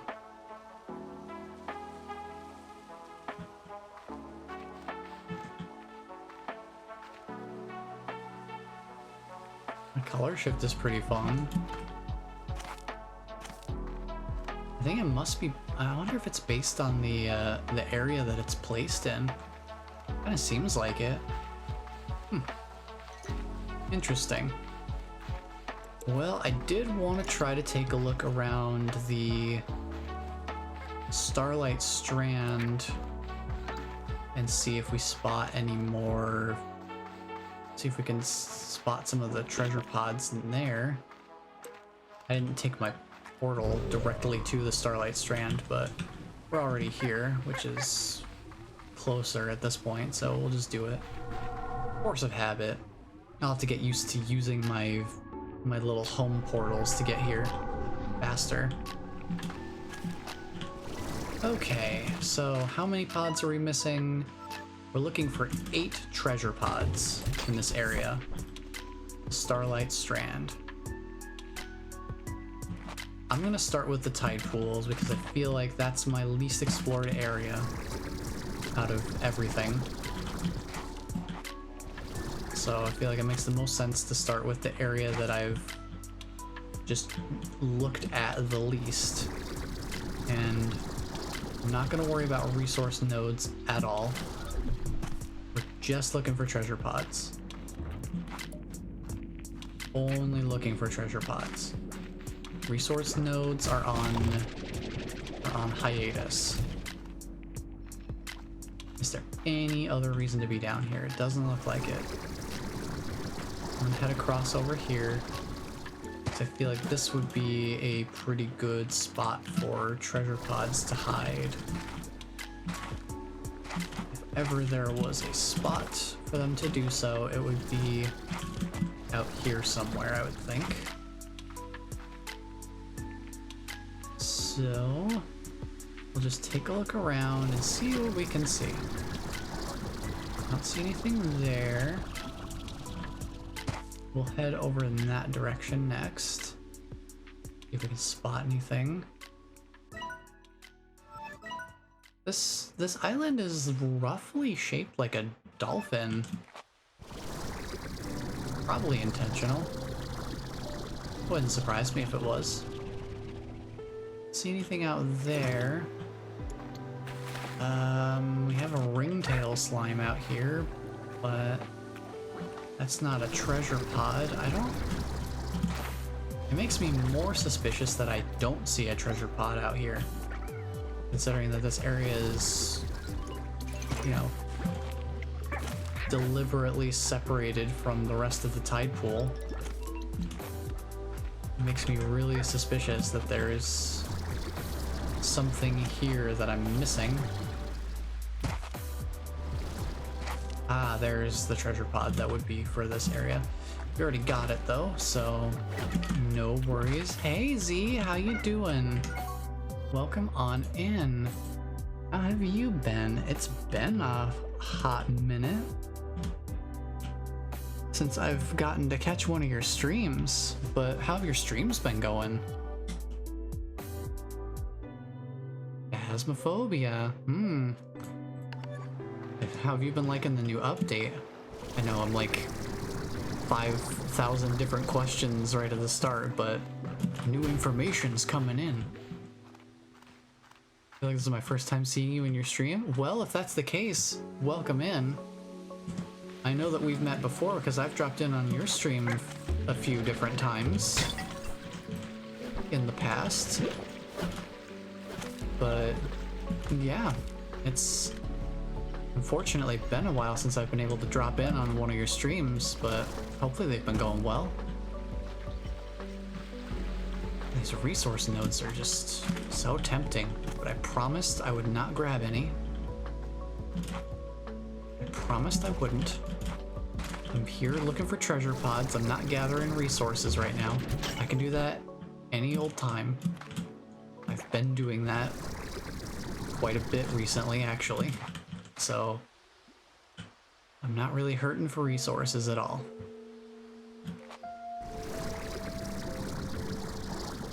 I feel like these tide pools are going to be really insidious about where they hide their treasure pods. So, Nope, there's one. Ha ha ha ha ha. Got one. Only 7 more treasure pods to find in the entirety of this whole stretch of land that we can see here. Only 7 more across the entire thing. Doing good? That's good. We like when people are doing good. Good is good. New updates on Phasmo are great and spookier. Yeah, I've played a little bit, just a little bit of the new updates, so I haven't really gotten to see what all is different in terms of the spooks. But some of the quality of life stuff has been kind of nice. The new office has taken a little bit of time for me to get used to, but it is nice to have loadouts, and custom difficulty is super nice too. Thankfully, I was already really close to level 51, so I did manage to unlock that and try it out a bit and get some resources pooled together so I can have more equipment.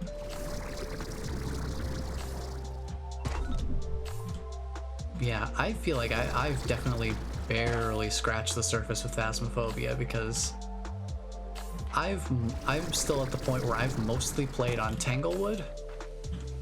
For anyone who doesn't know Phasmophobia, it's like a It's like a single player slash multiplayer ghost hunting game where you go into a location, you try to find where, like, what room the ghost is hanging out in, and spooky things happen and it leaves paranormal evidence for you to find. And you basically try to use that evidence to determine what type of ghost it is. And different ghosts will behave differently, and when they get aggressive, will hunt differently. So they have different abilities in that regard. And yeah, it's a pretty spooky game in certain ways, but definitely a lot of fun to play with other people. But basically, recently it got a new update where they added a brand new giant like asylum map that also can be played in, you know, smaller sections of the asylum. Oh hey, treasure pod. And they also updated some different things, just some like quality of life changes, as well as overhauling the ambiance, I think. They changed some things to make the game spookier, but I haven't really seen fully what all they've changed. And I haven't played too many of the maps to really notice the changes, because what I was going to say is that I've mostly played on Tanglewood, which is basically like the first, I think that was the first map they ever made, wasn't it? It's the one they use in the tutorial for sure, and it's basically the easiest, most compact location, so it's a good place to get started and get your bearings and just learn how to play the game. I've been too scared to play on any of the bigger maps because I'm just worried about being able to actually, you know, find the ghost and all that sort of stuff. But I've gotten pretty decently acquainted with Tanglewood, so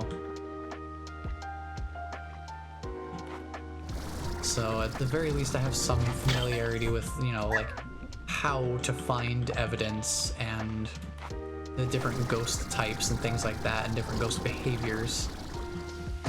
So I have some good information to be able to take with me as I go into more advanced and dangerous investigations. Definitely heard new ghost noises, like screaming, talking, lots of echoes. Oh, new paranormal sounds. See, I haven't used the parabolic mic very much, so I don't really have a good sense of what different paranormal sounds there are available. Oh, I need a flutter plort for this door. That's something. That's something I should come back to. Yeah, that's something I haven't really done too much with Phasmophobia, is just appreciating the spookiness of it. I've been falling too much into the learning how to play and getting good at certain parts of it. I haven't really done the stuff where it's like, I bet if I do this, the ghost is gonna get really mad, and just messing around like that. I haven't really done too much messing around in Phasmophobia. It's mostly just been anytime any messing around happens in Phasmophobia, it's because the ghost is messing with me, not me messing with the ghost so much. Also, what's new on Slime Rancher 2? I played the first one a little, such a chill, cute game. Well, these guys are new. These, the cotton slimes are new. So there are a few new slime types and a few slimes that have not made a reappearance from the first game so far. Bearing in mind this is an early access game, so there is still potential for them to be adding new things down the line. Let's see. Most of the gameplay is pretty much the same from the first game. Mostly just the location itself, like the world itself, is new. But there are some things that they have changed up.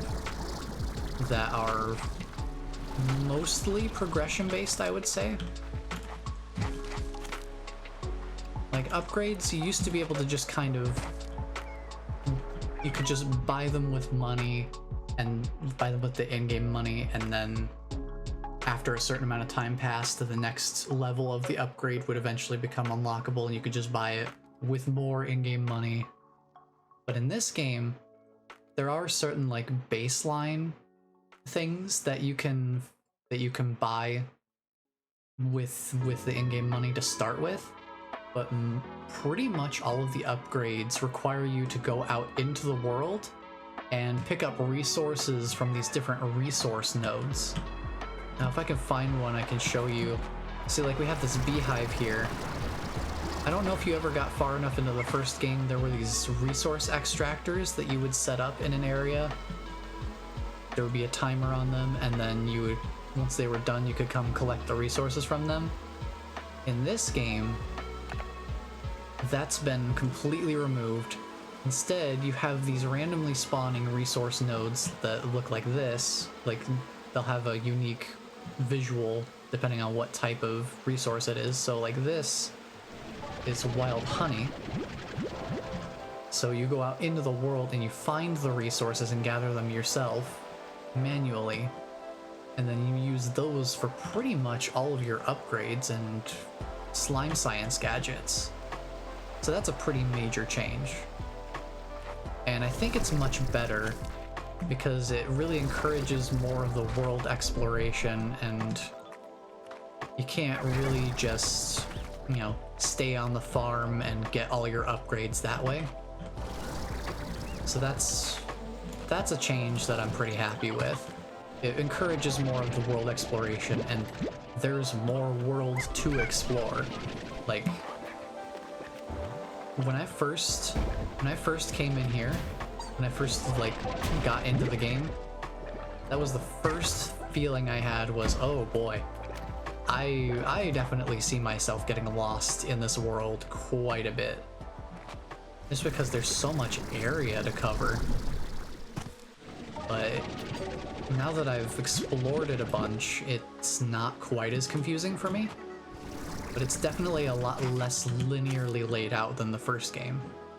So, whereas the first game you could kind of just like run through from one side to the other and not really have too many different branching paths, this game winds in and through itself a lot more. So just going through the world here, you could definitely double back on yourself quite a few times if you're not careful. So it's definitely worthwhile to take the time to just kind of go through the world and run around it and just kind of get used to where everything is. Because you will thank yourself later once you've got a good sense of where everything is kind of set out in the world. You'll kind of naturally do that if you're going out and like gathering resources, because that'll promote more exploration, because there are a lot of places that different resources can show up. So it definitely is well in your best interest to just really go out into the world and try to find things, because there are a lot of different places to find the resources.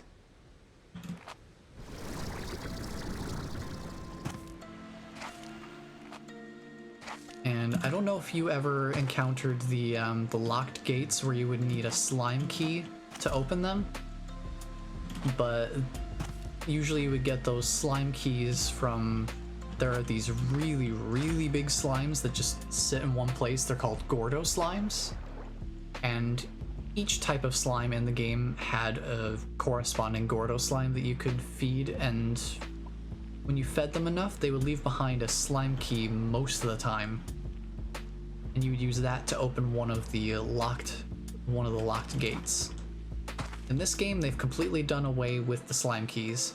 Usually you'll find these statues around instead, and you need a corresponding plort from whatever slime the statue is depicting. And once you've filled up all the statues in an area, that will usually open up a door like there was one here. But I got a port for all these statues, so I opened up this door in here. And that in itself leads to, you know, like a treasure pod.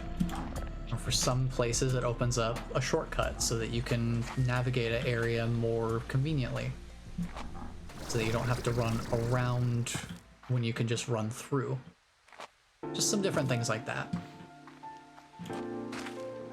But yeah, mechanically speaking, nothing much is very different to start with. I'm assuming that they're probably going to push out the more experimental ideas later in later releases down the line. It seemed like they mainly wanted people to kind of have the new world to explore with the core Slime Rancher mechanics kind of in place. So we haven't gotten a lot of new mechanics yet, but the new slimes kind of, I guess, are closest thing we have to that right now. Because some of the slimes require, there's a slime called the flutter slime based on a butterfly that, without crossing it with any other type of slime, the flutter slime will only eat this moondew nectar like what I picked up here. So we technically have a new food type, and you can only get this moondew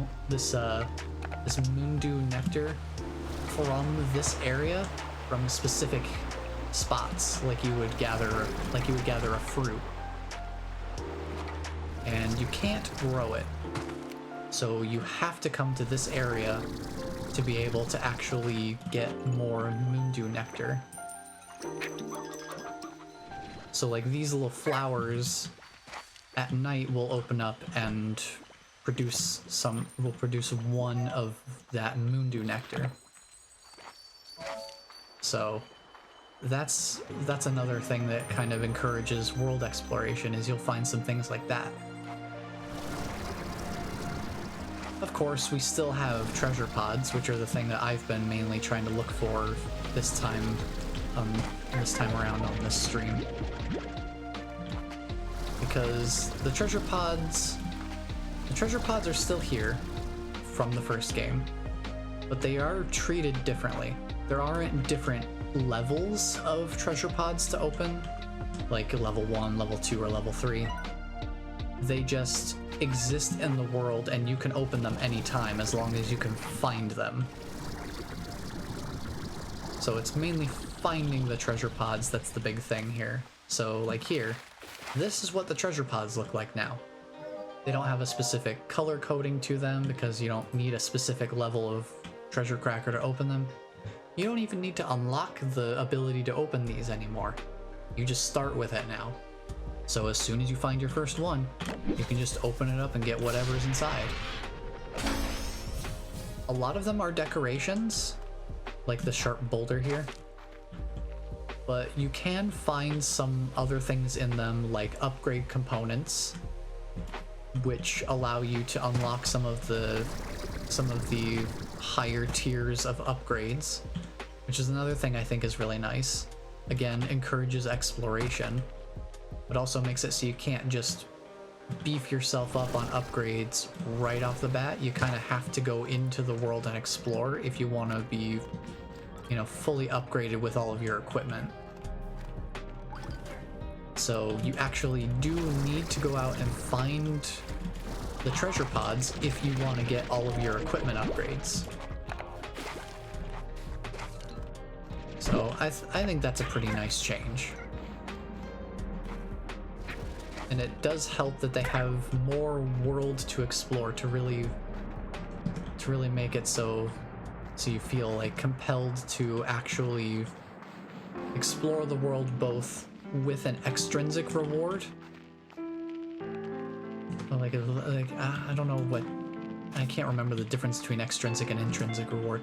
I guess, yeah, the treasure pods and things like that, and being able to upgrade your equipment, that would be an extrinsic reward.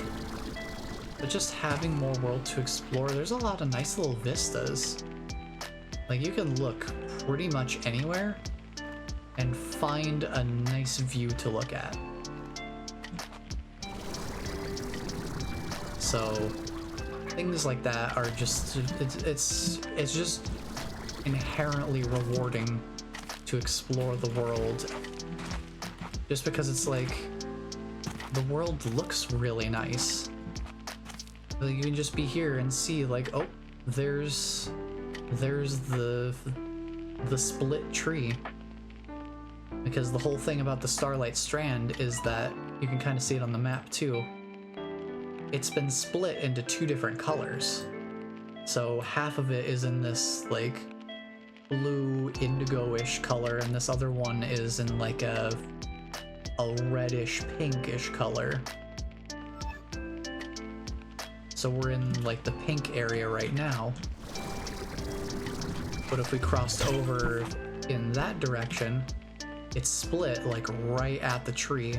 And you can actually see the fissure where the colors split. It's like you can see, oh, you can actually go over here and see the crack in the wall where the color splits. So just fun little things like that, where finding that part of the wall where the color splits, there's not like a specific reward at the crack in the wall where that happens, but it's just cool to see it.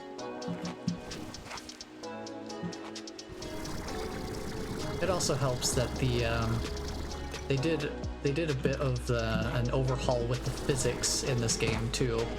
So the slimes feel a little more slimy now. Like, they got a little bit more of a jiggliness to them. So they don't feel quite as like set in stone in their shape. Like, their shape feels pretty consistently the same throughout the first game.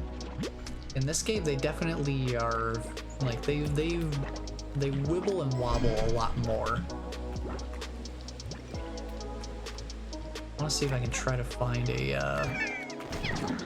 flutter port here, but the tar haven't gone anywhere either. These guys are still around and still just as threatening as ever. So bear that in mind. That is another nice change that they made between games, is that in this game, if you want a more casual experience, gameplay experience, and you don't want to have to worry about the stress of dealing with, say, like the tar slimes, which can be a pretty big threat, especially if you don't have the water tank, which I didn't get this water tank upgrade for a good while. Like, it took a while for me to get this upgrade, just because I didn't get to an area with the required resources yet. Or, you know, like, for a good while. Oh, here's the angler Gordo. Hi, buddy. I was wondering where you were. But you can actually turn off the tar slimes anytime. They have some accessibility options, so you can enable or disable the tar. You can enable or disable feral slimes, which are, you know, there are some Largo slimes in the world that are, you know, just grumpy in general, and will be less than friendly to you if you're too close to them. You can also affect how much damage you take from damage sources. Anywhere from taking half as much damage to taking 50% more damage. So, also, we're on day 69, nice. I do appreciate that there's some accessibility options like that. So if you want to play this game a bit more casually, you can turn off some of the larger threats and not have to worry about it. I'm gonna get rid of these, actually. So I want to feed the angler Gordo here. with some of his favorite food. So yeah, oh, hi. Hi, friends. Goodbye, friends. So if we just run up the coast here, we fed it 4 of the sea hens. So, yeah, other than those few mechanical changes, and the fact that you have access to slime science right away rather than having to unlock a separate ranch plot that has the science lab. Basically, the major difference so far is basically the world itself. Just that the area that you have to explore is a new world. And some of the slime types are different, and we have a few different foods as a result of that. So, angler slimes are one of the new ones. They can actually stun. They can stun surrounding, I think they can stun slimes. Not 100% sure, but they stun chickens for sure with their flare. And we also have the cotton slimes are different. We have the flutter slimes are new, and there's also a bat slime. We have batty slimes. So we have a slime based off of bats too. Kind of explore what's up here. Oh, is this what's down that hole? I never fell down here, so. But now we have some new food types. So we have a new fruit that's partially made out of rock called the pomegranate. Spelled, yes, like granite, like the mineral or the rock, whatever granite is classified as. And we have these new hens called the sea hen. They're very much based off of like a seagull kind of appearance. So we fed it 10 times. I don't have any more things to feed it right now. So we'll have to come back to him later. Yeah, just some different things like that. There's some different slimes, different areas to explore.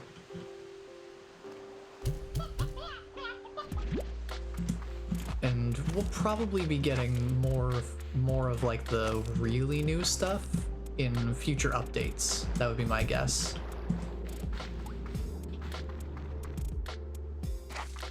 But one thing that is a slight bummer for me and anyone else who's really a fan of automation is that Slime Rancher 1 had drones in it. They had drones that you could program them to do some different things around the ranch. You could only have a certain number of them for each section of the ranch, but it was really nice to have something that could, you know, take care of some of the ranch tasks without you having to be present for it. Especially when you needed to be off of the ranch for extended periods of time to like go explore the world or things like that. It sounds like they're doing some overhaul work on the drones for this game.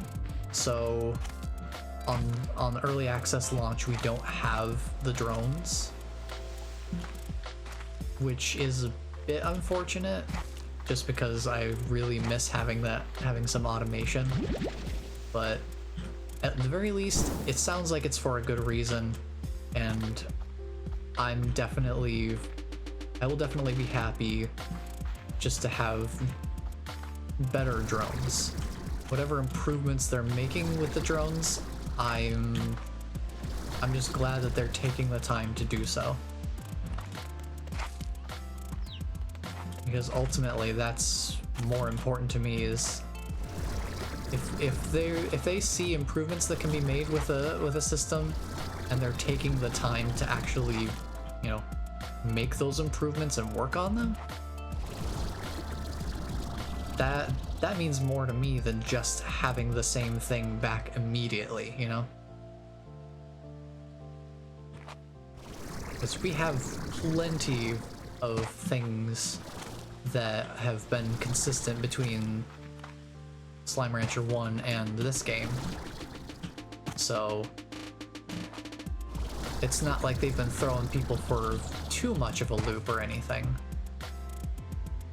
Like, pretty much everything that you would expect to be there is still there. And they've changed, and things that they have changed around have pretty much all been for the better. I can't really think of anything that they've changed that I would say is objectively worse, much less to like an extent that I would consider to be, you know, distracting or bothersome. So I feel like there's only a couple of things that really aren't there yet. One of them obviously being the drones, but they've already kind of explained themselves on that front because they knew people would be asking about it. And the only other thing that's like a very minor difference for me is that sound. I did not recognize that sound. What was that? It was like bell chimes going off in my ear. That was weird. Was it you? Was it you making that really loud bell chime out of nowhere? I guess so.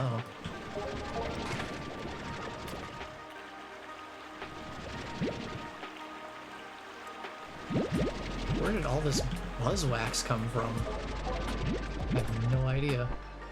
But anyway, I guess I'll grab it.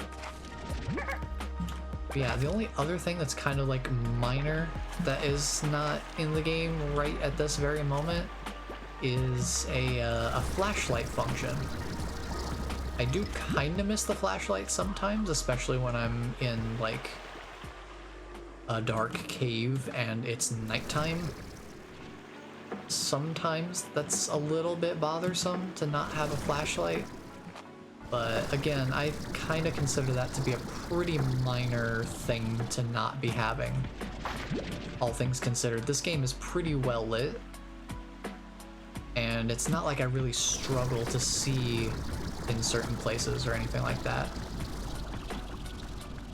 It's just something where it's like, it'd be pretty nice to have it. Oh, these ringtail slimes are new too. These guys, I think, are the most unique ones besides the flutter slimes, because these guys are based off of Tanuki.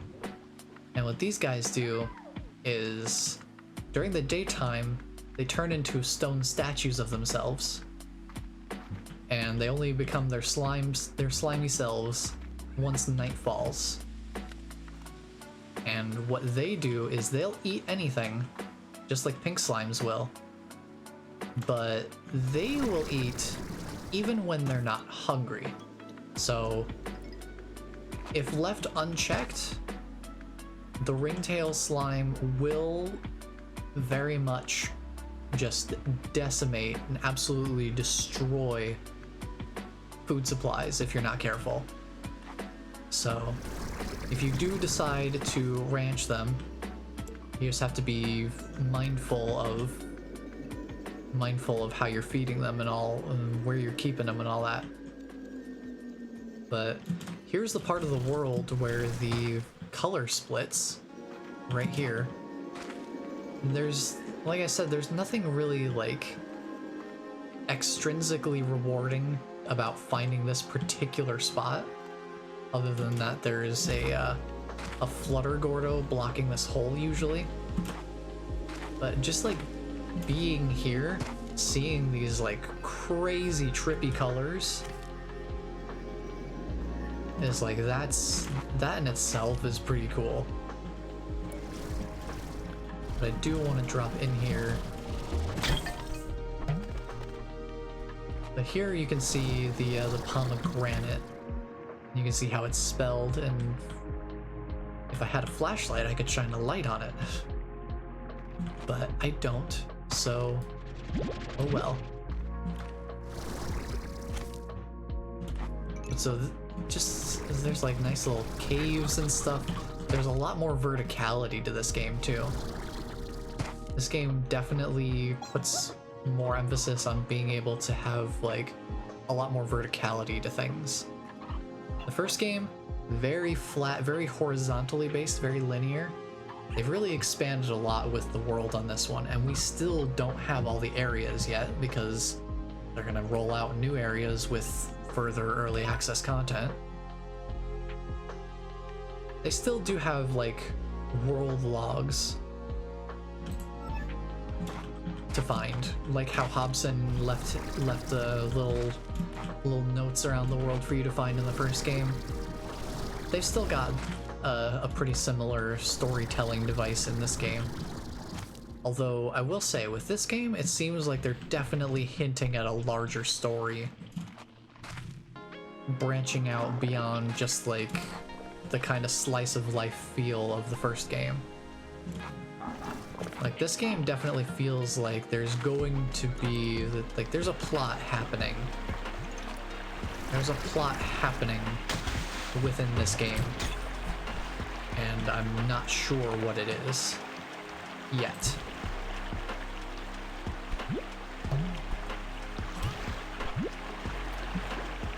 It's gonna be interesting to see, because as far as what we have access to right now for the story, they've been leaving a lot of little tiny teasing breadcrumbs here and there with little bits of information, really opening up a lot of questions, but not answering very many of them, if any. So they're setting up a lot of mystery this time around for the story.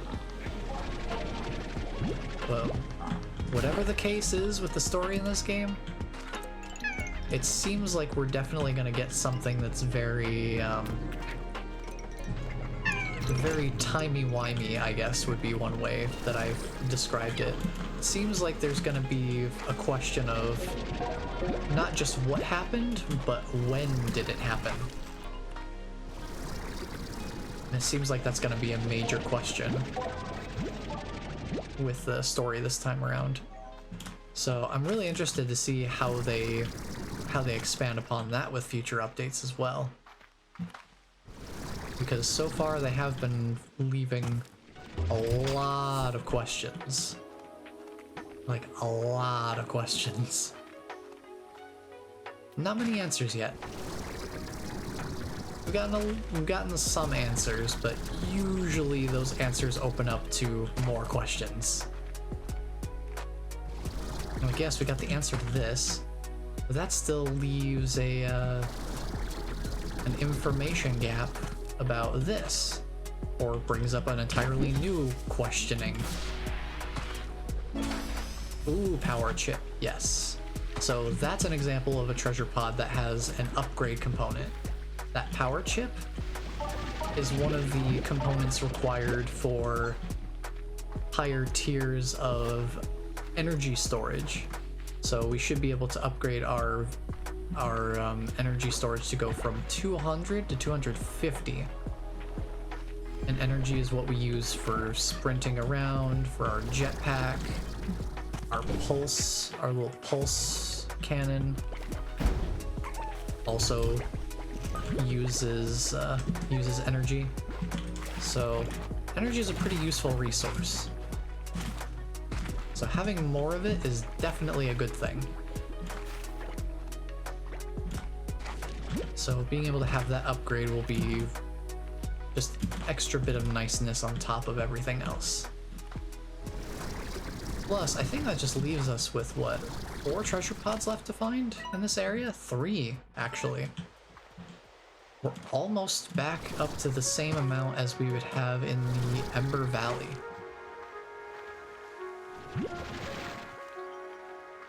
I will also say, as far as the areas go, Slime Rancher 2, they've definitely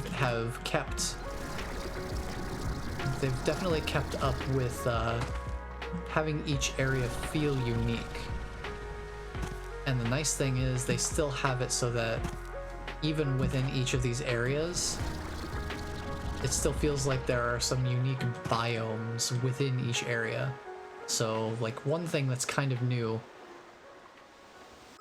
is that we have these little areas called the tide pools. They're like these little beach areas. You can see some more of them here. There's some more of them, there's some of them here over in the Ember Valley. But the tide pools are just this nice little beach area, and they're not tied to a specific zone. Like, each area in the game has its own little tide pool zone to go with it. So it's nice to have kind of like, I guess, a global biome in a certain way. It would be, I guess that'd be one way to describe it.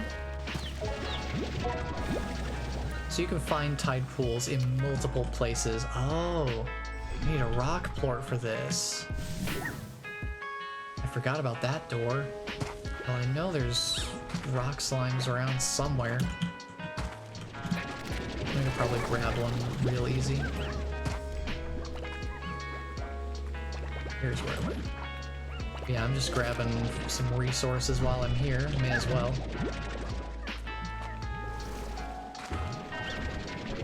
Excuse me. Trying to grab my resources. Alright, it's getting a little dicey in here, so I'm gonna move along. But yeah, there's a lot to explore, a lot to find. Lots to see and do, and this isn't even all of it. Like, this has just been the early access. So I want to go drop these off in the refinery real quick, because I need to grab one of these rock plorts before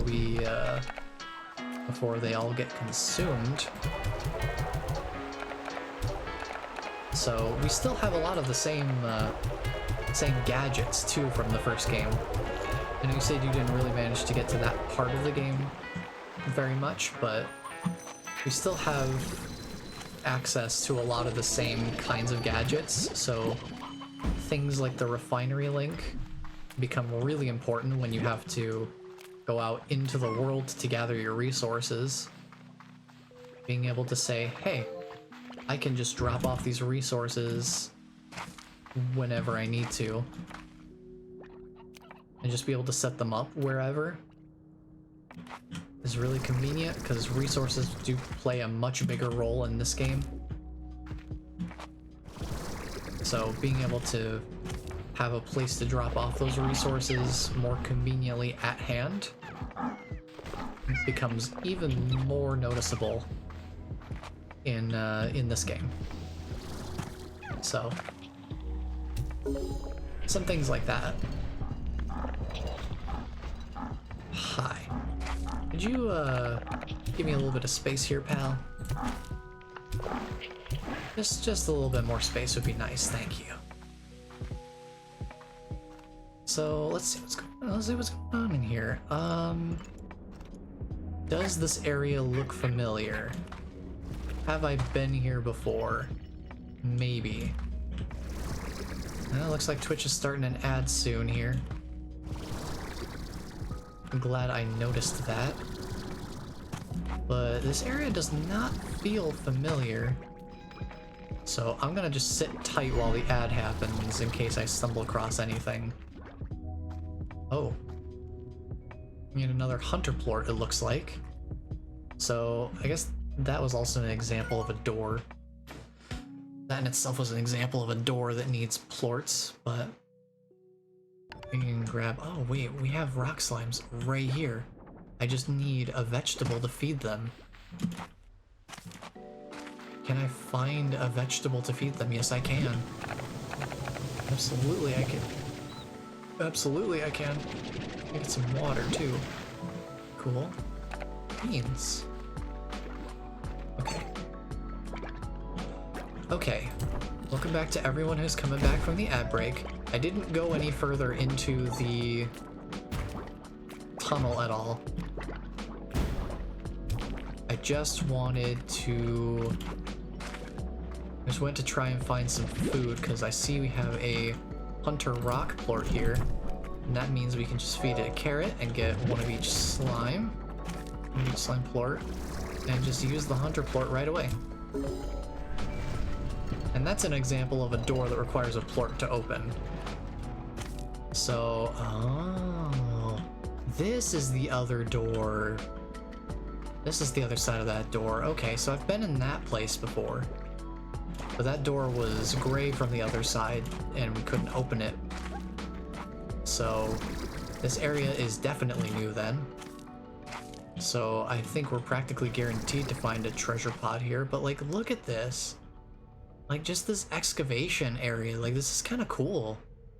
Just, like, this area in itself was worth coming over here. It looks cool. And you know what? Considering that there's not really anything technically back here right now, like, there's no treasure pods, there's no, like, particular reason to be back here, wouldn't be surprised if this linked up to to an area for a future piece of content. Wouldn't be surprised at all if that was the case. So, yeah, since the treasure pod's up here, maybe that will be another access point to new areas. Who knows? But we have officially gotten up to 22 out of 24 treasure pods, which is the same as what we've been able to do in the Ember Valley. So as far as the early access content goes, we're only missing 4 treasure pods now. Now, I'm not completely done exploring this area yet. I do want to check out a little bit more before I call a stream. But I do need to be wrapping up pretty soon because it's getting closer to dinner time, and I've been streaming for a while. I can feel the strain a little bit on my voice, but not too bad. Just want to make sure I don't push it too far, especially since I am planning to do some spooky streams this month because we got spooky month. I want to do spooky streams. So regarding that, I am planning to start with Phasmophobia as the first spooky game I play.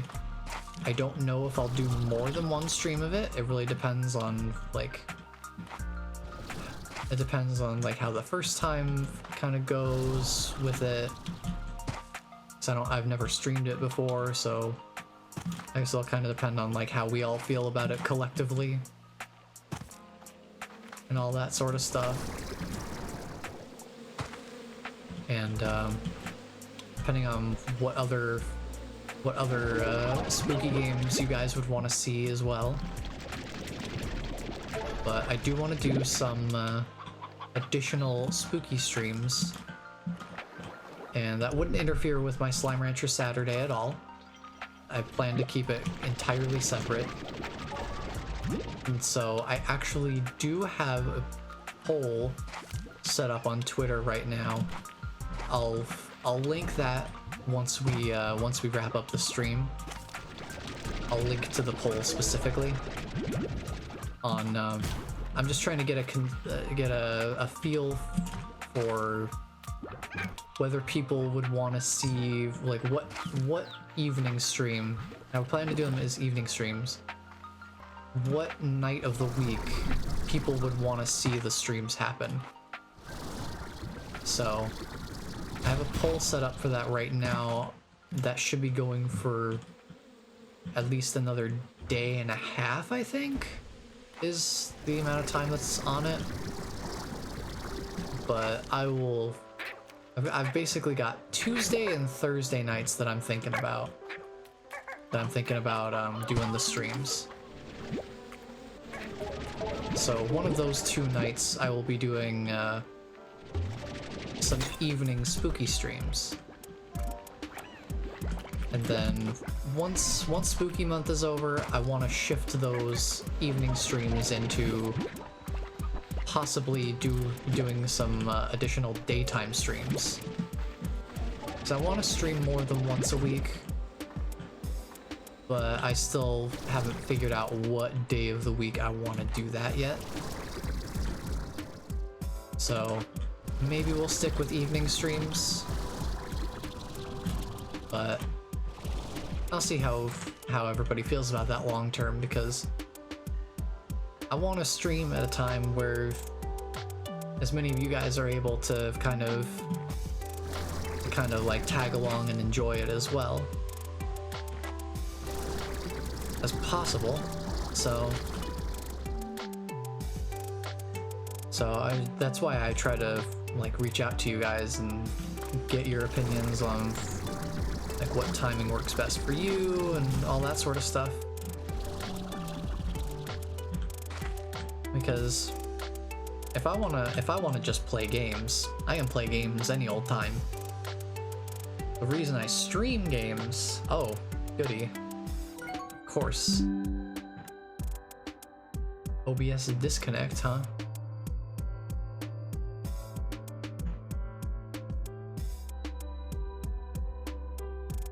OBS, why you do this to me? Are we back?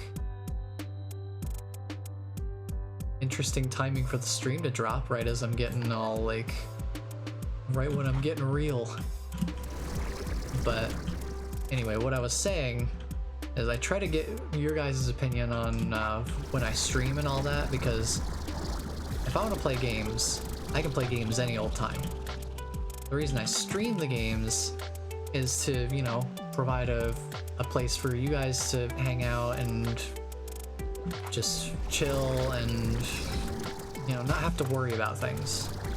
And to be able to just share some of the good times that come from, you know, a session of gaming.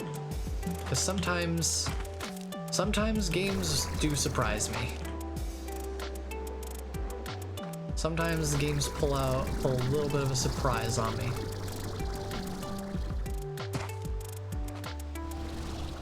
And it's fun to share some moments like that. So ultimately, obviously I try to schedule things for what I'm actually available for, but I do want to try to make the stream accessible to as many people as I can,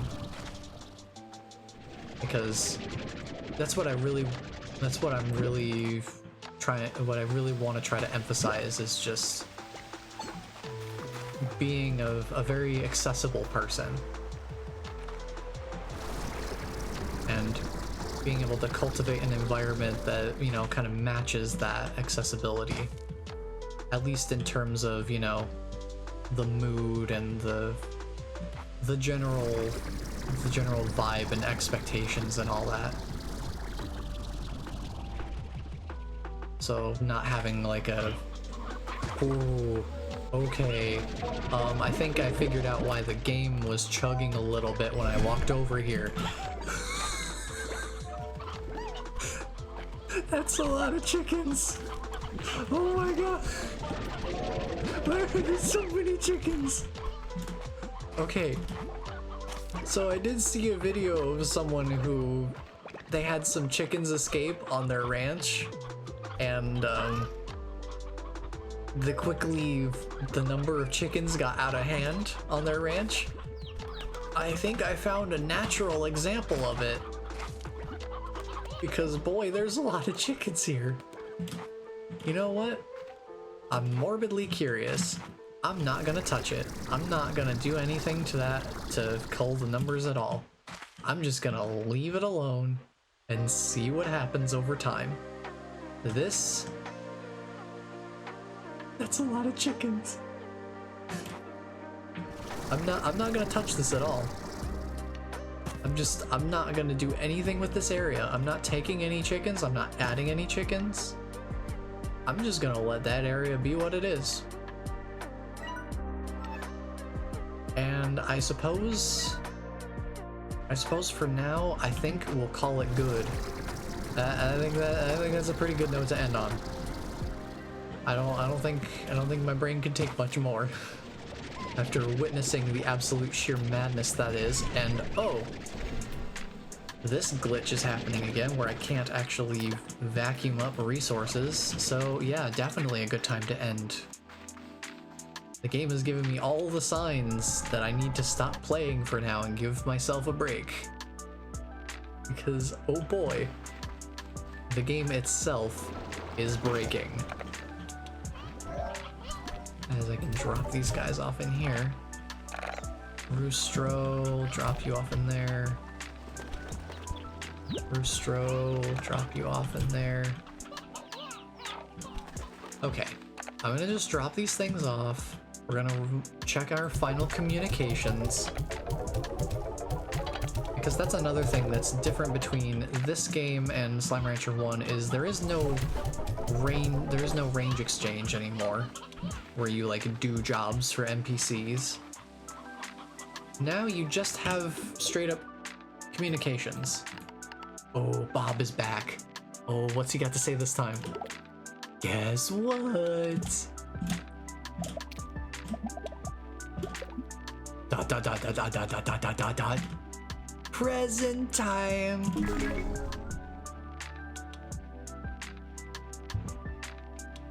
You know, somehow it feels really, really appropriate that Bob would give me a rock clump as a present. Also, the slime in the middle changed. That was a quantum slime. Now it's a tabby slime by the looks of it. Thank you, Bob. Very cool. Okay, so yeah, I'm not gonna worry about the upkeep and stuff because I'm gonna be ending this stream. We'll craft one last upgrade though. But yeah, this here is the conservatory. This is your starting ranch area. Just this nice little conservatory area. And like the first game, there are expansions off to like the different sides where you can expand the ranch out to, and there's some different natural resources amongst them. But this research lab is always accessible from the very beginning of the game. All you have to do is walk right down here. It's just readily available. So no worries about being able to access your upgrades and stuff right away. You have access to them immediately. So you have no problems with that at all. You can also see like an example of a treasure pod that's been opened for analysis. There are, I believe that tunnel connects to the Rainbow Fields, the first area of the game, so you have a little bit of an example of the looping around nature of the game. But in any case,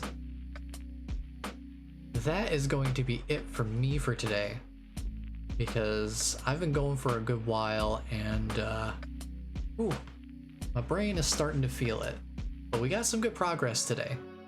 We took care of almost every single Gordo. We know where the last one is for early access at least. And it's not very difficult to feed them and get that taken care of. Actually, you know what? I want to do it. I want to do it real quick. Let's see. Let's just pull some of these guys out. 20 should definitely be enough. We have the ability to go immediately to the Starlight Strand. We have a portal specifically for this. Just go... Where is he? He's over there, actually. We actually need to use, like, the... We actually need to use the other portal, would take us way closer. So what I should do, in actuality, go over here, grab the dash pad, and then run over to the shortcut portal over here will be way more efficient in terms of actually getting there quickly, since it links up to that specific spot. It's like almost exactly where we need to be. So that's pretty handy. So we found all the treasure pods in the Rainbow Fields. That's pretty cool. We found all but 2 treasure pods in the... Found all but 2 treasure pods in the Ember Valley. And we have found all but 2 treasure pods in the Starlight Strand, the area we're in right now. I'd say that's pretty darn good. Hello, Angler Gordo. I wanted to feed you up. Yep, there we go. All good. And it gives us a geyser to go back up there. So, you know, not a big deal. But hey, you know, we got it taken care of. Now at least we don't have to worry about it being a thing that we have to come back and do some other time. So now the only things we've got left, now we've gotten every Gordo fed. So, even better. Now the only unaddressed business left for the next time is there's still 2 treasure pods in the Ember Valley that we need to find, and there are still 2 treasure pods in the Starlight Strand that we need to find. Other than that, I think we've pretty much done everything that Early Access has to offer, to be honest.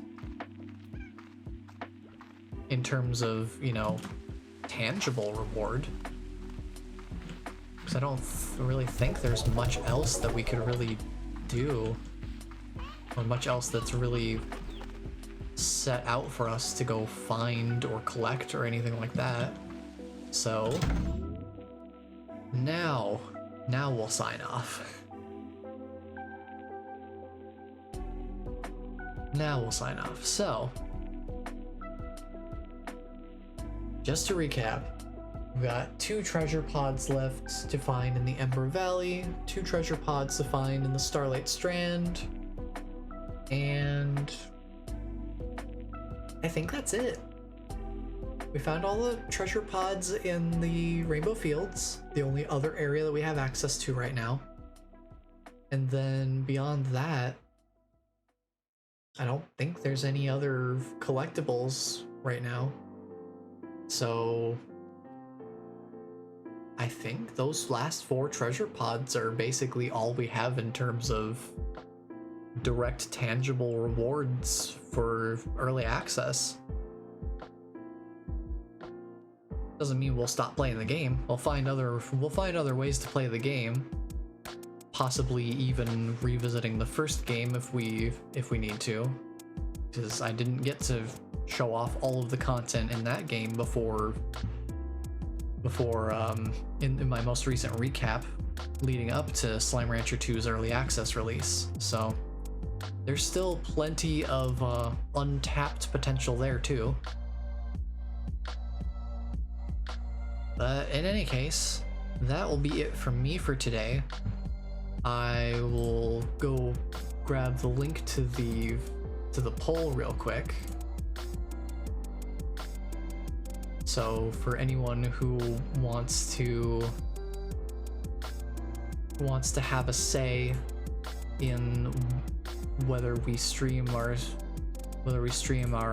do our spooky streams on Tuesday nights or Thursday nights, here's a link to that poll right there.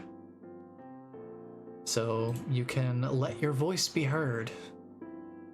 Because I want to make sure that if I do a spooky evening stream, that people are able to have the best chance to, you know, be involved and enjoy it. Because without you guys, I'm not streaming to anybody, you know?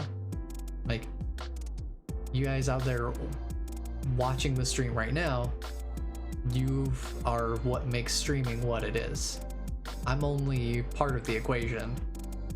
If I wanted content to be about, you know, like just me and like what I can do on my own in terms of making the content, I would probably be doing like specifically YouTube videos, like Let's Plays or something like that. I value the interactive part of things. I value the being in the moment with people. That's why I stream rather than doing, you know, recorded and edited content. So I value your guys' opinions on things like when would be the best times to set up streams for things like this. So there's the link for that is there. And I suppose I should do the general plugs as well for links. I have to see if I have these commands set up. I haven't used them very much, so I don't remember if they're set up or not, but I have, there's a link to just my general Twitter. I do stream updates there. I do a pretty good job about that. And I do also post about some other things too. I retweet and give likes to other stream friends. So if you're looking for other people in the Twitch community to go check out stream-wise, then I retweet some people's stuff there. And as far as other stuff that I do online, I have started making a habit now that I have a better computer. I can actually record my streams directly while I'm streaming and take those archives and put them straight up on and just get them ready for YouTube. So I also have the YouTube channel where I put up the stream archives so that they will last beyond Twitch's VOD deletion, where it only lasts for I think 14 days. Since I'm at affiliate level, it's 14 days. But on YouTube, it lasts forever. So I put the stream archives up on YouTube, and those usually come out. I've been trying to have them come out, you know, no more than like a day after the stream that they happened. So I'm usually pretty prompt about that. And I do post some other stuff on there. I've got some music projects up there that I've posted. I've got the occasional meme every once in a while. I do make a meme. So I've got that up there. And the last thing I will put out there is I do have a Discord server. I haven't done too much with it, but if seeing some like work in progress updates about my music tickles your fancy at all, that's a place that I put up my work in progress for whatever music project I happen to be working on at the time.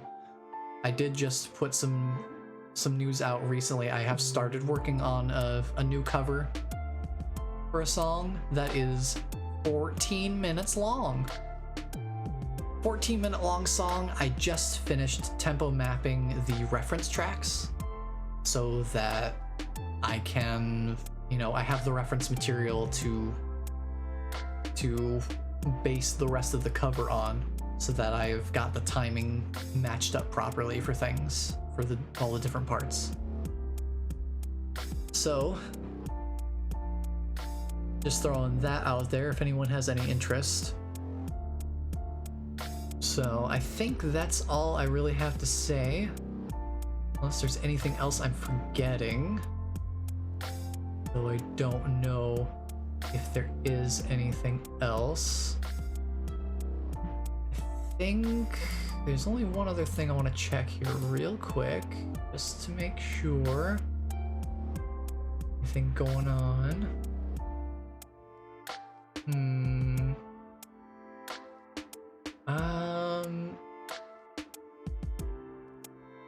Let me double check something real quick. Because it's kind of a rare opportunity I have here. I just want to make sure that this person's still going to be going for a while.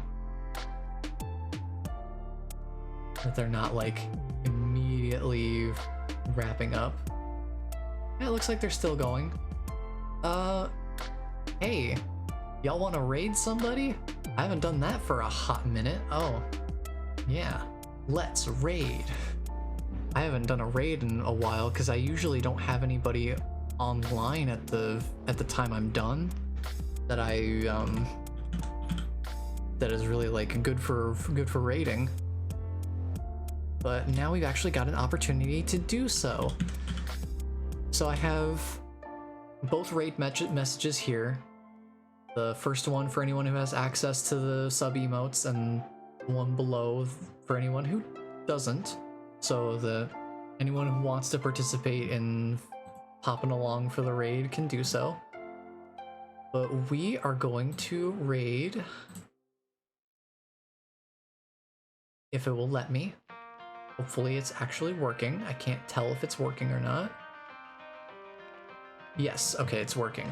We're gonna raid the 8-bit drummer because, boy oh boy, if ever there was a combination of two great things, wholesome streamer and great musician, 8-bit drummer is absolutely the culmination of these two things. So for anyone who's got an interest in another wholesome stream, 8-bit drummer is definitely worth checking out. So we'll pop on over there and just kind of enjoy the vibes, because 8-bit drummer's always got good vibes. There's like, I've never seen him really have a bad day. Like, the man is just an absolute beacon of positivity, and I really, really idolize him for that. So we'll head on over and give him a little bit of love.